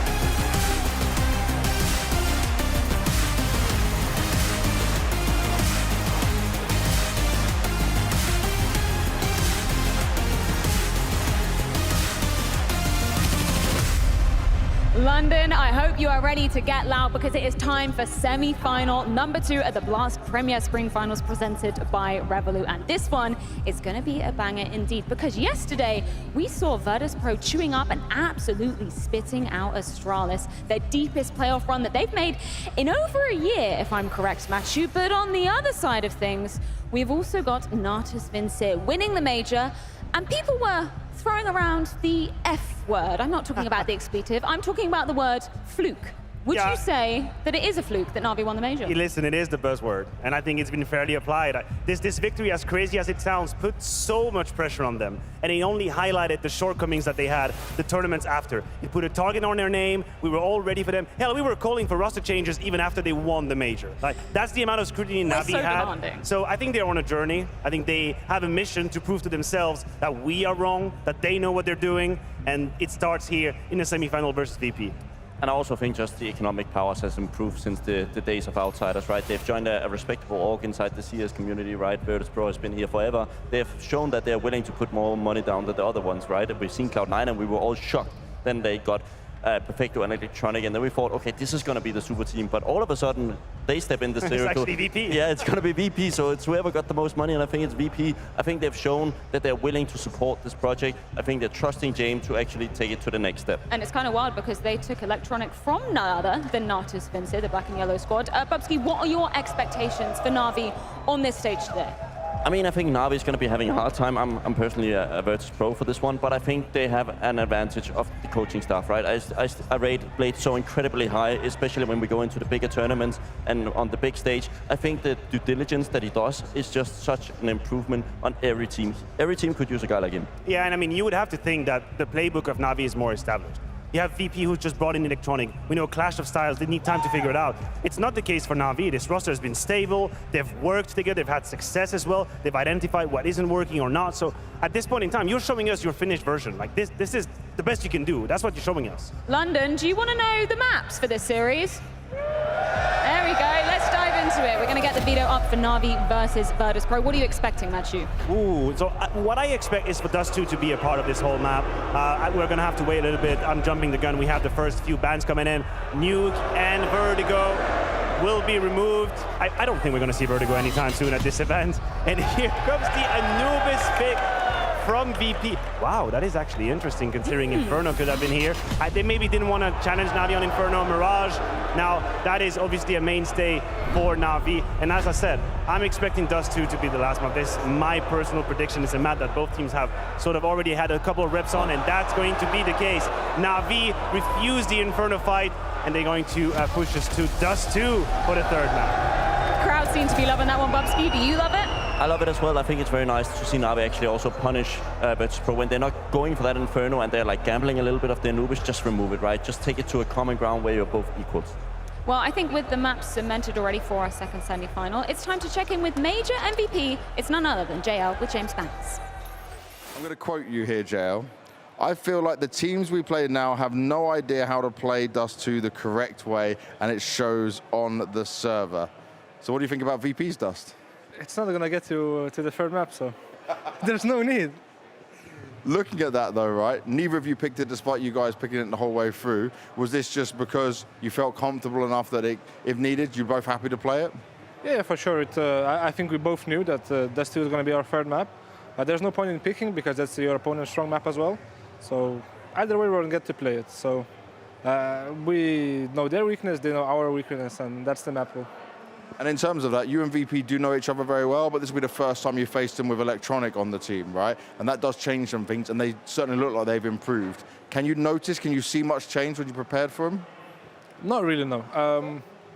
I feel like the game style is pretty much the same. I feel like they're playing a little bit more aggressive on the CT side at least. But other than that, it's pretty much the same old VP. But now they have the addition of Electronic. And in terms of that, is it quite comfortable for you? I know when we look at the RMR, right, you got that win against them, but it was still one that you had to fight in overtime. Then at the major, didn't go so well, but you went on to win the whole major. So where are you at with VP? Is it still a tough opponent? Is it one that you haven't figured out yet? I think we won them at close qualifier, and at RMR we lost. But I feel like it's a comfortable team against us. We know how they play. Of course, they know how we play, but I think we have the upper hand here. In terms of having the upper hand, what gives you the upper hand? Because it does look like this Navi is back to playing the way we expected to see after the major. I mean, we have a better coach, better analysts, better players, and just in general a better team. I hope we'll show it on the server today. Right, there's a fine line between confidence and arrogance. How do you read into JL's thoughts on Navi being maybe the best playing team on Dust 2? I mean, listen, we are asking that from the players time and time again. We want him to have a bit of charisma, a bit of pizzazz. Yeah. We want him to talk smack. That's exactly what he did. He tried to double back. He tried to double back and say, Dust 2 is not going to be played. If we get to map number 3, we're going to make him pay for that call. But that's great. I just wanted to touch on JL very quickly. I think he's obviously a very divisive topic. Major MVP. Big fall-off after that. In the HLTV interview, he was very earnest, honest about the situation. He said, after it, I lost a little bit of motivation, and then Counter-Strike kicked me in the face, and I started wondering, what am I doing? What am I playing? I don't have that hunger anymore.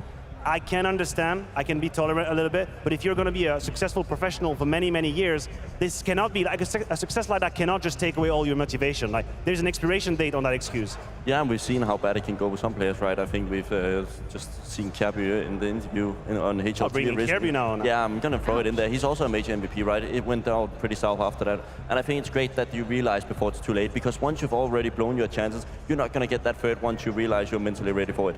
There's a lot, actually, I want to dive into from that JL interview, not least how he ended it out, Bubsky. He was giving props to the supporting cast outside of the server for Navi. Fair enough. Yeah, I mean, I also just mentioned that every team's won the Blade, right? And I think he mentions the value here of what he brings to the table. Better analyst, I think he talks about Flashy here as well, and also in the likes of Blade, who is, in my opinion, the all-time GOAT of a coach at this point. I mean, listen, he's definitely one of the most established that we have out there. Zonic, Blade, that list is very, very short. And it is kind of impressive. Blade is probably one of the only coach ever in Counter-Strike where a player will never be above him. If you join Blade, you play his Counter-Strike. Yes. He's not trying to make you happy. He knows how to win. He has won with multiple lineups. He's had superstars. He's had a go in his lineup. That does not change one bit. So he's got him on lockdown, and he plays the Counter-Strike that he wants to play. And that's interesting when you think about the relationship he used to have with Electronic, now on the other side of the server. Yeah, there's an incredible history on this matchup, actually. If you take Electronic early in his careers, he came through the ranks of Flipside. Flipside, he was an amazing player. He was the one who almost innovated the UMP back then. He was an incredible talent, and Blade took him under his wings. He grew up in the NAVI project. He left that as well when he stopped playing himself. I think it's an incredible journey for these two players together, and now they're standing on the opposite side of each other. It's kind of poetic when you put it like that, Bubsky. You're right in Poetry Live. Wonderful, though. What's the temperature check on him at the moment? Of course, massive shoes to fill with the departure of Simple, what we thought would be temporarily. Not sure how that's going down right now, but wonderful at the moment. What are you making? I think the third map versus FaZe was a very important moment for him. Because up until that point, he'd had some worrying signs. The best of 3 versus Heroic at the last event, where he completely ghosted it from start to finish, A to Z, no impact at all. He's someone that is sometimes visibly a little bit affected, has a tendency to go invisible, and I don't think he's ever going to be a carry that takes over and win a game with 28 kills, but his floor has to be extremely high. That's what we're going to expect from him. That's the only way we're going to be satisfied. I'm not in the camp of those that want him out. I actually still hold him in high regard. But again, there's only so much I can defend. I mean, I know it's tier 2 and tier 3, right? But if you go back and look at some of those numbers that he provided for other teams in the likes of Sprout, right? He was almost matching one of the greatest talents of all time, both Saiwu and also Dunk. You have to put the expectations high for this guy. I think he needs a bit more time, but we're also at the point where we can actually start expecting, especially when you have Simple on the bench, right? Occupying his spot. I'm not saying that it's all of a sudden going to be a roster change, but wonderful. The heat is kind of heating up at this point, or like the seat is kind of heating up at this point, and you need to find your form. And we're making a parallel here. In a previous matchup, we talked about Shiro being passive and sometimes not really calling his own number. Wonderful has the lowest entry attempt rate from NAVI. Like, he's not your guy that's going to unlock situations. They prop him up to finish rounds. They prop him up because he has clutching abilities. In his short stint in NAVI, he's already had a few incredible moments, memorable moments. 1v4 on the A side of Anubis. He is a clutcher, which means when he doesn't deliver this late round closer, then the gameplay, the play style just looks silly. So he has to deliver in these moments because they prop him up for that. Right, something that I was surprised about yesterday, London. There's a lot of James fans here.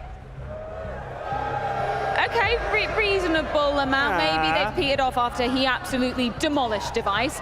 But for Jane Bubsky, Electronic coming in, they're obviously spending the big bucks. Yep. Surely he has to be, you know, at least somewhat malleable to the Electronic playstyle. Yeah, I mean, I like you talked before around that when you join Bates' team, right, you're going to play his trap Counter-Strike. I think Electronic has been an IGL. I think he's so caught up in the way he thinks about Counter-Strike that you can't sign him without having somewhat of an implementation of what he wants to do, right? And I think this is what James has been challenged with, right? He's always been able to make his own team from the bottom, and now he's standing with a superstar at his hand that is not built by his own hands, but got into the team with the likes of money. Absolutely, but you're right. If you bring in Electronic, there is no way you're just going to tell him, hey, listen, don't tell me about your Counter-Strike, just frag. Like, this is absolutely nonsensical. You want him to be able to provide you with ideas. Yes. But what I think VP are experiencing right now is that you can have the right idea, but the wrong execution, and you might think that you've done it all wrong, and then you get yourself completely confused. And these are the words that James had with HLTV. He said, now we're actually executing well. Now we're doing what we need to do, and it's working better. So you have to give yourself time to implement all of these ideas that Electronic would have and all of the philosophies he would bring to the game. Well, speaking of words, let's get a few from Flip, courtesy of James Banks. Fame, it's been a little while since you guys have been in the semi-finals, so just how does it feel? Feels great to be back to play in front of the crowd. It's feeling amazing, and I'm looking forward to play our semi-final match. It's a great experience, and we really want to win. We will do as much as possible for this. Were you surprised of how much the crowd was cheering for you? They were really going for Virtus.pro. Actually, I did. I don't know, like most of the crowd was cheering for us or not, but it felt very good. Last time I felt it in Rio. That's feeling nice. Yeah. It certainly is. Now, one thing I've seen is that this event, you guys have improved a lot game by game, but I want to see what have you been doing in between the games to try and improve, because we're seeing progress for Virtus.pro right now. It's hard to say. We're just doing everything that we can, and we're training as hard as possible, and I think we just need more team experience, more games, more playoff games, so we just need time, I think. And if it does get to Dust 2, I know it's the final map, who do you think is the better team? Because we saw JL, for example, say a lot of teams don't know how to play it, but Virtus.pro have been looking good on it. You mean on Dust 2? Yeah. Well, I cannot say they are better than us. I say we are better, but this game will show. Let's see. Flick keeping his cards close to his chest, but you know what? Now it's time to be showing them. We're going to head to a quick break, but when we come back, it's VP taking on major champions NAVI after this.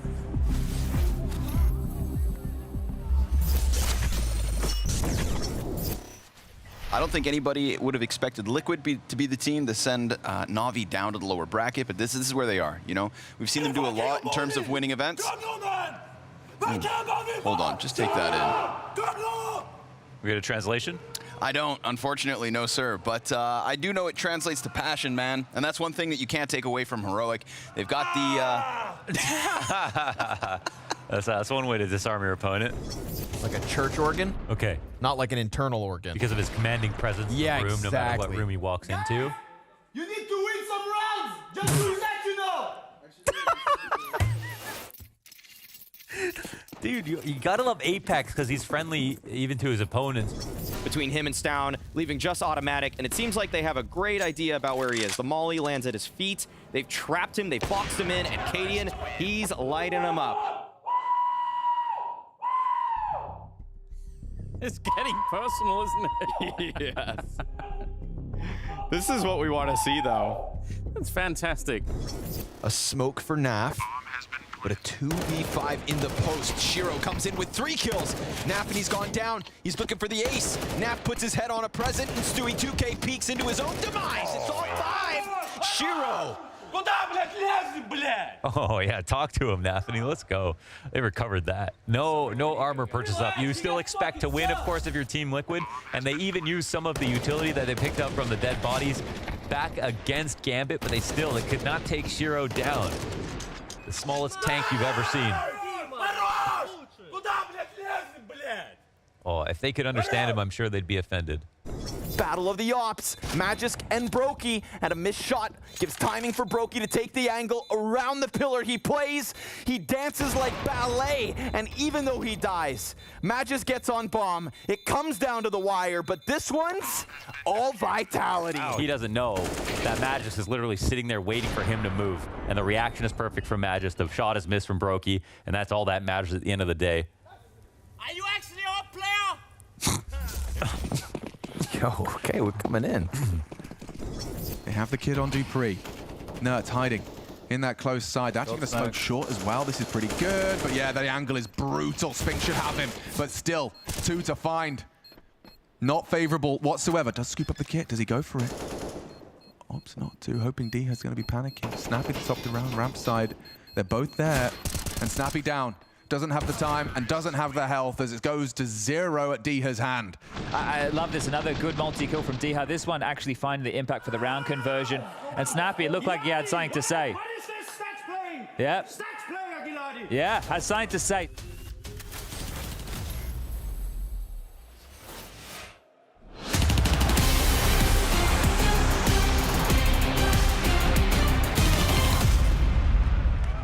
It's time for our second semi-final. Wembley Arena, you still awake? You gotta keep that energy up. You gotta keep that hype going because we have got one epic game ahead of us. Now let me just see how this thing's gonna go though, because NAVI may be made to champions, but Virtus.pro is certainly looking a lot better. We got some NAVI fans in the house! And what about Virtus.pro? Wait. Yesterday there was a lot of cheers to Virtus.pro. No Virtus.pro fans? So it's just NAVI? All right. You want to see the teams on stage though, right? I want you all to make as much noise as possible. Wembley, let me hear you! Let's see which team is going to make it to the grand final. NAVI. Born to conquer, duty-bound to win. Let's fucking Bit by bit, they dismantle their opposition.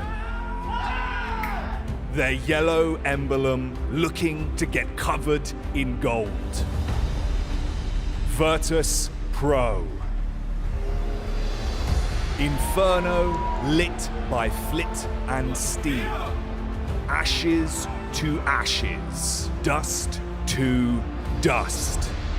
VP gave false hope only to burn the dreams of Denmark asunder.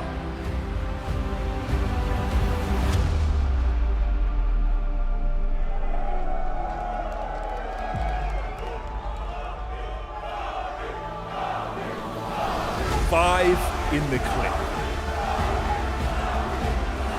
Ready to be fired. Rising to the stage.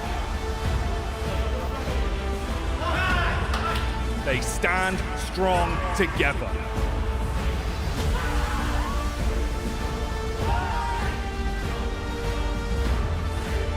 Waiting for the bang of the drums.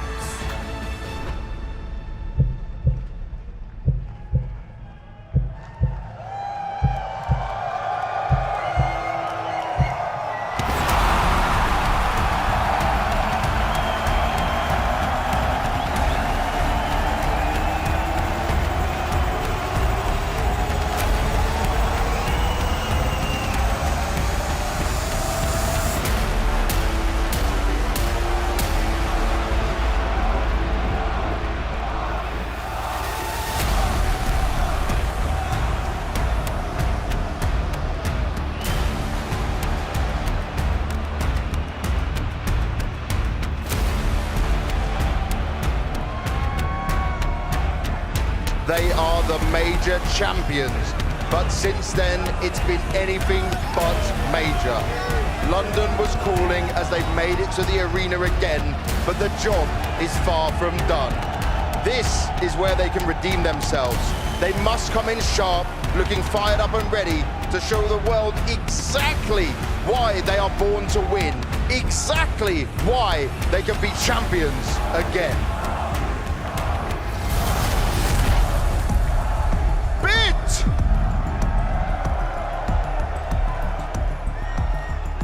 Ema! Alexi!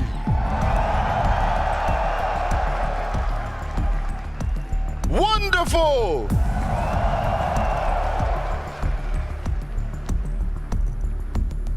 JL!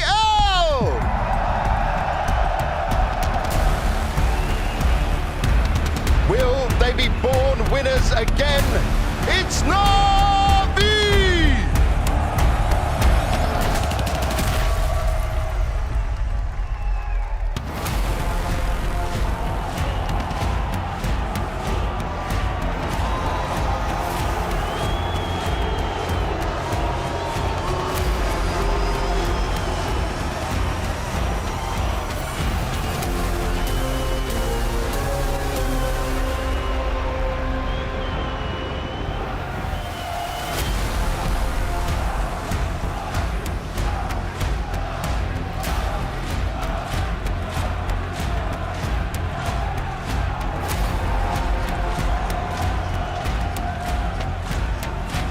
Fighting from behind in every map against the Danes. They reached their first semi-final in a very long time. They showed impressive resilience while sharpening their claws, but now it will be all about their roar. Can they find that extra level? Can they show their strongest paw? Here against the major champions, they have to show it all.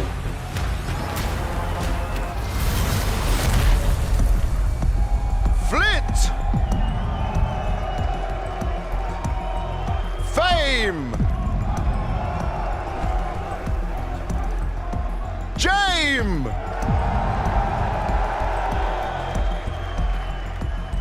Electronic! Norbert!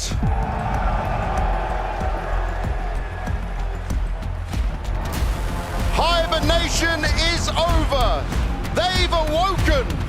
It's Virtus.pro!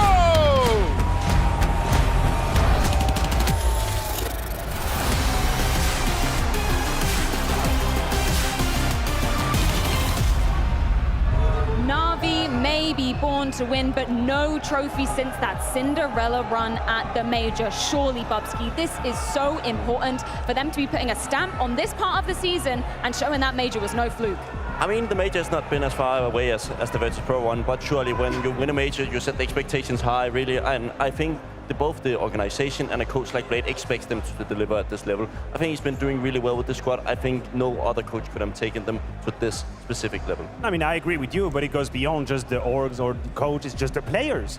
Like, how are you supposed to make sense of where you're at as a team if you have this incredible run at the major, you have historical wins, you have an incredible path to that trophy, and then you're unable to replicate anything close in the next event? Like, surely the community is going to come at you, but I mean, the scariest ghost is the one you look at in the mirror, and that was the case for NAVI.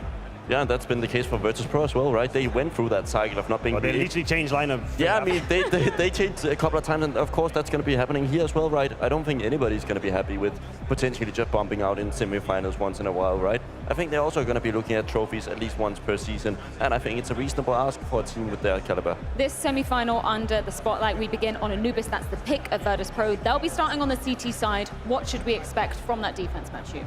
Well, what I'm realizing is that it is a punish, and every star is sort of aligning, because on one hand you have VP who stormed Vitality on Anubis, straight up. You're talking about an incredible strong T side, and on the other you have NAVI, who haven't really played the map since Pro League. So there's not like there is a lot of very recent data on it. I think it's mostly VP saying, listen, our preparation is going to be limited, but at this point in time, I don't think they can afford to overly focus on the opponent. Like, you already have enough questions that you need to answer to yourself in order to prepare that game. I don't really think anti-strat is going to be too much of an issue here for VP. No, I don't think either, but I think that's what you're trying to go against, right? When JL quickly mentioned that they both had the better analyst and also the better coach. That is sometimes the card you have to play, right? You can't underestimate the value of a good coach and an analyst because they provide you all the points for a good IGL to actually use them and convert rounds. And I think for Virtus.pro, you know, it's been a question of them just finding a comfortable home ground since the removal of Overpass. For NAVI, though, they'll be starting off on the T side. How do you expect them to be tackling it? I think they're going to start off slow and just feel out the game a little bit because they all obviously don't know how much data they have on this specific map. We said it yourself, right? So it's going to be a little bit hard to just like go in and just play your own game. I hate that word for It's okay, you can say it once per day. Okay, once per day. That's I said it once per day now. But yes, I think they're going to be taking a little bit more slow and towards and feeling out the map really. You're often as a coach going to be lay out 1 to 2, 3 rounds in the start, and then you really feel out the game from the rest of the day. Absolutely, and also we are in a flux period when we're trying to figure out who is VP right now. We used to know. Like there used to be like an archetype of Counter-Strike. You'd play against them, you'd know that you had to keep your utility, you had to play the patience game, you had to be strong mentally because they would never give you free rounds. All of it was helping you move into a game, knowing what's going to happen to you. Now we have a few questions. They hit you with the fast plays, they've done it a couple times here in London. So in terms of prep and your mindset going into the game, you have to be a little bit more on your toes than what used to be the case, which is why I agree with you. I do expect a slower pace at the beginning just to be able to deal with it. Yeah, I mean, VP were always known for, you know, being paid by the round, if you will. Always super passive, so much game time. Quickly, predictions. Who are you going with, Matthew? Ooh, I'm going to go with NAVI on that one. I have to go with NAVI in 3. I do think that their strat is just better overall, is more established. And I also think that some of the guys we were very critical of, the likes of Ima, have shown better CS, and knowing their presence, the importance for LexiB, I think that's going to be enough. NAVI in 3. I'm going Virtus.pro, and I do it for the simple fact I think 1-to-1 they actually have a little bit of better lineup, and I think the lack of maps with the new squad is also not going to help NAVI in order to prepare. One more semi-final to determine who goes through to the grand final to be facing Team Spirit. We've got our teams, we've definitely got the crowd, so it's time to throw it on over to Scrawny and Launders. We've got an amazing amount of parity here on a Saturday night at the last event of the season. Thank you so much for joining us here for the Blast Spring Finals. Yeah, the Blast Spring Finals, the last Spring Finals that we're going to be having before going into the player break with NAVI, the return of the major champions, who most certainly have the crowd on their side in this head-to-head. I got to say, I think they've won some fans with that very first major win. Yeah, we had to feel them out to see what the crowd were going to react like. I mean, it's actually kind of amazing, and I think amazing that we get that for the major champions before their last chance is over. Yes. And this is where we find out. When that last chance feels so valuable for so many different teams, right? Everybody steps into the OVO this week wanting to hoist that last trophy before things really have to fall off to the pause. But no time for pauses. Listen, London, I want you rowdy. I want you loud. I want you on your feet. Semi-finals! And only a couple more games before we call it quits for the season. So for one more time on Saturday, here we are on Anubis, in a matchup that already has a little bit of history. The 2 matches that they played at Copenhagen, going back and forth. Not every team gets a lot of VP, but NAVI have. They'll start it off with a good clean kill into B. 3 players fall for VP. And they come through smoke. That's pretty brazen for NAVI, I feel, to just kind of push their luck like that into what wasn't really even that much of an understaffed site. We've still got one nearby. Electronic takes a glimpse in through E-Box, gets what he wants, a fight, but doesn't end how he wants. So Bit's gonna take this to the 4v1 post plant, and Navi look for blood early. No, that hasn't been the big irony of CS2, is the amount of times people are coming through the smoke without even blowing it up sometimes, and jumping through on both sides. Now we've seen that Electronic has been a threat when he has dualies in his hands. But in this situation, it was such an early timing. Why would you be standing there watching the smoke so intently? So nice call for Navi, a brave one, but it comes sort of as a double win. They get the first round. They also show that they're not scared at all, and they come up with a very fast pace. Hey, I mean, it's a great idea, and like the crowd cheered for Alexi, the loudest, when he stepped to the tip of the stage. We also had Bubsky and Maniac talking on it, the coach role here, right? We've got Blade coming in with a game plan to fine-tune as well. There's no denying that right now, in VP's current transition between coaches, Navi should have a tactical edge. And I feel like the timing on that pistol, maybe an early indicator as to Navi's preparation for this matchup, right? They went on a 15-day boot camp before going into the major. Unexpected champions. Nobody could have called it, but they quoted that boot camp as being a solid reason to their form. Yeah, well, they failed after that, but coming into the last event of the year, they've also had a good bout of preparation that they've quoted, and I think maybe it could be what makes the edge. And considering their performance coach as well, I mean, the fact is that obviously we watched FaZe crumble in that grand final, but who was there to pick it up? It was NAVI. They looked sharp as ever. And this is also Alexi B breaking barriers, where he's had struggles winning a map in a grand final, right? He overcame that on top of the best team in that playoff bracket. So that was obviously a very special moment. And again, the story for a lot of the hardcore fans right now is this season was obviously represented by NAVI winning the major of the season, but also there's an expectation that you continue forward and you make more results after to prove that it was a valid run, that you could keep doing it. Yeah, that validity. And even at this event so far, it's already been pretty legit. It's top 4 guaranteed, looking for top 2. They even got the FaZe rematch win. Yes, right? Importantly. One of those matchups where FaZe even said, it's going to take 10 more games of us winning before we ever feel like we've got revenge for that major. So for NAVI to immediately turn it around after losing one best of 3, it just kind of shoves FaZe's face back into the mud, keeps NAVI on this pedestal that clearly London put them on as well. That means they have to win 20 now, right? 25, Every maybe. one series back. Just be extra safe. That early save from VP following pistol leads them into guns for round 3. So let's see what the first look is. We begin this series on their map pick before this question around Mirage, but we'll get to that. For now, first guns. You're looking at the big upgrade for VP since the last time that they played against NAVI. That is Electronic, and that is Electronic on Anubis. He's somebody to watch as he gets chased back through a carpet of fire. He's somebody who on Cloud9 were amazing. They also beat NAVI while he was on Cloud9.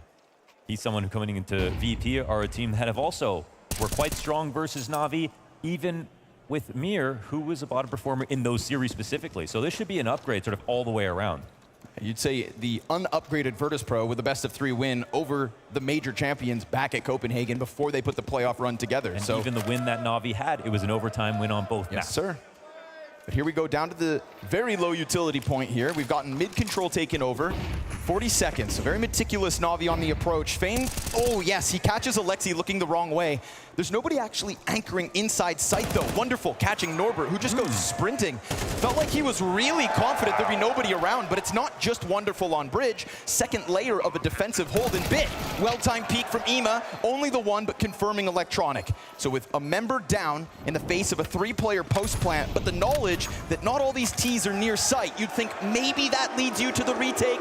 But goddamn, London hates these saves.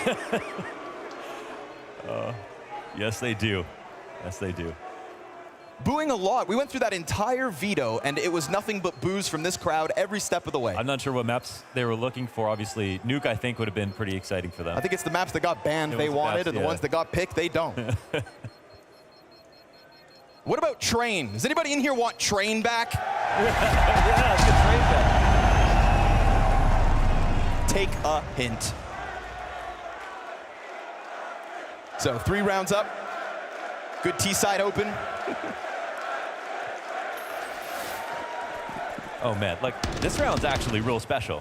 Every single player that comes catches a lurker rotating before they even start their action. Like they aren't even full guard up yet, right? They're just trying to get to the retake. 2 layers to that lurk. 2 layers to that lurk, and even the camera player catching off the CT rotation in.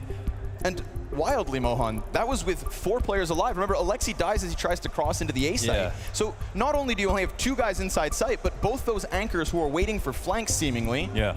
You know, you've got to have that waiting process of is this still going to be worth it? Good thing they were passive. Good thing they were patient, because it pays off in dividends. And all of a sudden, they're up 3-0, and they just sweep away the first rifle like it's nothing. If there's one thing that's characteristically VP right now with this lineup that has changed a lot since Electronic has joined on the team, of course, that's the double rushes that we see that they never did before at all. Sometimes not even 1.5. But then there's also them forfeiting bomb sites entirely and then coming in for retakes, but also getting punished for that. That's actually been something that hasn't worked out for them. the prior detail to their game plan has actually made for some interesting matches. The fast rounds are working sometimes. Pistols to be sprinkled with what was saved last round. You'd be a fool to not expect Virtus.pro to try and make something happen with the little that they have. So right now, those rifles escorting one another. It's not pistols to set them up, but just a lot of responsibility here on this 5-7 of Norbert. And what do you know? JL, crowd favorite, seemingly, gets his headshot in an instant, follows through with a completely vacant bomb site and a smoke. Oh, you thought you could take a peek. Instead, you are popped. Flit to the graveyard in an instant, and that was one of the 2 rifles still in hand. So it doesn't look like VP are going to get anything more in round 4 than they did in round 3. Yes. Imma's sharpness this event has been a welcome sight because at the major, of course, he struggled to have those, to make the most of his star player positions. And instead, it was JL to get the MVP. Even Wonderful was like kind of okay. Bit was amazing in the major final. But Imma, he stayed in his positions, but he's actually playing better in them here at the final. Still wild to me that this man on screen, 1 trophy, 1 MVP, just happens to be the first ever CS2 major. Yeah. I didn't get the trophy yet, though. Talk about setting the bar high. Yeah. And still no in-game trophy. Still no in-game trophy. Ooh. It's getting hot in here on a Saturday night. Still cold on the side of Virtus.pro, though. Without round, without real openings. Yes, you shave Alexi off the execute 2 rounds ago, but even that was already footing inside of a site. No defenders there to stop it. So safe to say Navi in control from start to now. So how many shirts do you think Alexi B has on right now? At least 4. Superstitious Alexi B won the major final by keeping his shirt on from the day before. Some could call it weird. I don't judge. You hoist that trophy. Op in the hands of James, still without a kill. Can be said for others. And no contact. We're going to be seeing Electronic kind of float out here on his own, I think, to start, unless there continues to be this pressure from Navi. Remember, it was very little utility on the approach to the A site that Navi threw out. Felt to me like they sensed that maybe Electronic can get swarmed. Considering this map is still so unfigured out, it's actually so nice to see Navi working on bridge control. This is something that CT teams are not finding a way to fight back against. They're pretending to fight here. They're leaving a little early. They're sometimes dying with 1 player, but now we've got a rotation in and a lot of lurks going on. Love this, though. It's not common. You'll see somebody up here. Flit. Oh, he sees his shoulder, but JL's cautious on the approach. And not to mention, you've got Alexi going all the way around. So suddenly that deep A control felt pinched, but in reality, B site hit. James, between 3 fronts, gets nothing. Empty-handed, Virtus.pro, time and time again. Wow, this is lovely. The speed on these timings, the flanks that are coming in, and they're working, right? I think one thing that I had a criticism for with Navi is they would like work to a point and then it would seize up a little bit and fail to make a good decision. Here, they're not really overthinking their positions. They get into a good spot. They take over mid-control. There's no one fighting back. Electronic is in there behind the door. There's no default grenades in the area. So they said, okay, let's keep going. Then they turn 1 more corner, and they even make the most of that position. They let JL take the slow route through short. Alexi goes all the way around. Yeah, this is pretty undeniable.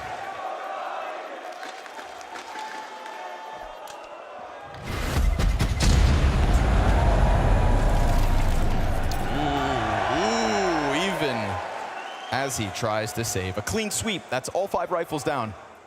We saw 2 M4s saved in the first gun round. Nothing came of that. This time with nothing at all. Yeah. It's also a game where Striker put it out there that this is the first big stage semi-final match since Rio 2 years ago for VP. You know, we talk about Navi not wanting to be called a fluke after their major win. Well, what do we do when it comes to VP kind of living the very same experience in nightmare mode? Here we are years later. Yeah. And with no peak even comparable to that of Rio. Electronic was supposed to change that. And he did already. Yes, sir. Here they are. Top 4 at least. And he's been tip of the spear, right? He has been the battering ram for VP on these T sides. It's 2K entries that weren't possible before. They also picked up a different tempo with him, right? They took Mir before, who was lurking a lot, you know, and they got Electronic, who's front of the pack, in front of smokes, getting ready to get flashed through into things. Way more aggressive overall. And James said that they have to evolve with a new team, and you got to respect that. And of course, with growing pains means they've had inconsistent results, but they're starting to peak now.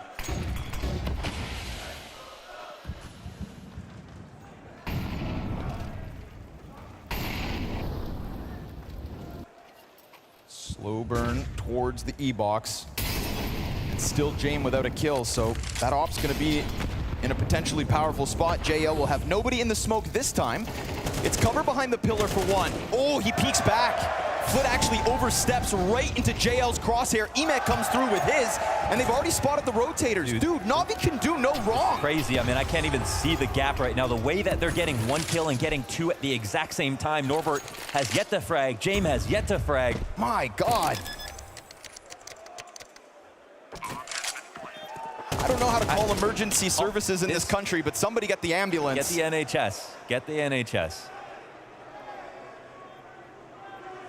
And you would think, call an ambulance, but not for me with Navi. They have a team in this veto that made this even scarier. The Anubis map pick for Virtus.pro makes perfect sense. Navi going to Mirage is picking into their highest win rate map. Make it make sense. Again, we wanted to talk about preparations and tactics. Yes. Well, I mean, you've got to be cooking something. If you've got one of VP's best maps as your pick, and your T side on Anubis already looks this good, I mean, what kind of masterclass are we getting prepared for in this head-to-head? Sometimes you're in that pregame interview if you're JL, and you have to say something, obviously. So you'd say, what do we have as an advantage? And you can get called out on certain aspects because you got to believe in yourself, and sometimes it won't sound right to the audience listening. But when he says the coach and analyst part, that's undeniable. They're way more stable in that way. And Blade has really made a name for himself in the last 4 years. And I would, not to get ahead of myself, but love to see what Halley versus Blade could be. Yeah. Right, we've been talking about tactics all week because of the coaches, so here's another example of it, perhaps. Yeah. But we also can't get too far ahead of ourselves. Well, I mean, any T-side of combination Anubis. of matches tomorrow at this point is going to be pretty much fireworks. The hope for this event were all these teams that couldn't close out their one event this season were going to play well, and they are. Electronics got a bit more support, but it's not going to help. Oh, dude. Oh, my God. I mean, this is beyond. Alexi's coming through with headshots like it's nothing. They literally came into this game like, we already beat FaZe. I mean, this is just another team now. Is this even a speed bump? Jame finally getting his first kill of the map. Can we talk about the aim? Yeah, on which player? I don't even know. Like, with one kill comes two. That's going to be a stat. How many 5v3s have there been? 0 kills on Norbert, 1 for Electronic, 1 for Jame, 1 for Flit, 2 for Fame. That's all you've got. We are 7 rounds into this opening map, and wow. I have yet to see VP.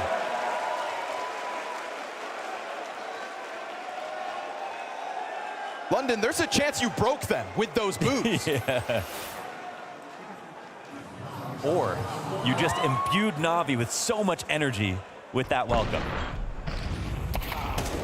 Oh my gosh. Alexi knows that was nasty. Yeah, they're always scariest when they're having fun too. He's got to give his props to JL, but it can't be understated. Those 2 kills from Alexi B just essentially win the round. Yeah. Mid so wide for the open for the taking. And we were talking about a middle where it has just been Electronic. That was supported last round. You had Flit over towards Temple, a second set of feet. What's this? We're smoking Cloud. Little skybar action. Must be Maniac. So it's Michelin bartenders there with the dry ice. James trying to float this op around, but even Jame hasn't really kind of been forcing any sort of an issue. We haven't seen a glance down Canal. We haven't seen a fight outside at B. Yeah, they're playing all the T advantages so perfectly. It's just that the aim is also making this just so stifling for Virtus.pro, but even the timing setups are not good, right, from Virtus.pro. Doubling up on the back of default. They refuse to play a standard A site on this map. Mid is open yet again, and Alexi is just going to continue to exploit this all half long. He has had his way with mid. And they just heard the poverty. They heard the MP9 on the site. They saw the two-man setup. Can't help but feel like they're just going to try to take this after some time. So they're going to try to swing for it. Couple bullets around the corner. Bit's ready to fight if you are. You want some? Come get it. He'll flick shot over. Feel the wrath. That's a walkover. James holds the camera angle. Flit's gonna get something. The only thing going for VP, but once again, dude, there's always layers. Yes, there's a double layer. So much defense in line for Navi. There are lurks in place though, right? Norbert's kind of doing his own thing. But with the bomb down, I mean, Norbert would have to get that much closer to the site. They need to kill Ime, who's trying to just cancel out saves. They're saving again. London, they're saving. And this is the #1 thing about this team at that major. Even though they won it, this was Ima sort of in that aggressive lurk role that he was playing on in Game Religion that worked so well at Paris, wouldn't translate into CS2. But now these double-layered lurks that we're seeing, it's sort of like a good amount of support for his position. It feels like it's been effective every time we've seen it so far.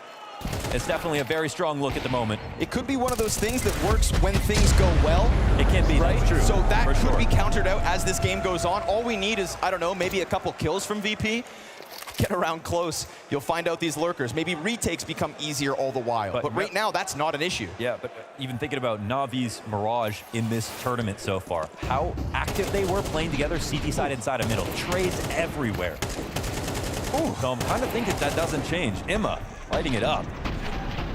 You said, can we talk about individual level? I mean, Bit with a nasty 2K spray. Ema with a glorious flick. Alexi's getting entries. JL's tapping heads. And we haven't even had to say Wonderful's name yet. Maybe now's his round. Close smoke. Do it. Not the only player nearby, though. MP9 over by the pillar. Tough job for Wonderful in here. You're in the middle of the smoke. You can't see Jack. Smoke, though. They swing. They don't go all in. A little sketchy with that smoke going down. Bit and Wonderful looking to combine. This could transition into a really fast 4-player split. They used Ammo as their 6th player here to take over that smoke, take over dark control, and now they have full control for the split. CTs need to respond. Love the high ground. Norbert's up top. Long player dies first as it's Bit to get first blood. And now you're working with so little. An MP9, a pistol. And as you're stuck behind Obelisk, only one can be put forth by VP. And I'm not talking about rounds. Even your rotator's down to 17 health before he even takes a look. Bro, they're in the trash compactor right now. They are getting crushed by the crowd as well.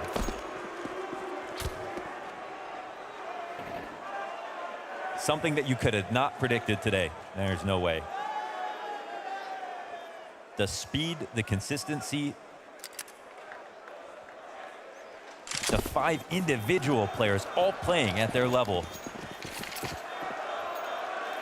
Man, this is Blade and Alexi and all of Navi cooking up a 9-course meal for Wembley.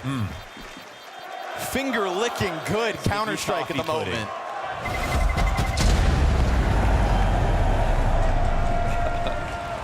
Yeah. The help sign. I mean, that says it all.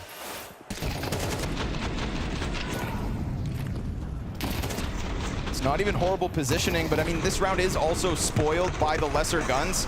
You see the MP9 get into a fight, but just can't materialize. And we're coming in with half money. We're coming in with half money on a couple of these rounds. VP are not getting great positions for them, but like again, Navi are using ammo in a way I really like. You know, they're taking over main control, not with just like flash retakes.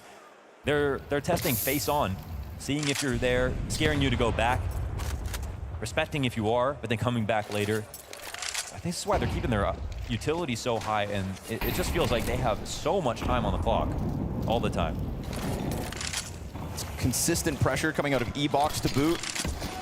A position that has not been held by Virtus.pro once. Haven't gotten an opening kill from here at all. Yeah. They'll try to take a quick peek behind smoke with the nade to the corner, but they're not zoning anybody. This is like the first time I've seen VP have a standard setup on the A side at this event. About time. In this map, we might find out why they don't play it. We'll see. Yeah, fair point. They are starting to get a little closer. Bit, he stepped up to the challenge of 2. Well, now 3 members of VP looking for him. Op is included here, and that Op will find it. Second kill of the map from James. Peek, though, by Norbert opens the other door, and the numbers were ready. Flit holds off to the E-Box once, turns around, between 2, guns dry. What more can he do with that A1S? So man advantage maintained. but bomb planted nonetheless. Yeah. And you've got JL and Wonderful. It's this fight, JL and Wonderful, or Fame, excuse me. Very key. Fame slips up, getting ever closer. JL thinking about going to help as Wonderful puts that op over to the corner. That could come back to haunt him. Tough spot to get the multi-frag. But the CT's sitting and waiting for a little longer. Molotov goes to Cave. If Fame waits this long, this might come back to bite him. He's got the kit, and that kit could be so key. You gotta go, VP. He needs to move. Bombs beyond. Oh, welcome to Wonderland. They lock down that post plant like it's nothing. And enjoyed the ride.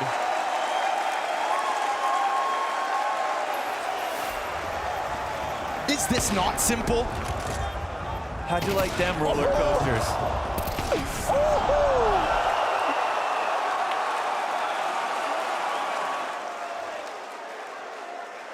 10-0 Okay, off the back of that. That was the best thing since sliced bread. You mean since beans on toast? 10-0 off a gnarly op 3K.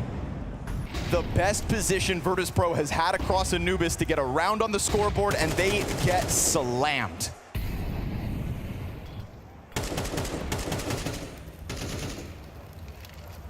Electronic cowering. Can't blame him.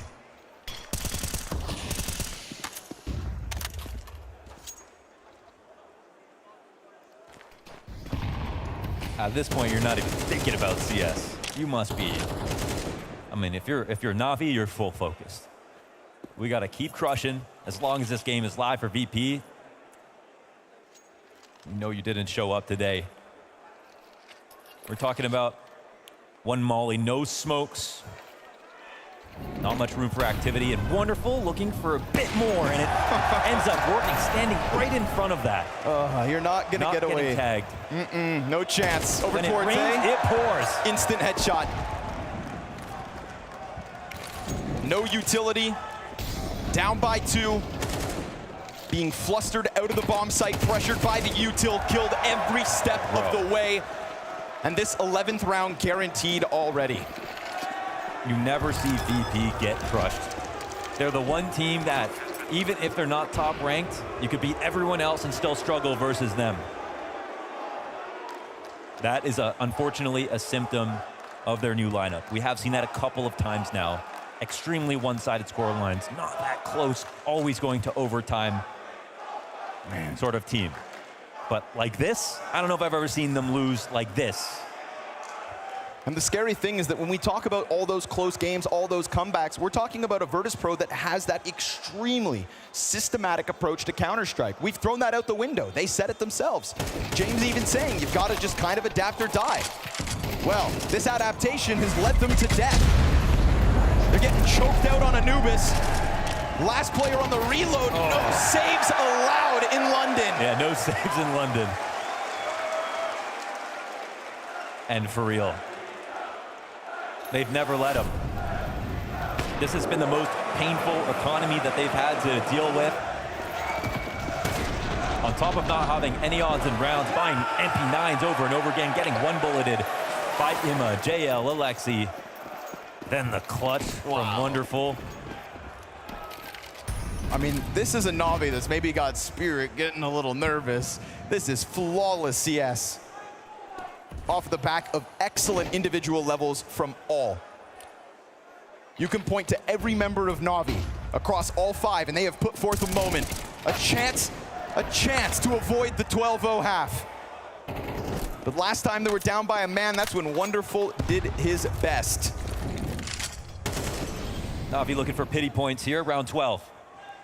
Emet snaps over, can't win the duel. So a pity point, perhaps? One little round for your half? Or is it just the setup for Bit to embarrass you?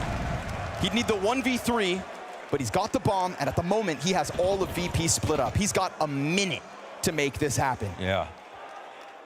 Well, have at it. Carte blanche on the round. Everyone's dead for once. Just you in the clutch. When you're feeling the game like this, when you're up 11-0, that's when you can't write off the possibility. But there it is, the one round, the saving grace The avoidance of the 13-0.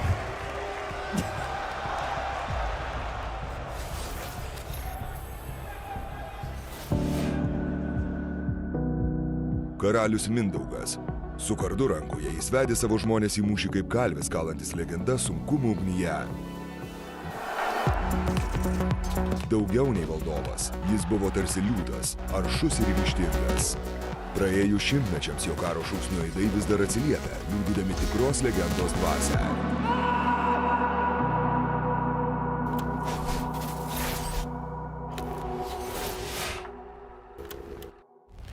Hi, my name is Justinas Lekavičius, also known as JL, and this is GG Chronicles. Correct? Yeah, perfect. We're in Kaunas, the city where I grew up in.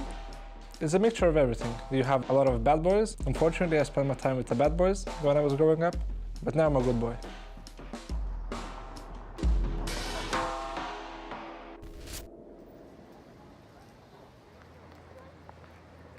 When I was young, I tried athleticism, but I broke my shoulder and it healed up incorrectly. But during those times, I really enjoyed being better than someone else. And it might be a cruel thing to say, but sports is a cruel business where only the best get all the spotlight. This was one of the main things that got me into CS, is the pure feeling of being better than someone else. The first rank I ever got was Gold Nova 3, so I was never a silver, so I'm really proud of that. I'm in here for only a couple of hours and I'm already comparing myself to people who had a few hundred hours in the game. I want to play more. I want to be better, not just my friends, but maybe the best in the school. JL pressured, and he's got himself the double. 3 kills out of JL! I think I've reached global elite in like 3 or 4 months of playing the game. Maybe 5 months. Let's give it a 5 months. I remember I used to wake up, grind CS with end practice. I would grind CS again, and just before bed, I would grind smokes, flashes. It was my regular day, just 14 or 15 hours of CS. I knew this is what it takes to become the best.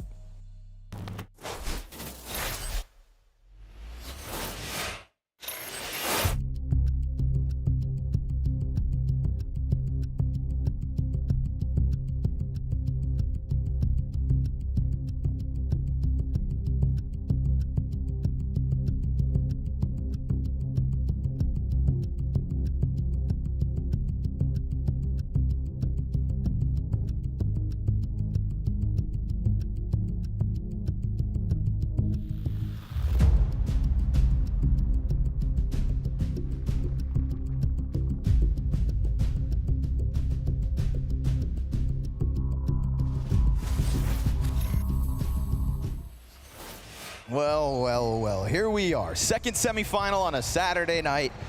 You had your banger, London. You had that back and forth with Spirit and Vitality, and you didn't know what you wanted with this matchup other than NAVI on victory lane. Yeah. 11-1, Mohan. Other than NAVI, or sorry, other than Mezzi, are NAVI British? They need a new one. They need a new one. Yeah. We're taking applications. Well.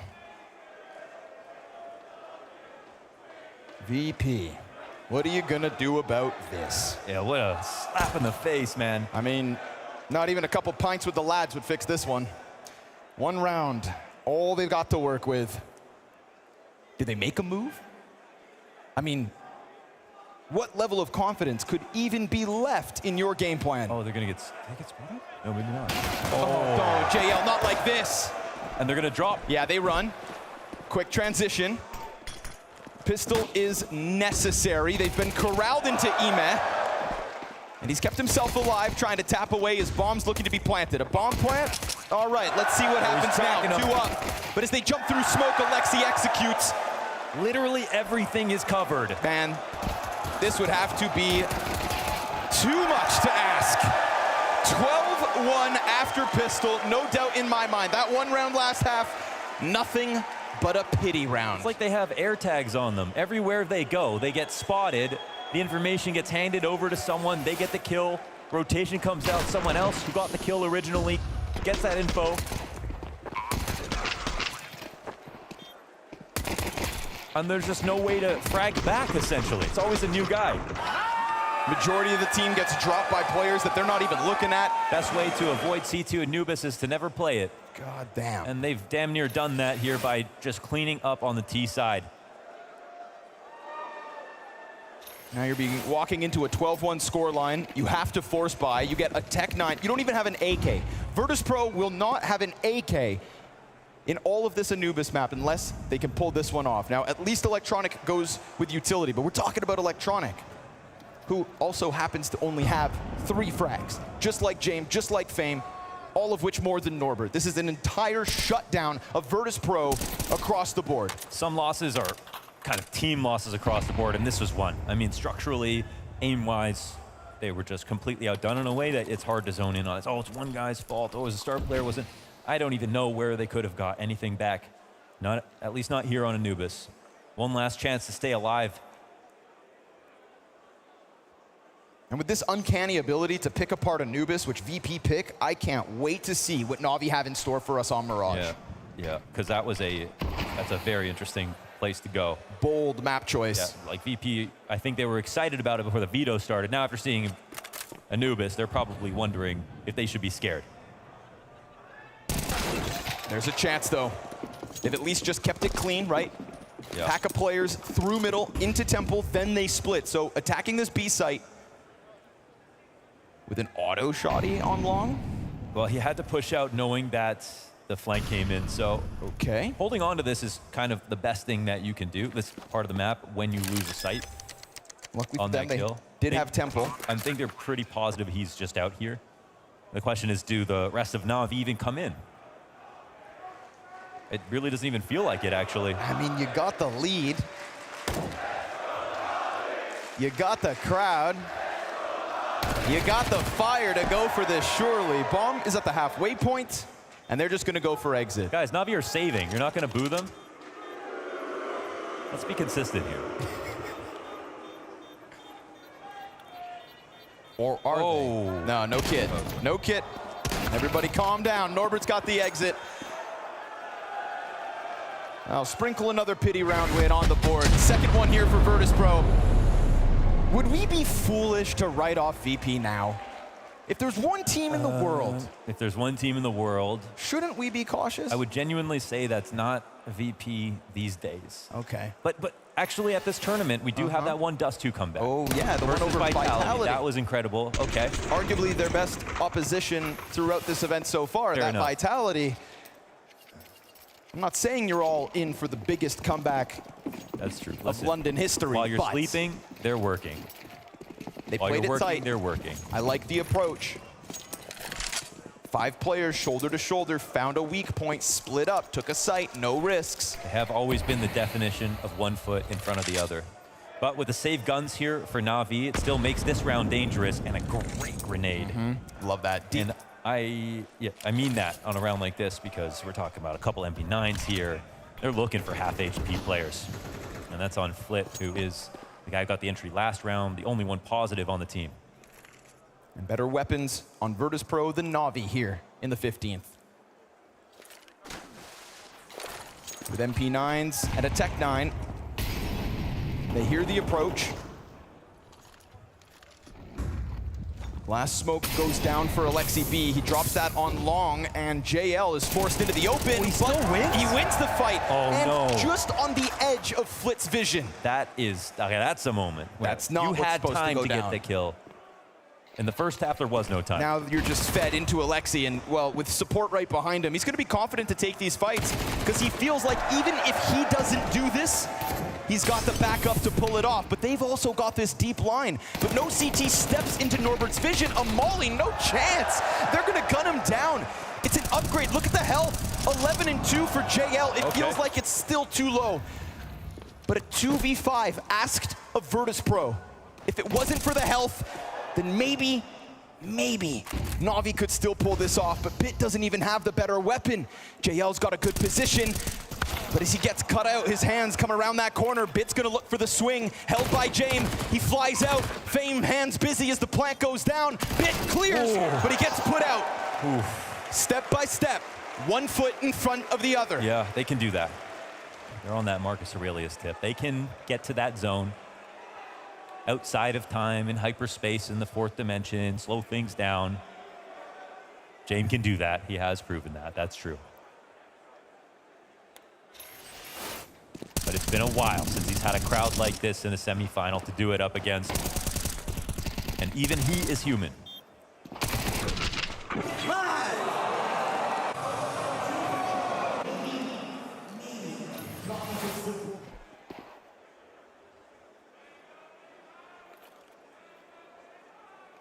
One flash to try and get something going. Bomb could so quickly transition into the B split, and at that point, it's just gonna have to be JL with a Deeg and a Dream. Oh no. First one feels good. Damage. Oh, that's good damage. That was through the wall, 74. Okay, there's no one else here. Yeah, but didn't that make VP nervous? Nice attempt from JL, working with so little, having an excellent map, 14 and 5. You know, he said after winning the major, that's all he'd ever wanted, so his motivation plummeted. Whoa, NAVI aren't going to save.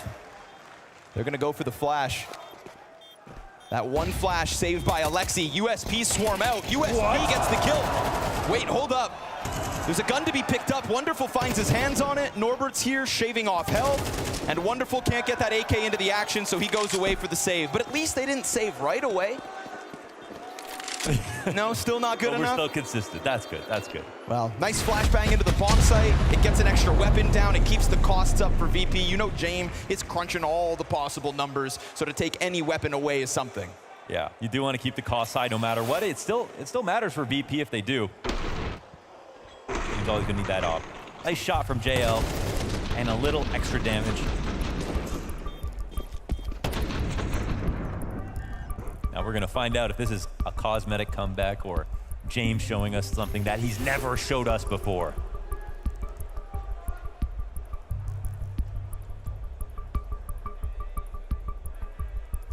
But Blade comes through. He's bought his time. No need for Blade to get vocal until this moment, right? And we've been singing the praise of the coaches and their contributions, Hallie's ability to get Spirit back on track right after attack pause. Are you going to tell me that Blade can't do it too? That's the most Blade-esque that I've seen from a coach is Hallie after these attack pauses. They have come through the next round. Even if they didn't win, they looked so much better. They had got their act together. In this case, there's nothing bad to say. The half just sort of started. So it is just about VP trying to figure out what the idea might be. But we're coming in full strength versus full strength. And VP are hearing the match point music every round. 8 rounds to go.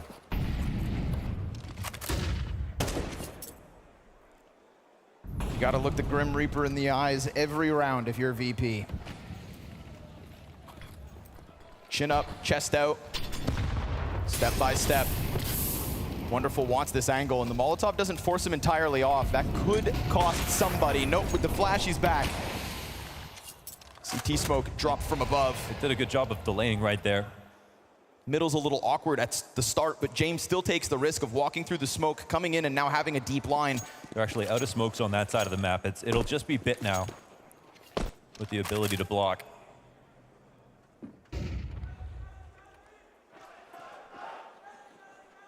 The Molly over on JL as well joins them.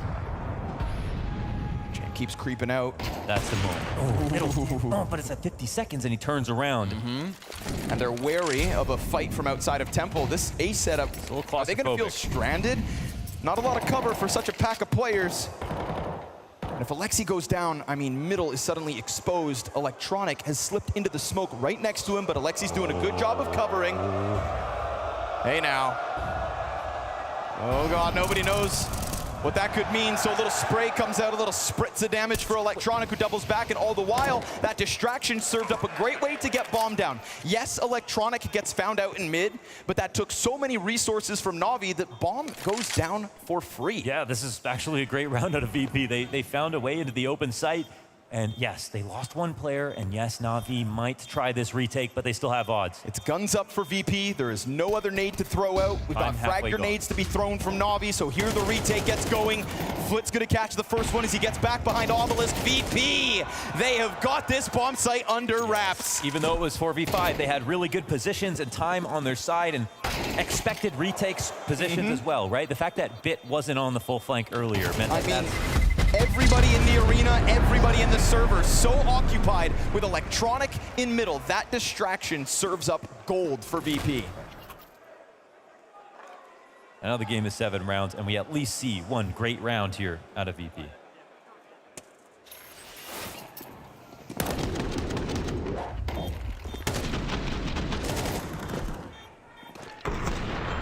And again, there is no timing for the full flank. And they slipped in there like butter. Another full buy both ways. Slightly less utility on Bit. A Famas on Imma. One slip up. One slip up. That's One trip.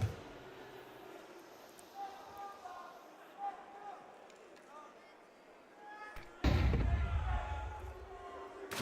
Small glance, but no overcommitment here from other side of long A. Fame starting to move towards it. It's on high alert, and he's got the high ground. Dodges the flash, turns back. Wow. Nicely done. Oh, quick dodge. Yep. Fame comes in looking to clear the corner. Instead, gets blindsided. Bit blends into the wall. Flit tries to follow suit. He gets ahead of the smoke. Oh, that could have been a huge opening for the B site. But remember, the bomb is still outside of A. Somebody has to go back and get this. Yeah, we crossed the minute mark. It's still out there. Plenty of time. They have time to go grab it, but they also have to stagger the exec. If they push this too quickly, and it's their smokes and nades that are coming up. They'll get in without that bomb, so instead, it is retrieved. And luckily for VP, there is no overstep from Bit on the other side of the map. In fact, this is Alexi calling for the A stack, yeah, B stack. They might overthink this, right? Because why didn't they just exec? So Ima's inside of the E box. And as he sits here, he's gonna have to go for the wild spray. You got bodies coming at you. Again, just the one. But Electronic finds the entry as he should. Alexi, could he be the one to close this down? The step-by-step comeback continues. JL trades efficiently, but gets caught in the open. Can he dive in? Yes, he can! And just like that, another trip to Wonderland. He slips out with the two-piece that's needed to deny them. VP and their comebacks are no longer in London. It's Navi with map 1.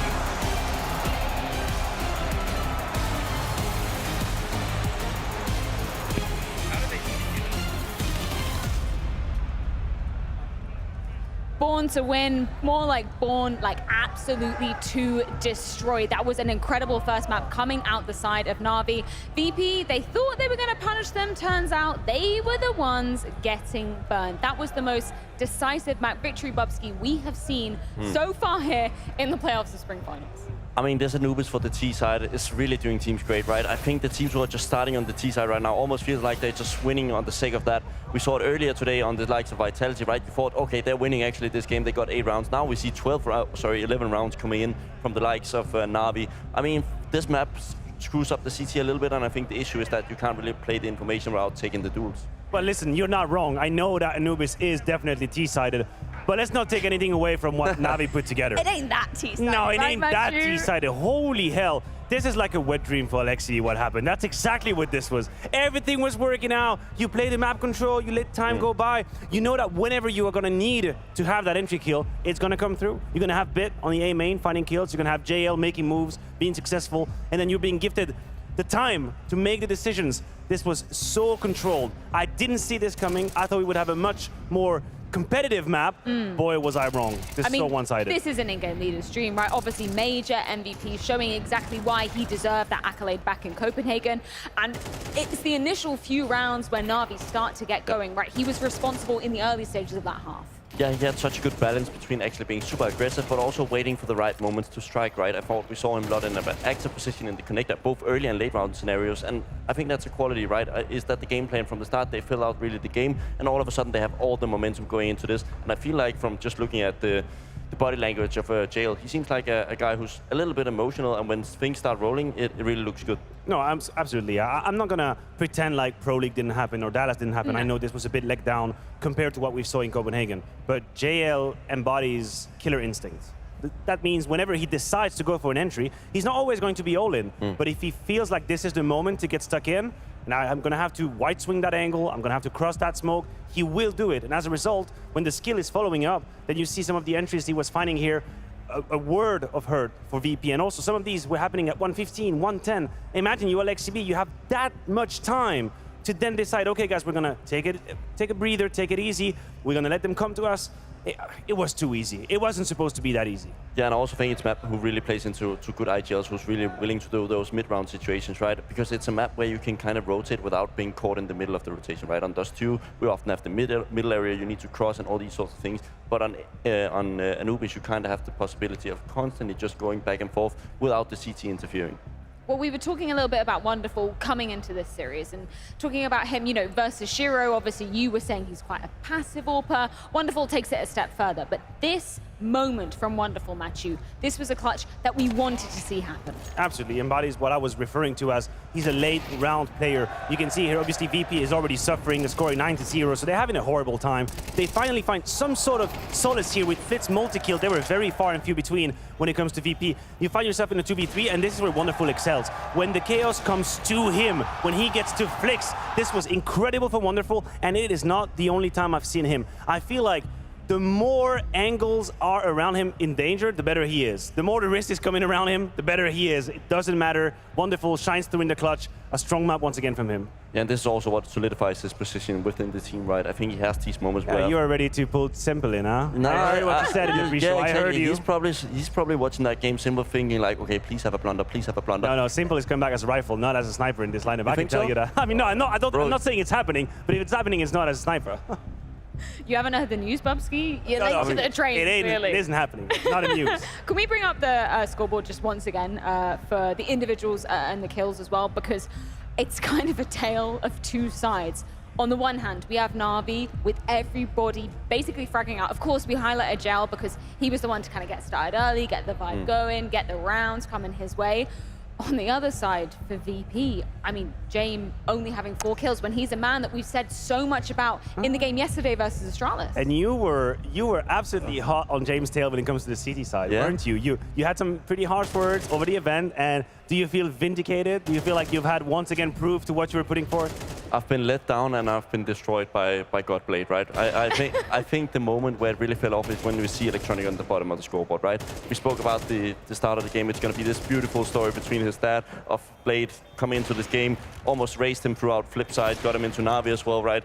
Continuing his journey, being one of the best rivals of all time. And then when you finally have to meet your dad on the biggest stage, you just fall flat.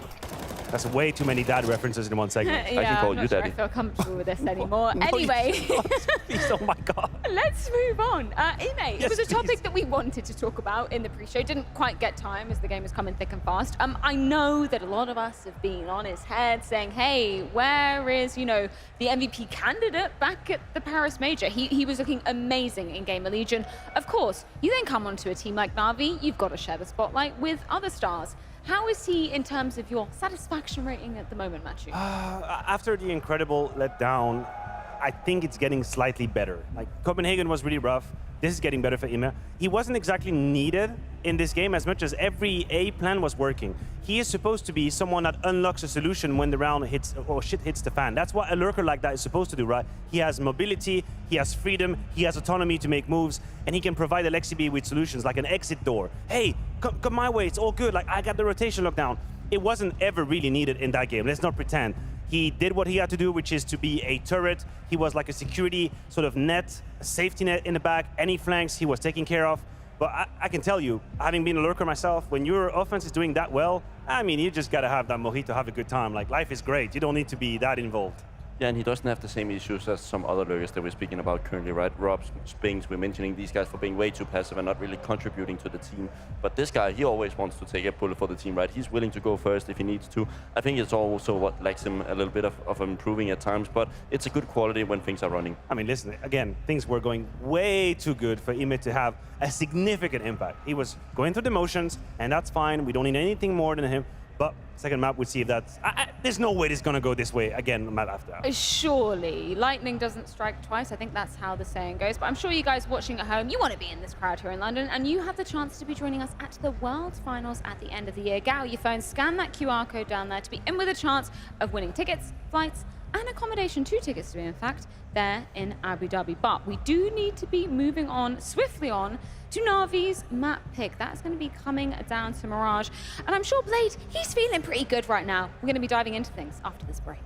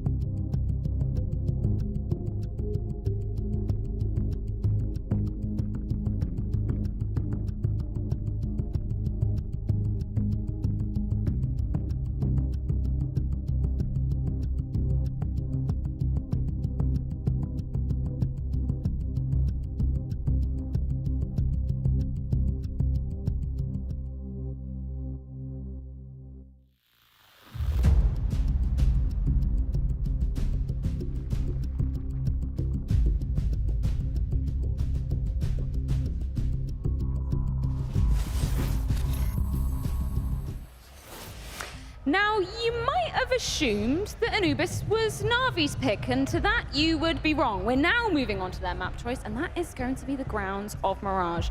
Matthew, tell me a little bit about, you know, the history of these teams on this ground, because both of them, you know, they're not afraid to play it, right? You're asking me to do like a dissertation or something, like is that a doctorate or something? Yeah, maybe give me 10,000 words on how both Navi and VP will be playing on this map. Wow, 10,000 words might be, I'll give you 20, that's my best offer. I was just reminiscing the comeback of Navi against FaZe on Mirage, and that gives me so much trust in what is about to happen here. The fact that even when getting battered early on against a FaZe that was super proactive, Navi was able to slow down the pace, figure out solutions, exploit middle for these late split scenarios. I'm sure they can do it again here. And Bubsky, let's just say my Navi prediction is looking really good right now. Yeah, and mine isn't looking too shabby as well, right? I predicted that Virtus.pro was actually going to win this game, and now all of a sudden, before stepping into this arena, right, I just see Wonderful turning all these pages, and I just see one more, and he's like 7 or 8 pages down there of like Is that a anti-spread. bad thing? No, that's really great. That means that at some point Blade sat down with them and went through all of these things, and they had to sit there and listen for what's going to be happening today. Surely Mirage is also in there.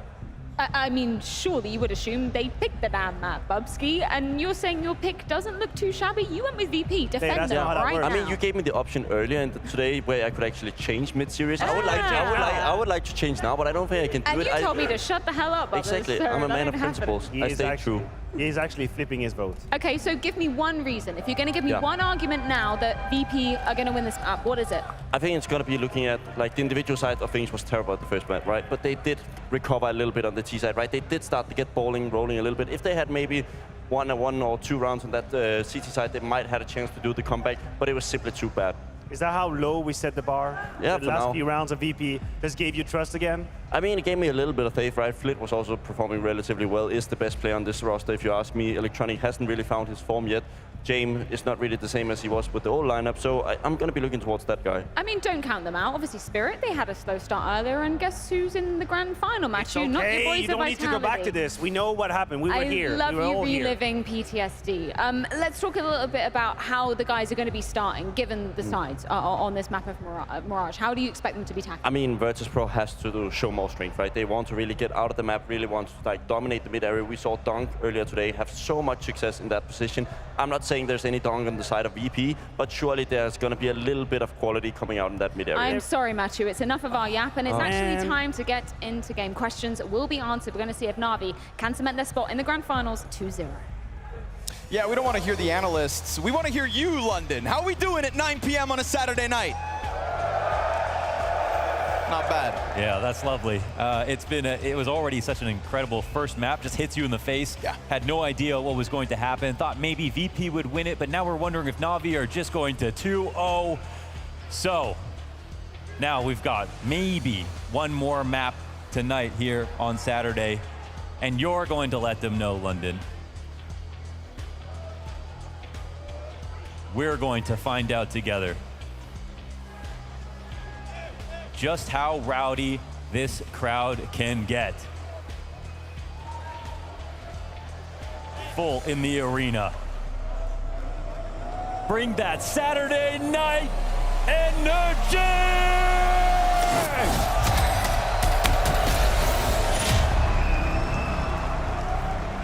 In Counter-Strike, a thing of beauty.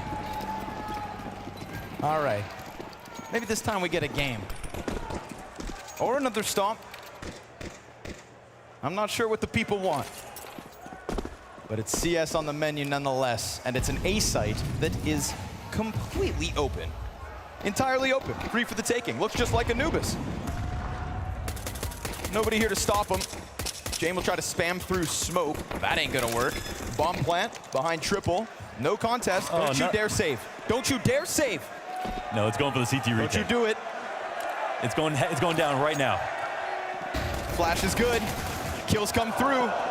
So this retake starts strong. 2 kills immediately towards Ticket. Look how stranded they are. Wonderful 2 taps. That's nasty. He comes back for 3. He's dancing on him. But the gun goes dry. He's looking for more, and he's got Alexi to give him the cover. Ooh, wonderful. In a tough spot, comes out with 3 frags. And while Flick continues to tap him down, which he did on Anubis, he is the fire starter, but he doesn't have the kit. Won't be able to do this one, won't be able to take it. The 5-player plan is a pistol for NAVI. Wonderful tap dancing around the site, getting that wicked 2K back. And that was a retake where the hard part was done. Regaining CT control is the part that usually these rounds are decided, and the CTs came out ahead. And then right here, what is that?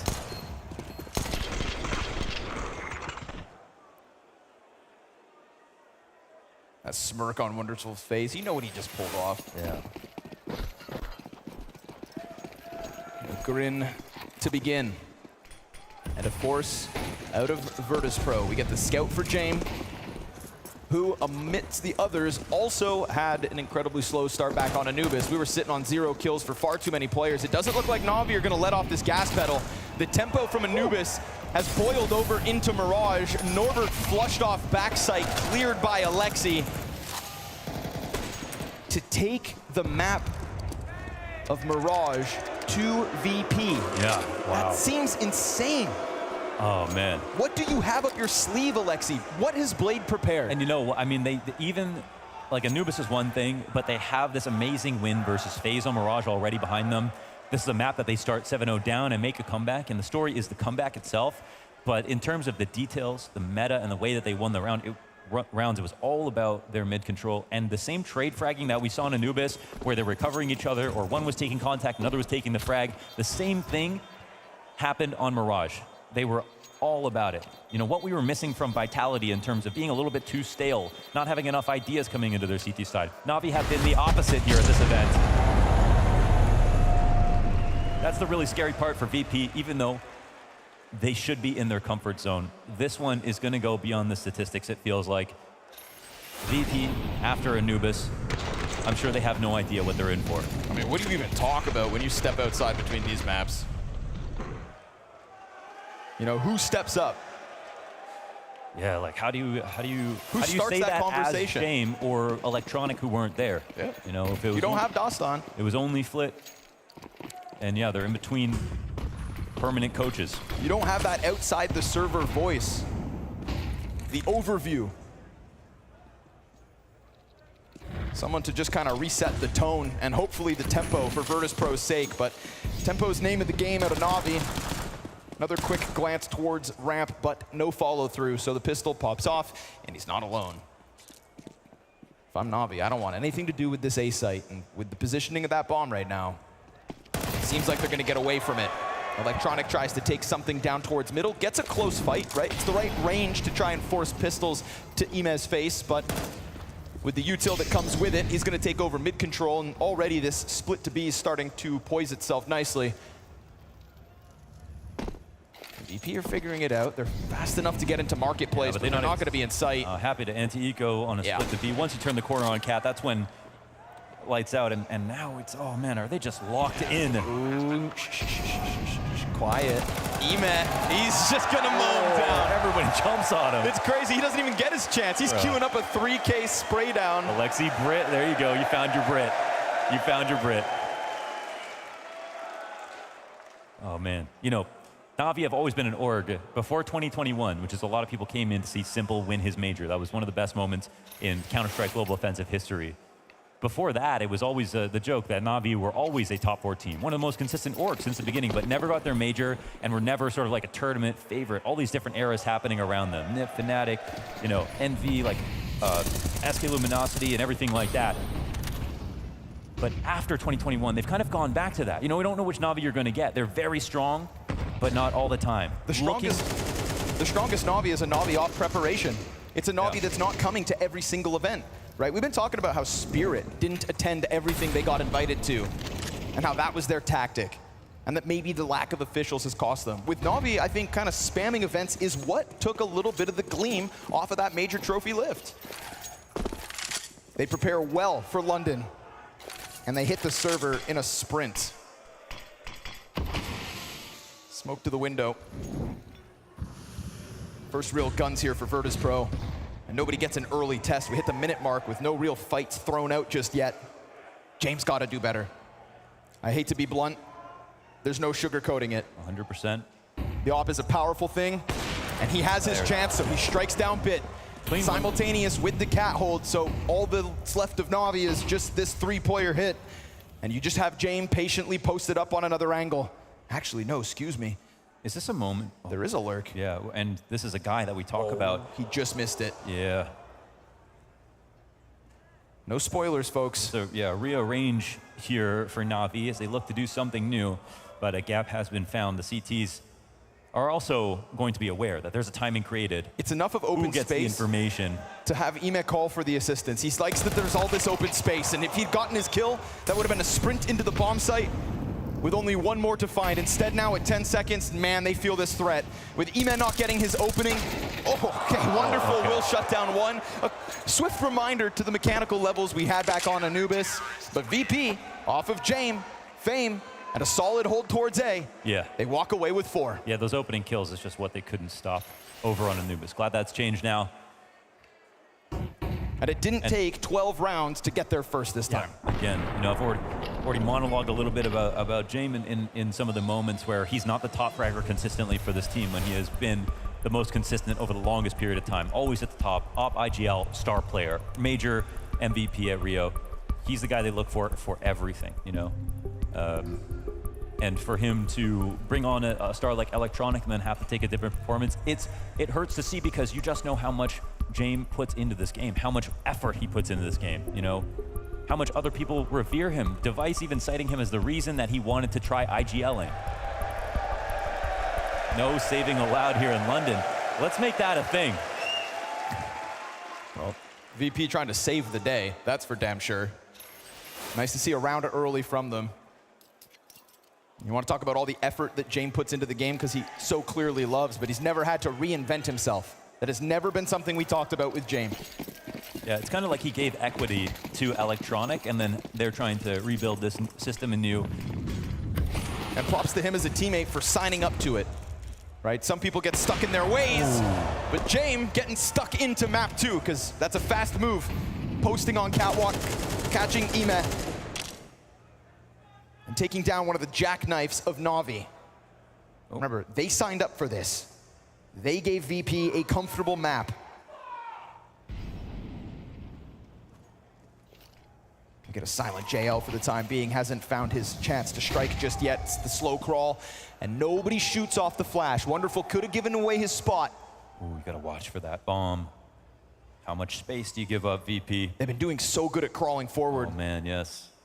It's the exact same timing. JL now takes that glance, and that timing is exactly where Bit slips into, but Fame knows he still has support.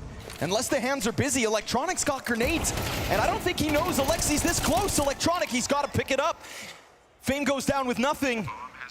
Clipped after the plant. Jaime will find his, but it's another clutch and another chance for Wonderful to shine. He turns away, back, given over.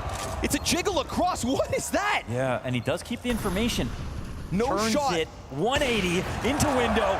Gets his and can't return. I can't believe Electronic crosses to the box with no gun in hand. Yeah. Said if I'm gonna do it, I'm gonna do it fast. He wanted to compromise his position out there at the top of connector and get visual on him, so he knew what he's gonna do next. Wonderful still nearly finds a gap to come back and fight into the window. But of course, we see Jaime at the beginning of last round and the beginning of this round be the key. 2 easy op shots. When do we see Jaime take these kind of hyper-aggressive early angles? No, but he has been on CT side, and he has been in general more these days. So that's something that's evolved even on a personal level for him on his approach. There have been a lot more pick plays with VP and Jaime. It's a welcome sight to try and turn the tide here on Mirage. Looks like we may have a game. Thank goodness.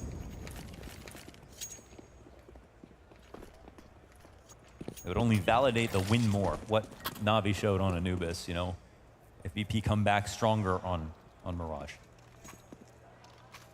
But of course, this is now the map pick of Navi. But in this series, there are no punishes. I mean, it's got to start with an individual level uptick. We've already seen it, right? Oh, wait a second. That's Jaime not missing early shots. He spotted that.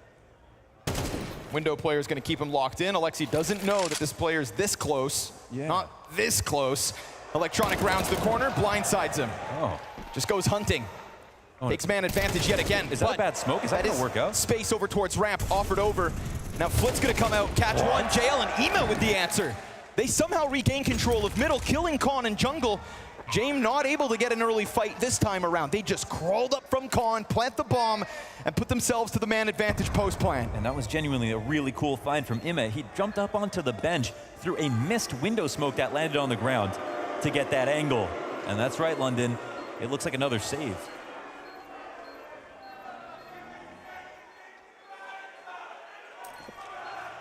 That's one of those moments of ingenuity, and it's a moment of improvisation where, you know, something goes wrong.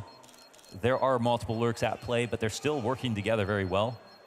And I think if there's one thing that they've definitely had to fix, it was that. They're a team with this international lineup that have done these multi-pronged lurks across T sides, and it's just when it looks bad, it's 3 players dying with no trade, and then you're wondering why they were lurking. When it looks good, it looks like this. It gets all the way out ramp past Sandwich. And the timing on that one, oh, brutal for Electronic. But happy about it, NAVI. So another bit of success early for the T's. It's going to put the money in question for VP, but it's still the full-fledged buy barring Norbert's MP9.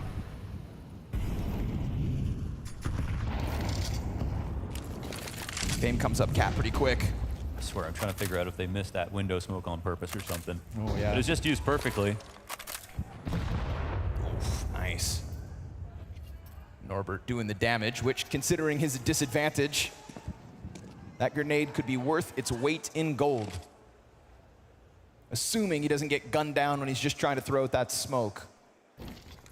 And maybe trying to plug the gap that Bit slipped through. We've got James down towards ramp, but it doesn't matter right now. It's mid again under question. Norbert on the fallback. I mean, he's so desperate to hold sight that Alexi comes gunning up the catwalk. Yeah, he let him by. They've got a defender locked in. Now, surely. No, my God, he is. Oh, Alexi! 3 kills deep. Thought Norbert's MP9 would be enough. We're talking about 1 HP on Alexi as he continues to try to keep this one going. He is the player that's gotten all the frags thus far. They made a mistake, and they let that molly miss. 70 health down on Flit. As he tries to come back between windows. Nothing. They don't find anything. Nothing to pull on here, VP. T's doing a great job just staying inside cover. When Wonderful finally comes out for a fight, he's got James scoped in, looking the wrong way. Wow. It's a bit of Anubis right now. The makeup of the rounds is a little bit different, but we're starting to get into a dominant T side. The trades look excellent. Alexi B's also having a fantastic series. Oh yeah, man. That's not just a dominant T side. We're talking now about a dominant series. Yeah. Let's not forget about Anubis. And I really want to give Imma so much credit because he's somebody that just a few months ago, you know, I was looking at it and saying this is the problem. And that now I'm seeing he's not just not running from the maybe just some flowers. Try that first. Yeah. Have you tried communication? Practicing Counter-Strike. 1 health here. That was 1 health. That's why I was so certain Norbert gets the kill. But my point is that it's still Imma in the same role, which is nice. They improved the role. They didn't run from that. Because the thing that was always perplexing about it was that it worked on his previous team. So it's just finding a new groove, just like VP have been trying to do with Electronic. Bit's got a bunch of bodies to collect here. Ooh, only gets the 1. Oh, this is a chance. It's a chance, damn it. It's the pistols flying down. That's about as good as it gets. That's the op on James right away. That's exactly what you want. And if Fame can put forth another, now we're talking about 3 pistol kills. You know, there hasn't been a moment like this throughout the series where Virtus.pro robbed 1 away. And I'm not saying that because I think it's over.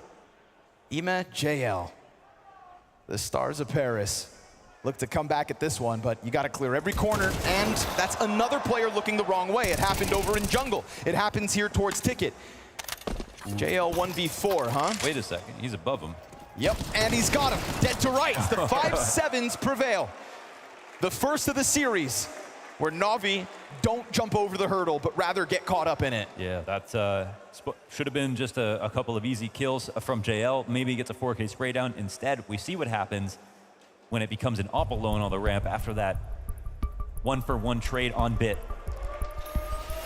And who doesn't love Norbert? Because unfortunately, we can't talk about it yet, but Norbert is somebody who has developed, I think the other day you called maybe the most improved player of the last year. And in some sense, that has to be true. I mean, genuinely, go back to the Rio conversation, From literally getting cut. People laughed that Norbert was a major champion. That was turning into a meme. And he gets cut right after, comes back, has these like 3-month period as well that has just recently come to a close where he was looking like one of the best on this team at the time. Huge moments at the tail end of 23.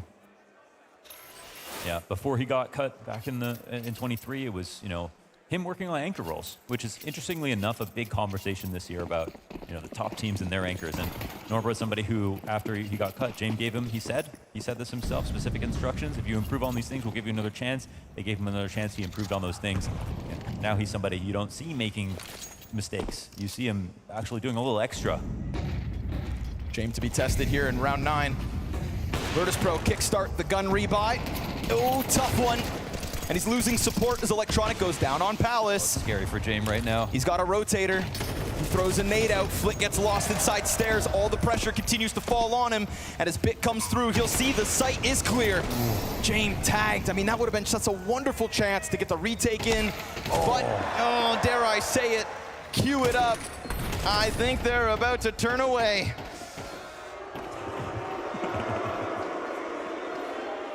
Or are they?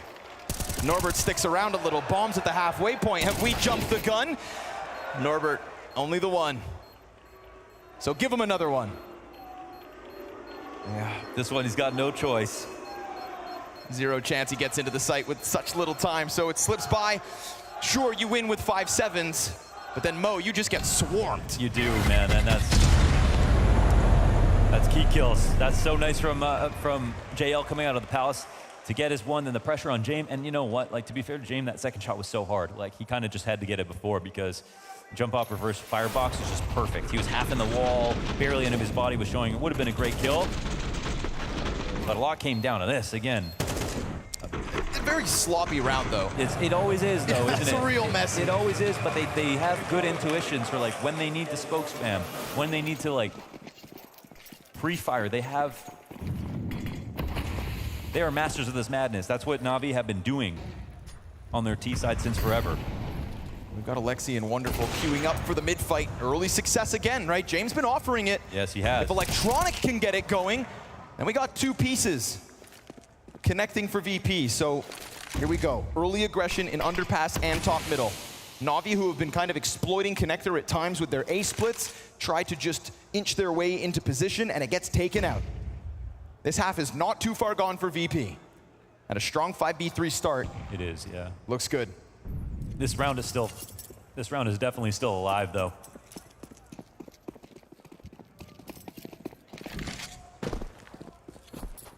NAVI have been playing it down to low numbers, low time, and they are about to get organized for their next idea. Yeah, triple molly execute is looking like what they've got in store, and when we look at the utility for VP, there's not much to kind of stave off an exec. It's one of those situations where two openings means they might not be able to retake.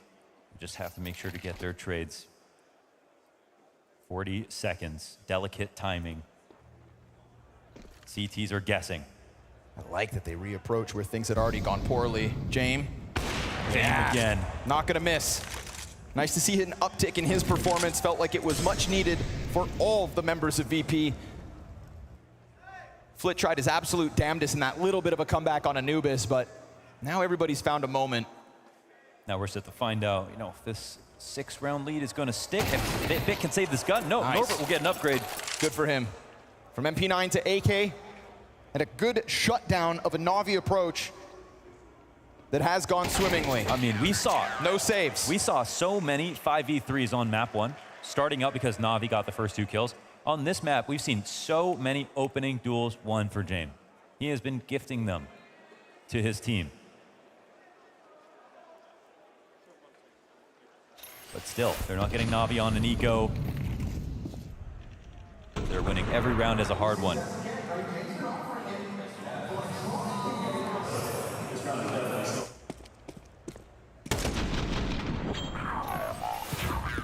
Slow crawl back for VP, and they finally do get that save.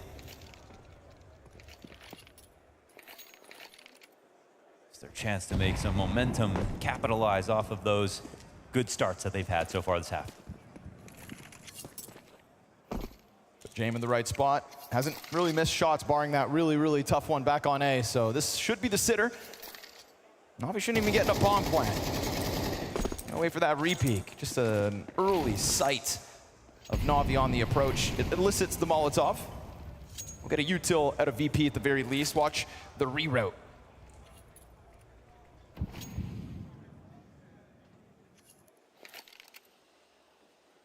They're not game planning for the ramp push, just trying to go into something new. Don't even realize that they gave up info on the shoulder spot. Here we are into underpass. Yeah, no chance. Nice attempt with your Glocks. The nade will catch Emet. And that's all that happens. One Deagle frag, all good VP. Great chance to close out this with a 6-round half. Yes, they will go out of this half now with their hands held high no matter what happens, but they have a chance to make a great comeback. And it's got to feel good. I mean, this is a team that we know loves to play from behind. This is a team that loves a little bit of mirage. Probably feeling a little lucky that they get to play this. Sure, there's a chance that Navi have created this mastermind, complex game plan to counter you. Haven't seen it yet. That's also another story, unfortunately, for VP, is just struggling on pistols. That's just been this weird thing that they have not been winning them. And that's cost them big series. Their series versus FaZe over at Dallas. One series here, they lost 5 out of 6.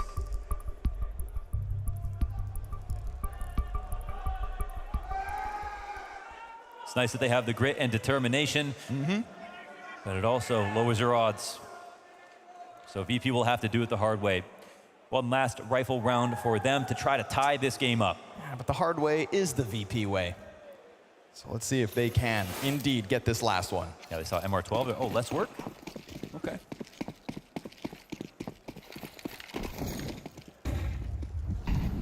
Scout for Wonderful is not ideal, but all things considered, the money hasn't been too much of a burden for Navi. Despite round losses sprinkled in. Alexi changes up position, not looking like he's going to get that early fight that's been coming his way a couple rounds. Same for Emet down in underpass. Feels like a little conditioning, though. Navi a little more wary of the potential for those hits because they have come out from VP so many times. And with that caution, it frees up Virtus.pro to go elsewhere. This is where they've made jungle weak, when they've let this connector guy sort of stew in his own misery, looking for fights, and then he ends up going to window, and we see them follow him up connector, and they don't know if it's going to happen again. Got an extra pair of eyes here in Fame. Navi are starting to guess, but you know what's coming next. Can already see it. Fame keeps looking both ways. CT smoke perfectly timed. Now, one player could fight over. If Alexi takes that fight while somebody comes through, Flit's job all the harder, but he could also line him up. A little more damage on the second. Doesn't get the reload in, then the fights start to trickle out from Palace. Electronics freed out to go down ramp though. So even by losing your sight player, you've still got a deep anchor in Electronic. He's gotta go big, but just the one. And so James left to do it all. He gets the quick scope up close, and he's still between two, but he clips him. And James, you give him space, you give him time. He'll figure it out every time. He is the wizard of the 4th dimension, in control but he of did scope. hyperspace. Yeah, and he scoped, and Alexi heard it, so Alexi jumps over with 6 seconds. Alexi doesn't have the time. It's over. He's got to chase him. Master of space, master of time.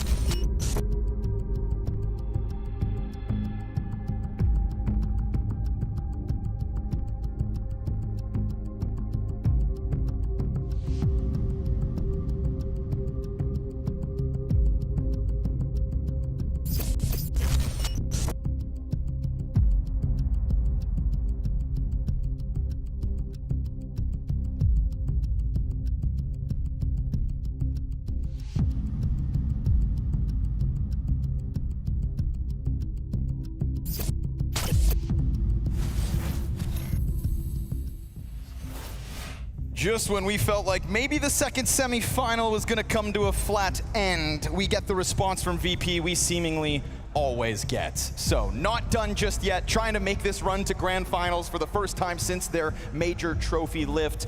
London, can I get a mezzy, mezzy, mezzy? Oi, oi, oi. Get him back in it. Get him back in it. If only we had a show match.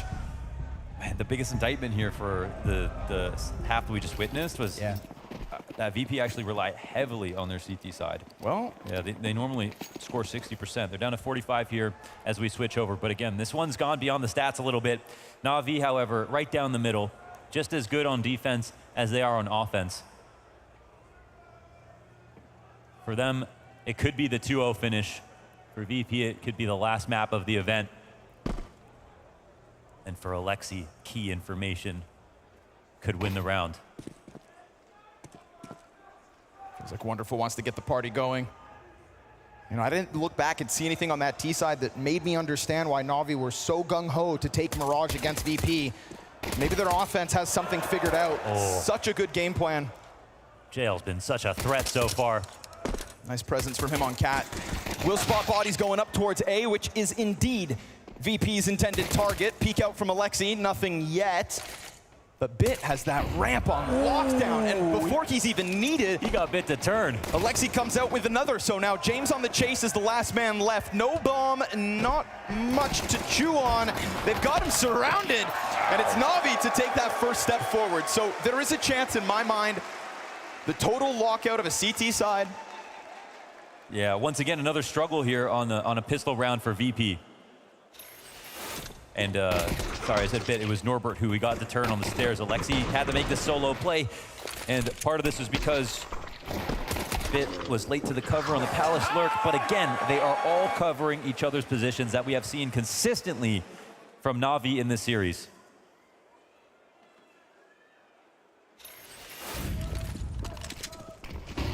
Opting to go with nothing. In the pit of your stomach right now, Virtus.pro going on to another Rico, another slow start and a half. So much work to do. They're getting calluses on their hands. They're getting mentally worn down. And we know that's what they're all about, but... You know, what kind of mental is there left to be worn down after that first map too, so... The fact is they still lose. You know, the fact is they don't end up in semifinals in front of crowds that often. Be a real shame as far as they're concerned to fall flat when they do. This map hasn't been flat. They won it with just 5-7s. There's been that little bit of X factor from VP. Strong start out of James. Forward movement from Electronic. Yeah, I mean, Electronic he's a stage player with the major. He should have absolutely no problem in these circumstances. Sort of playoffs, he's been here a million times. But Anubis wasn't too friendly to him. Here's a 4-player split towards mid. VP not in the power position, but they'll come out anyways. Ooh, no chance with just unarmored pistols. We can't criticize this one too harshly. VP never really having the chance. No bomb either to come out from Flit. But you can, you know, because it's MP9s getting the kills. That's more money made. It's more players that don't die. The scary part is they go into the next round, and it's NAVI who have a bonus to play with. They can literally they have extra things that they can try to do against you. Plus you lose the lead. It's important to get 1 or 2 kills even when you've got nothing. And in a game like this, they need every little bit. And so they'll buy now, and they have better guns, but they have less grenades. NAVI have less to lose because they saved on everyone. You know they're going to try some kind of sneaky tactic to take advantage of their MP9. And actually, there's a spot from Flit. He's a little early, right? Because they don't come to top of middle, so they're not ready for it. No chance. Bit you can try. Dancing with the devil as he jumps back and forth in the underground, but you're not going to escape that one. And Jamie used that chance to actually get out top middle, so yeah, sure, you got some kills with your MP9s last round, but now you're also stuck on them. That was a weird use of the gun when they didn't have anybody holding off the top mid-cross. Didn't get that kill back either. Even his fallback would have felt nigh impossible. So we get the reposition out of the mid players of NAVI. Molotov to prevent any kind of a window jump up. There are indeed players down here, but Uh-oh. It looks like Navi are reaching for the forbidden fruit. Yeah, just hoping it. The save. That ends up going back to this site. I mean, they don't know if they're running into the open site just yet. As we're about to see, this is going to be about a low resistance plant. In the very little bit of a T side we did get out of Virtus.pro back on Anubis. 4-player pack out middle, everybody crawling together slowly until you saw an opening and then swarm. And we're going to get that here. VP, find that path easily up into the A site. No resistance offered by these SMGs. And it's a save mode, but now you're stuck with them again. Yeah, it's actually kind of awkward because it's nice to keep your guns into the next round. I mean, the big benefit is keeping armor and whatever little bits of utility, the one piece of utility they have. But, you know, you're not exactly looking forward to buying up and then keeping 3 MP9, though they get the upgrade here for JL. But what we just saw right there in the underpass crawl, you know, normally if you have a setup inside the window, the inside of middle, you have one guy watching for the lurk out through underpass and one guy holding top mid cross. And in this case, they put their best gun in underpass and just spotted top mid, but weren't holding it. And the whole point is that normally the underpass guys won't come out unless top mid gets taken first. So he felt safe, but they went and checked it, which was pretty passive from Norbert. It's even just a shoulder peek. He could have got the kill right away. So you have to wonder why they wanted to take that kind of risk with no way of getting the trade back, no way of even getting their gun back. Look how awkward this ends up being. He actually, the M4. He's actually fine, as you can see, if he just stayed up there. Well, fine until maybe he has to fall back into Jame. But that's the thing. Why is he going for that play and no one's holding his top mid cross? Or if it's just the MP9 in the window. Yeah, maybe because they have MP9s. Wrong tool for the job. So Blade comes through. Second timeout called from him on this map. Definitely not the easy affair we had back on Anubis. This is more of what you get from VP. Never, ever, ever going down without a fight. Blowouts are so uncommon, which is what made Anubis feel like such a spectacle, such a one-off. So if there's one way to get back into the game, it's like that. They save 5. They get their 1 kill. They know that's a similar buy coming out from Navi this round.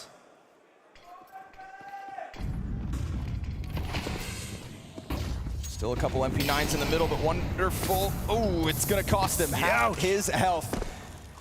He did not want to stick around in middle. Better to get out on 40 than 0. And VP, did they sense an opening, a chance to crack this? Oh man, wide? but it depends if Wonderful takes contact, if he spins around. Because you've got a ticket player with a nade out. They'll forget about Emma if they're not careful. The lurks are also very far away. No one to put pressure on the bottom of connector at the moment. Oh, it felt like they could have pulled the trigger, but they don't. The CTs are thinking. And so is Jame. But as they think, they also shuffle these positions. JL has come over to throw himself inside of A. In terms of the numbers game of round 16, pieces in the right position. This is going to boil down to frags. We've got enough utility for the execute. That could very well. Emma's the key guy to watch. You know? What if a Molly lands on him? What if he gets flushed out of here? Ah, the smoke will buy time. He puts down one of his own as well. At 45 seconds, CTs drop their smokes. There are none left for them to throw. This is crazy for how little information they have, because at this point in the round, VP could be doing anything. They don't have top mid. They're not pushed B. There's no one on cat right now, and yet still, how do they know this? Such a stalemate, man. It's the battle of the minds, and the first shot's Wonderfuls. So the timing has to move forward at this point, and there you go. Tetris player dead, Palace held on to, Navi positioned to perfection. From beginning to end. But we don't know why. That was an inconspicuous Virtus.pro, the way they crawled around the map. And when JL talked about preparation coming into the series, you have to wonder if this is one of those rounds. You chose Mirage. You chose Mirage. VP, a questionable choice. But that round, the first piece of evidence, I would say, out of the rounds we've had on Mirage that says, Navi know what you're doing. And we also start with a very light piece of mid-control with Wonderful jumping out with his op, then getting away into connector, and they leave mid the entire time. Like, that is scorched earth as far as they're concerned. They sit back and they take all the choke points around it, but they don't even go back in. There is a hard read in the situation, and it pays off big time. Crazy how few players have died from the winning team in these last few rounds. This will keep Navi at a 2-round lead.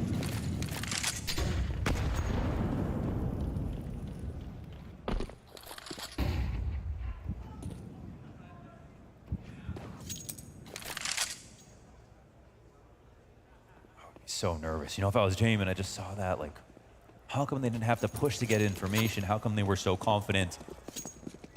And what do I have to do differently? Right? What else has been figured out? What else do they know? Alexi, like a worm, just burrowed in James' mind. Scary place to be. He's probably in there with Blade. It was okay, you know. He had an escort. Misery loves company. And Electronic loves this smoke, man. This, oh, it almost gave him a chance to peek over. They're gonna go for connector and Flit. Oh, he's been good, but he doesn't get himself that second. At least he stays alive. Creates space for the wide swing. Eman, nothing to offer. JL with 2. He just locks down mid on his own, and guess what? He comes over top of the stairs. Electronics on the other side of smoke. He keeps his head down. Electronics right there with him. Everybody's inside of the smoke. It's getting weird. If Electronic takes 2. Oh, he's at his 3! JL's doing everything on his own. Everything he has to. 14 frags deep on Mirage, 2 players to get off of this bomb site, and you know Fame doesn't feel comfortable. Feels like that retake could come out from CT, but that is not the case. It's Norbert to drop Alexi. JL's gonna take a bit more damage. Nade goes over. What? Wonderful's wall bang, fantastic. They have no smoke. Fame sits back, sight bombs going fast. JL's hands busy, Must 2 be seconds, and he gets him off in time. No chance.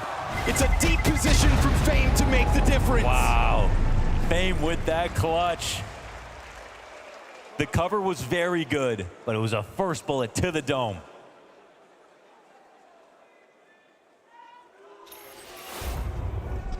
Whoa, man. JL. Wow, what a spray transfer inside of Khan. And then he got a little nervous. Went to look back, seeing he couldn't get back up against the wall. And Electronic, man, he has spent a little too much time in smokes in a few rounds so far at the spring final.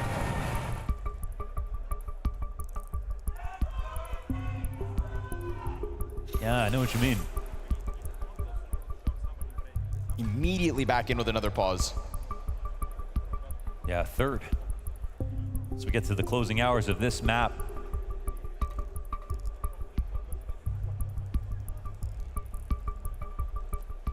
Navi were glowing coming off of map 1, but now they've had to put in the work. And again, taking this map as your challenge, you always had to show work. You don't enter this realm without preparation, but yeah, time to put pen to paper. And Blade has been lauded recently for the amount of information he can get across clearly in these pauses. And, you know, going back to when he was a player, this is something that he kind of struggled with. His teams would lose to time sometimes, but this new Navi with him sometimes after pauses is incredibly dangerous. Felt like Ema was destined for Bits, same problem, getting caught down in underpass, but he just shaves those bullets over top mid box, and James dead so fast. That's the fight Bit never got. Look how little this game has had to do with a B for Virtus.pro. When will that come back to haunt them after losing a kill as well? Wonderful's rock solid. Man, that's just walking into your death. Bomb's in a weird spot as well. He has not been dropping those kinds of moments, always being good for one. The risk of going further. Ooh, but they see the cross back, and that's information as well. We crossed the minute mark. Decisions will be made at some point, and who has the liberty to move around the map? It's NAVI. They have 5. Oh my goodness. You could tell every bone in their body doesn't want to even try this, and I swear it looks like they're going to go the pacifist route. This is Virtus.pro, maybe one last reorganization. One last chance to hit a site. Will they do it? They'll run to Palace for a sanctuary at the least. Critical kill coming out of Ema, who otherwise is having a relatively quieter game, right? There's this wonderful JL combo that's kind of keeping Navi elevated at the moment. The 2 stars in this moment, this second map, it's them. That was one thing that I could not criticize about Copenhagen. JL was so impactful. Like you know, stats are one thing. I mean, the fact is, like, obviously, like his rating was great, but like as an entry for the player that he was, obviously not a likely MVP for a Beaker. Cypher in the house. Oh, hell yeah. Oh, he's unconfirmed yesterday. Yep. Yeah.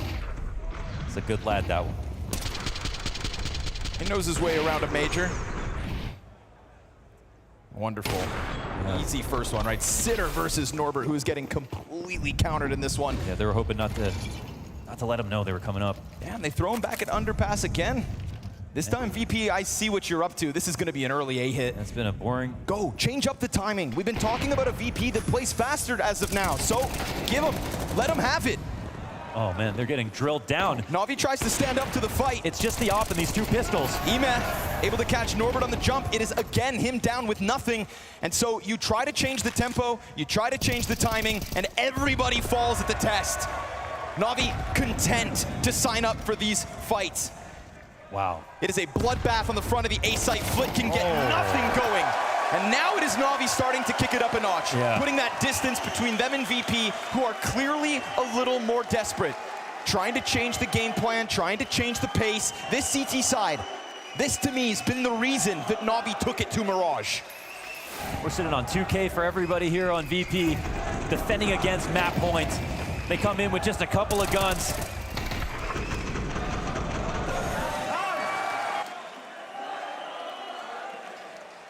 So do they try to change the pace again? The sun's going beyond the horizon. They don't have the guns. We got pistols for Virtus.pro. They're gonna have to concede 12. We're looking at Na'Vi with 4 map match and grand finals points. A little adaptation. Ema's been floating down towards underpass, so try to catch him this time just with pistols. Starting to feel like we're about to lock in our second grand finalist.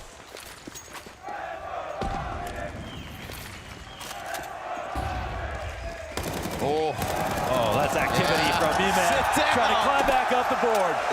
Yeah, he's not going to fall victim to your P250s. Wow. Na'Vi can sense it now. Haven't they put on a show for you, London? Na'Vi, what a performance tonight. Got a little sketchy in the first half of Mirage. Things were looking a little more timid. Just didn't feel like Na'Vi had everything quite figured out, but now they're starting to ooze a little confidence. I think they knew, they weren't going to do what they did on Anubis 2 maps in a row. They're just happy to have got that done. Yep. And now that they have this distance between them and VP, now you can start to let it loose. And the pistols, things are going their way. This is a Na'Vi that were going to hope their individuals would turn up, and they did. And it's another A play. They're going to try it fast. Try and try again. Looking to get this one done with a little electricity. Bit, blind, and done. No support being able to be offered through these smokes. JL tries to flick over, but Flit nails him. And so it works. The second time's the charm. At least to put down that bomb. This continuous utility that keeps flying forward, though. They're just burning their own mollies inside of the smokes, but it is enough to deter Na'Vi. So VP know what they wanted. They try it twice. It's wild. It's wild how adamant they are about just taking the site. Like, they haven't even really tried mid until things got hairy. They have not even thought about going B. This is looking a little bit like Ents. Been an A simulator. Different timings, similar tempos. What I like, though, in contrast, is there's no electronic pushing through smokes to stand on stairs. Everybody locked into that bomb site. Yeah. And for once, they get the A anchor down right away, and they have their right side smokes up, and there's no one else playing ticket. So it's a 4-round game, but it's an opulent Na'Vi still. I think they've got enough, or maybe not. No, we're talking about an amazing amount of money on Ema, and wonderful with 5,900, but not enough for. Oh, they already got the investment. Okay, it's like, I swear they should have had so much money, and they've got so much left over. Spread back out, VP. It's not the all-in that got them this far. It's something a little different. A little presence elsewhere, but you can tell the intended target's still the same. I like that they try to change it up slightly. Yeah, I guess so. But aren't you just putting lipstick on a pig at this point? It's going to be hey man, to each their own. Hit. Smoke down on ramp. Just as VP are starting to knock on the door that they had just previously slammed off its hinges, but this is not CT sat behind smoke. This is Na'Vi in the thick of it. on the brink of a grand finals. Ime, he's got blind targets. He's got mid to work with. And the A-side hold. Wow. Capable, but questionable. Your major grand champions come to London and they melt VP in this semifinals. Anubis, no question. Virtus.pro drowned. Yes, indeed, NAVI kicking VP to the curb and their first grand final since that all-important major back in Copenhagen, and we all know what happened there. Sure, VP made this map a little bit more competitive, but NAVI through and through Matthew, well-deserved spot in the grand finals tomorrow versus none other than Team Spirit. You're absolutely right, and the fact that this second map was competitive only makes that victory that much more deserved for NAVI. Because you might be looking at map 1 and say this was a flow state opportunity. It was just a one-time. Don't worry about it, VP's gonna come back into this. No, no, no, no. Even when things got a little bit more close, NAVI displayed such good decision-making on Mirage. That CT side, full of good gamble, full stacks. Look at JL. How many times is he on the A side as a catwalk player ready to help out? This last round, a good example. Ime is committed to the sandwich position. He's got Bid helping him. Why? Because they know they have wonderful up top mid. They have read the book. They have forecasted the execute, and NAVI is deserved the winner today. Yeah, and huge respect to the guys with the long hair, right? Both in form of Alexi B, right? Really calling a really good T-side and CT side.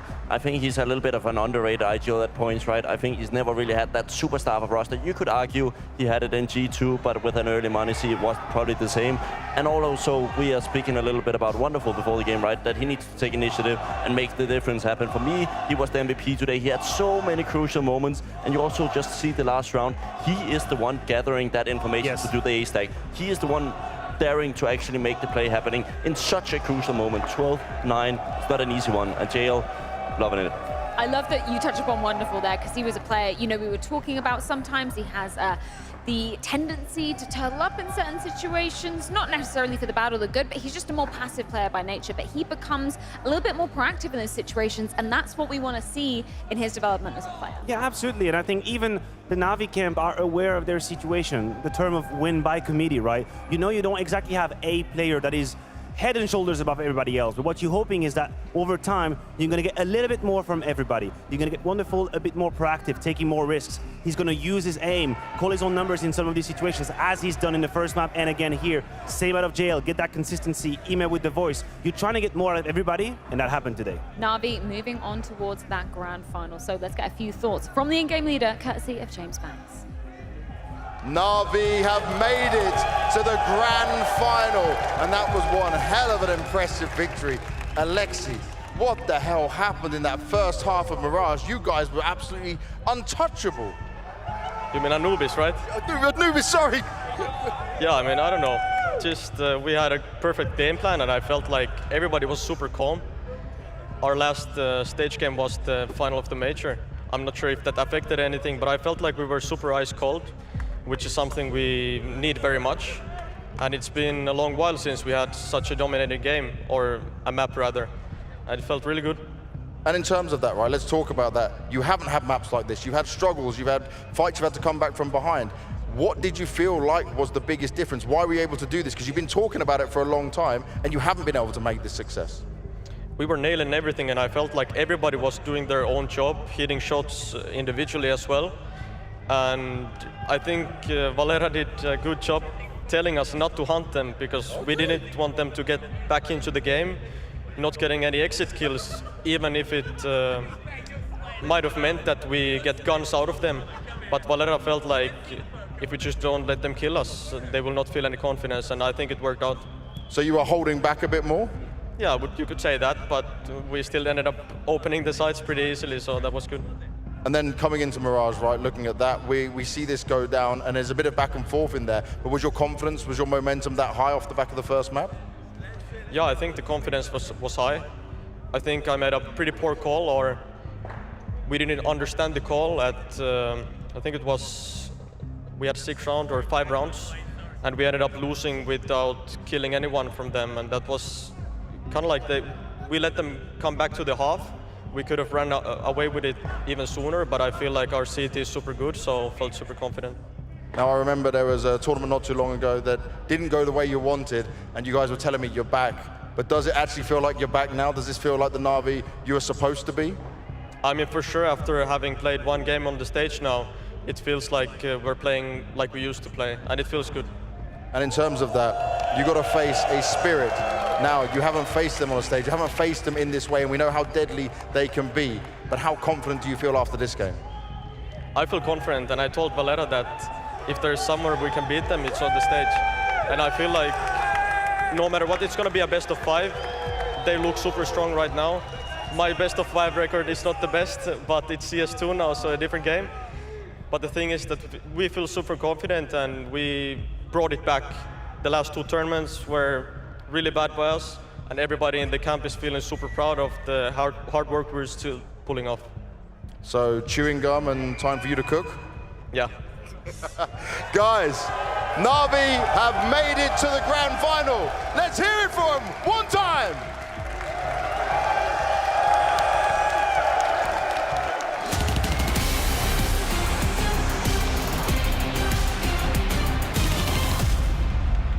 I love that fighting talk coming out from Alexi. Spirit on stage, that's where they feel like they could have the opportunity to beat them.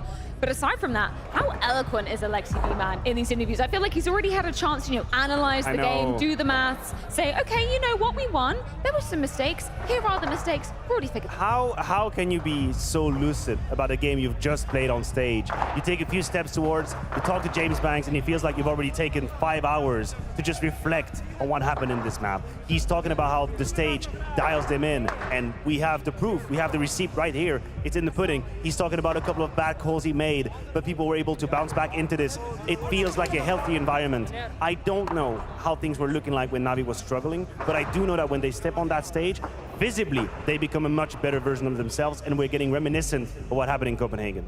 Yeah, and I also think it's time to at least appreciate Alex B. I think many went for that major and actually said, okay, maybe it was a little bit of a fluke or whatever, right? Now he's stepping up to the plate once again and doing it with, let's just be honest, I said before the game that I think on individual sides, I think Virtus.pro is actually a little bit better. But when we're just looking on a teamwork aspect, like how they play these rounds, like it's so strategic at times. I would also credit Blade, of course, but I think Alexi, you still need a guy to actually dictate the pace while you're in the game. You can maybe read the notes from Blade, but it also needs to be executed. So well done to Alexi once again. And that's what I love. Obviously the team synergy was there through and through for Na'Vi today, but we got to see some flares from the individuals. Obviously wonderful, having some incredible moments over both maps, but JL as well. We know him to be, he's into self-deprecating humor. I'll leave it at that. The fact that he has managed to be pulling off these results at the tail end of the season, and now, Maniac, he's in with a shot of another trophy. Yeah, listen, he's dialed in, and I do wonder if there isn't something to be said about the stage, about getting the best out of him. I talked about Killer Instinct after map 1, and I stayed true to these words after map 2. Like, the amount of times he was being put in situations where you had a microsecond to decide, am I going to take my fight to the left or to the right? Specifically, when he was in connector a couple of moments, he had to identify, am I fighting the mid flank or am I fighting onto the A side? And it felt like he never really doubted. Like, he knew what he had to do. He took the chances. In terms of skill, he was very much up there in that game. So if the stage is unlocking him, good for Na'Vi. I mean, hell, I wish my boys had a little bit of that too. Yeah, I mean, I also saw a little bit of that interview before the game, like his small blast piece, right, where he mentions that I think many people don't realize sports is cruel, right? And he's out there proving that it can be hard at times, right? And he's still playing it so many hours. I think he's an example of, if you really want to make it, you can actually make it from the bottom. He's put in so many hours, this guy. I remember playing with him back in the days. FPLC, FPL through the ranks, now he's on the biggest stage once again, and I think it's so deserving to see that hard work actually pays off. I think he's a prime example of that, and I hope we get more of those. I'm loving these pictures, by the way. So many Na'Vi fans sticking around to get signatures from what they think are the icons of Counter-Strike. They had the crowd with them. That was yeah. Crazy. Whoa, I can't believe how much the crowd switched. Just yesterday, everybody was loving a bit of James time. They were loving the saves, but today, no, boos were met. And unfortunately for VP, that does mean the end of the line for them and the end of the season for the first part of 2024. So let's get a few closing thoughts, courtesy of Morgan. Virtus.pro were fighting further than before and harder than before, but this is where it all ends. And I think, if we're going to be honest, right, the way it ended, if we look at the first map, that was not what we expected from you guys. Why did it go so bad to the point you couldn't dig yourselves out of it, Norbert? I don't know, on Anubis, I would say I didn't even shoot the whole half. I was down 0-11, but I don't know, we just didn't woke up. Yeah. We played really bad, communicated really bad, and that's why we lost 11-1 the half. On Mirage, we tried to fight, but we fucked up. But there was fight in Mirage, right? I think you can be confident at least to say that you gave it some there. What was the communication like in the server, though, at that point? Were you kind of still down from the first map? Had you been able to shake it off? On Mirage, at least, we believed that we can come back, even the score was 6-6. Yeah. The first thing was to win the pistol round. Unfortunately, on this event, I think we have the lowest win rate in pistol rounds. And I hope we will try to fix everything after player break. And finally, we'll have time to practice more and more to become better. And that's one thing I want to touch on, right, which I think is fair. Since you've added Electronic, you guys have had not many practice days, a lot of play days, or a lot of games. Do you still say you can be proud of that little bit of development you have had, making it to semi-finals, going a bit further than maybe what was expected, considering all of this? Of course, we believe that we could win, even with the time that we have with Electronic. But I would say I'm happy with the team result that we went to the semis. But I'm not happy with my individual game. I played very bad this event. I would say it's because we don't have like structure with the team, and sometimes I don't understand what to do, I would say. I mean, I don't know how to explain this, but I will try to do my best next season. And in terms of that, right, I know you, when you came back onto the team, you had strict instructions, what you needed to do, how you need to do it. Are you still confident and happy enough that you'll go into next season with no problems? Yes, I hope so, because we have new coach as well waiting us in new season. And I hope we will build good structure with him and James and Electronic. And I hope to show that we'll show good CS on next events. I look forward to seeing it, man. Thank you very much. Okay, very interesting. Am I getting an idea of mixed signals there from Norbert? I mean, it just sounds like fuck. Oh, sorry. Oh, not here we go. You're allowed one a day. I'll not drop it. But considering what he just said, right, it just feels like Electronic dropped the bomb inside this team, right? I think we already praised James and his troops to always be very structured in the way approach, maybe too structured at times, right? Right now they have Electronic. Right now he's dropping 12 kills a map. Like, it's horrific. Let's just be honest. It's a guy you paid mega bucks for, right? To step inside the team and take it to the next level. I know it's early days, but I don't really buy this one because sometimes we are going to be standing here and say, oh, that's just a honeymoon, and that's because a new guy gets into the team. And other time we're going to be saying, oh, they just need time because they're a new team. Like, where's the red line between this one? No, I'm with you on that. I also know on the side of Norbert, when he says, there are moments I don't know what I'm supposed to do. Having myself played some of these positions, when you're going through such a deep change and a reshaping of your game, you as an anchor are not the point of focus. Like, nobody gives you the time of day. Like, listen, we have more important things to do. Like, we have business to organize. And as an anchor, you just have to sort of, by process of elimination, you have to know, okay, this is what's happening in the round, so that's what is needed from me. And I can understand why he would at times maybe suffer from the uncertainty. And for as long as it's going to go, hopefully, or rather not, but he's going to have a hard time. Yeah, we're going to have to wait until the start of the new season, which is in about a month's time, to see exactly what VP have put together. But to round out day 4, semi-finals day here at the Blast Premier Spring Finals, we're going to be bringing you our traded plays of the day. As always, you guys can go on over to the Blast Premier Instagram and get your votes in. What we got coming up, number 1, Matthew? Oh, break my heart once again, your cruel mistress of Counter-Strike, Flamesy, with an incredible spray transfer on Mirage. Number 2, we got Shiro, Matthew. I guess we got to do everything in this business with the P250 on Anubis. That was so clinical from Shiro. The last one is absolute perfection, cross replacement, tap. That is Zaiwu hitting the dirt. And then we have my personal favorite of today, right? The one. Right, you wanted the best one. I wanted the best one, and I think it's also the best one just individually, right? This second one is so underrated, so fast on the reaction, and gets the no-scope in the best simple style. I couldn't see if it was wonderful or simple and prime right there. Very, very nice indeed. I guess now you're saying simple isn't going to come back, Bubsky. You've been flip-flopping all over the place today. Yeah, but I mean, Mature for some reason knows that he's not going to be playing Orb anymore, so... That is definitely not what I said. You got to stop putting words in my mouth. What did you say then? No, I said if he ever were to come back in this roster, it wouldn't be as a sniper. This is a hypothetical. It's a conditional. Quit your jibber. Let's get into the GG bet predictions because I'm sure there's probably a loser after today. Ooh. Oh, Harry, I'm sorry. Bye, Harry. I'm not really, but Sorry, Harry. No predictions tomorrow. I guess he doesn't get to predict the grand final then. That's pretty feels bad, man. I mean, does he not get like a rafter, like a lifeline or something? I don't know. I'm not the. Can we like I'm not the GG crowdsource like a life for him? I can donate him. I can donate a life. No, he doesn't need 2 lives, Matthew. There's only 1 more game. Yeah, but yeah, you he's got donate 0. a life. Go on. Be done. I was ready to give it life from my life. Yeah, trying to be we're a good doing guy. that. I hope you hear that, social media man. See, there we go. I am giving a life to Harry, so he can play tomorrow. So generous, Matthew. Maybe we should check in with the playoff brackets, see exactly what has been going down today, just in case you guys have missed out on any of the action. This is such an exciting grand final to be ending off the season, Bubsky. Spirit, Navi. One of them's going to go home with the trophy. Yeah, and I love the words from Alexia, right? He says, if we were to beat Spirit, it has to be on the stage because this is where they are not 100%. I know in studio environments, they are just that 5-10% more crisp in the individual side of things. Tomorrow, it's going to be the teamwork against the individual things. Now, listen, I would agree with the argument, but I got to say, against Vitality earlier today, Spirit didn't seem phased. Like, they were locked in, they were dialed in. They didn't even have the crowd with them necessarily. It's not going to be the case tomorrow either, so they might be ready for that. But I agree with you. The major grand final, this is such a high-intensity, high-pressure moment. Maybe Navi have a slight edge, but I think it's debatable. We're going to have to see how it plays out tomorrow. One very important thing that we've been missing even talking about is the MVP of this entire tournament. You guys can head on over to blast.tv because there's going to be 3 out of every team. There's going to be 3 players. So for the first team, obviously Team Spirit, it's going to be Zontic, Donk, and Shiro.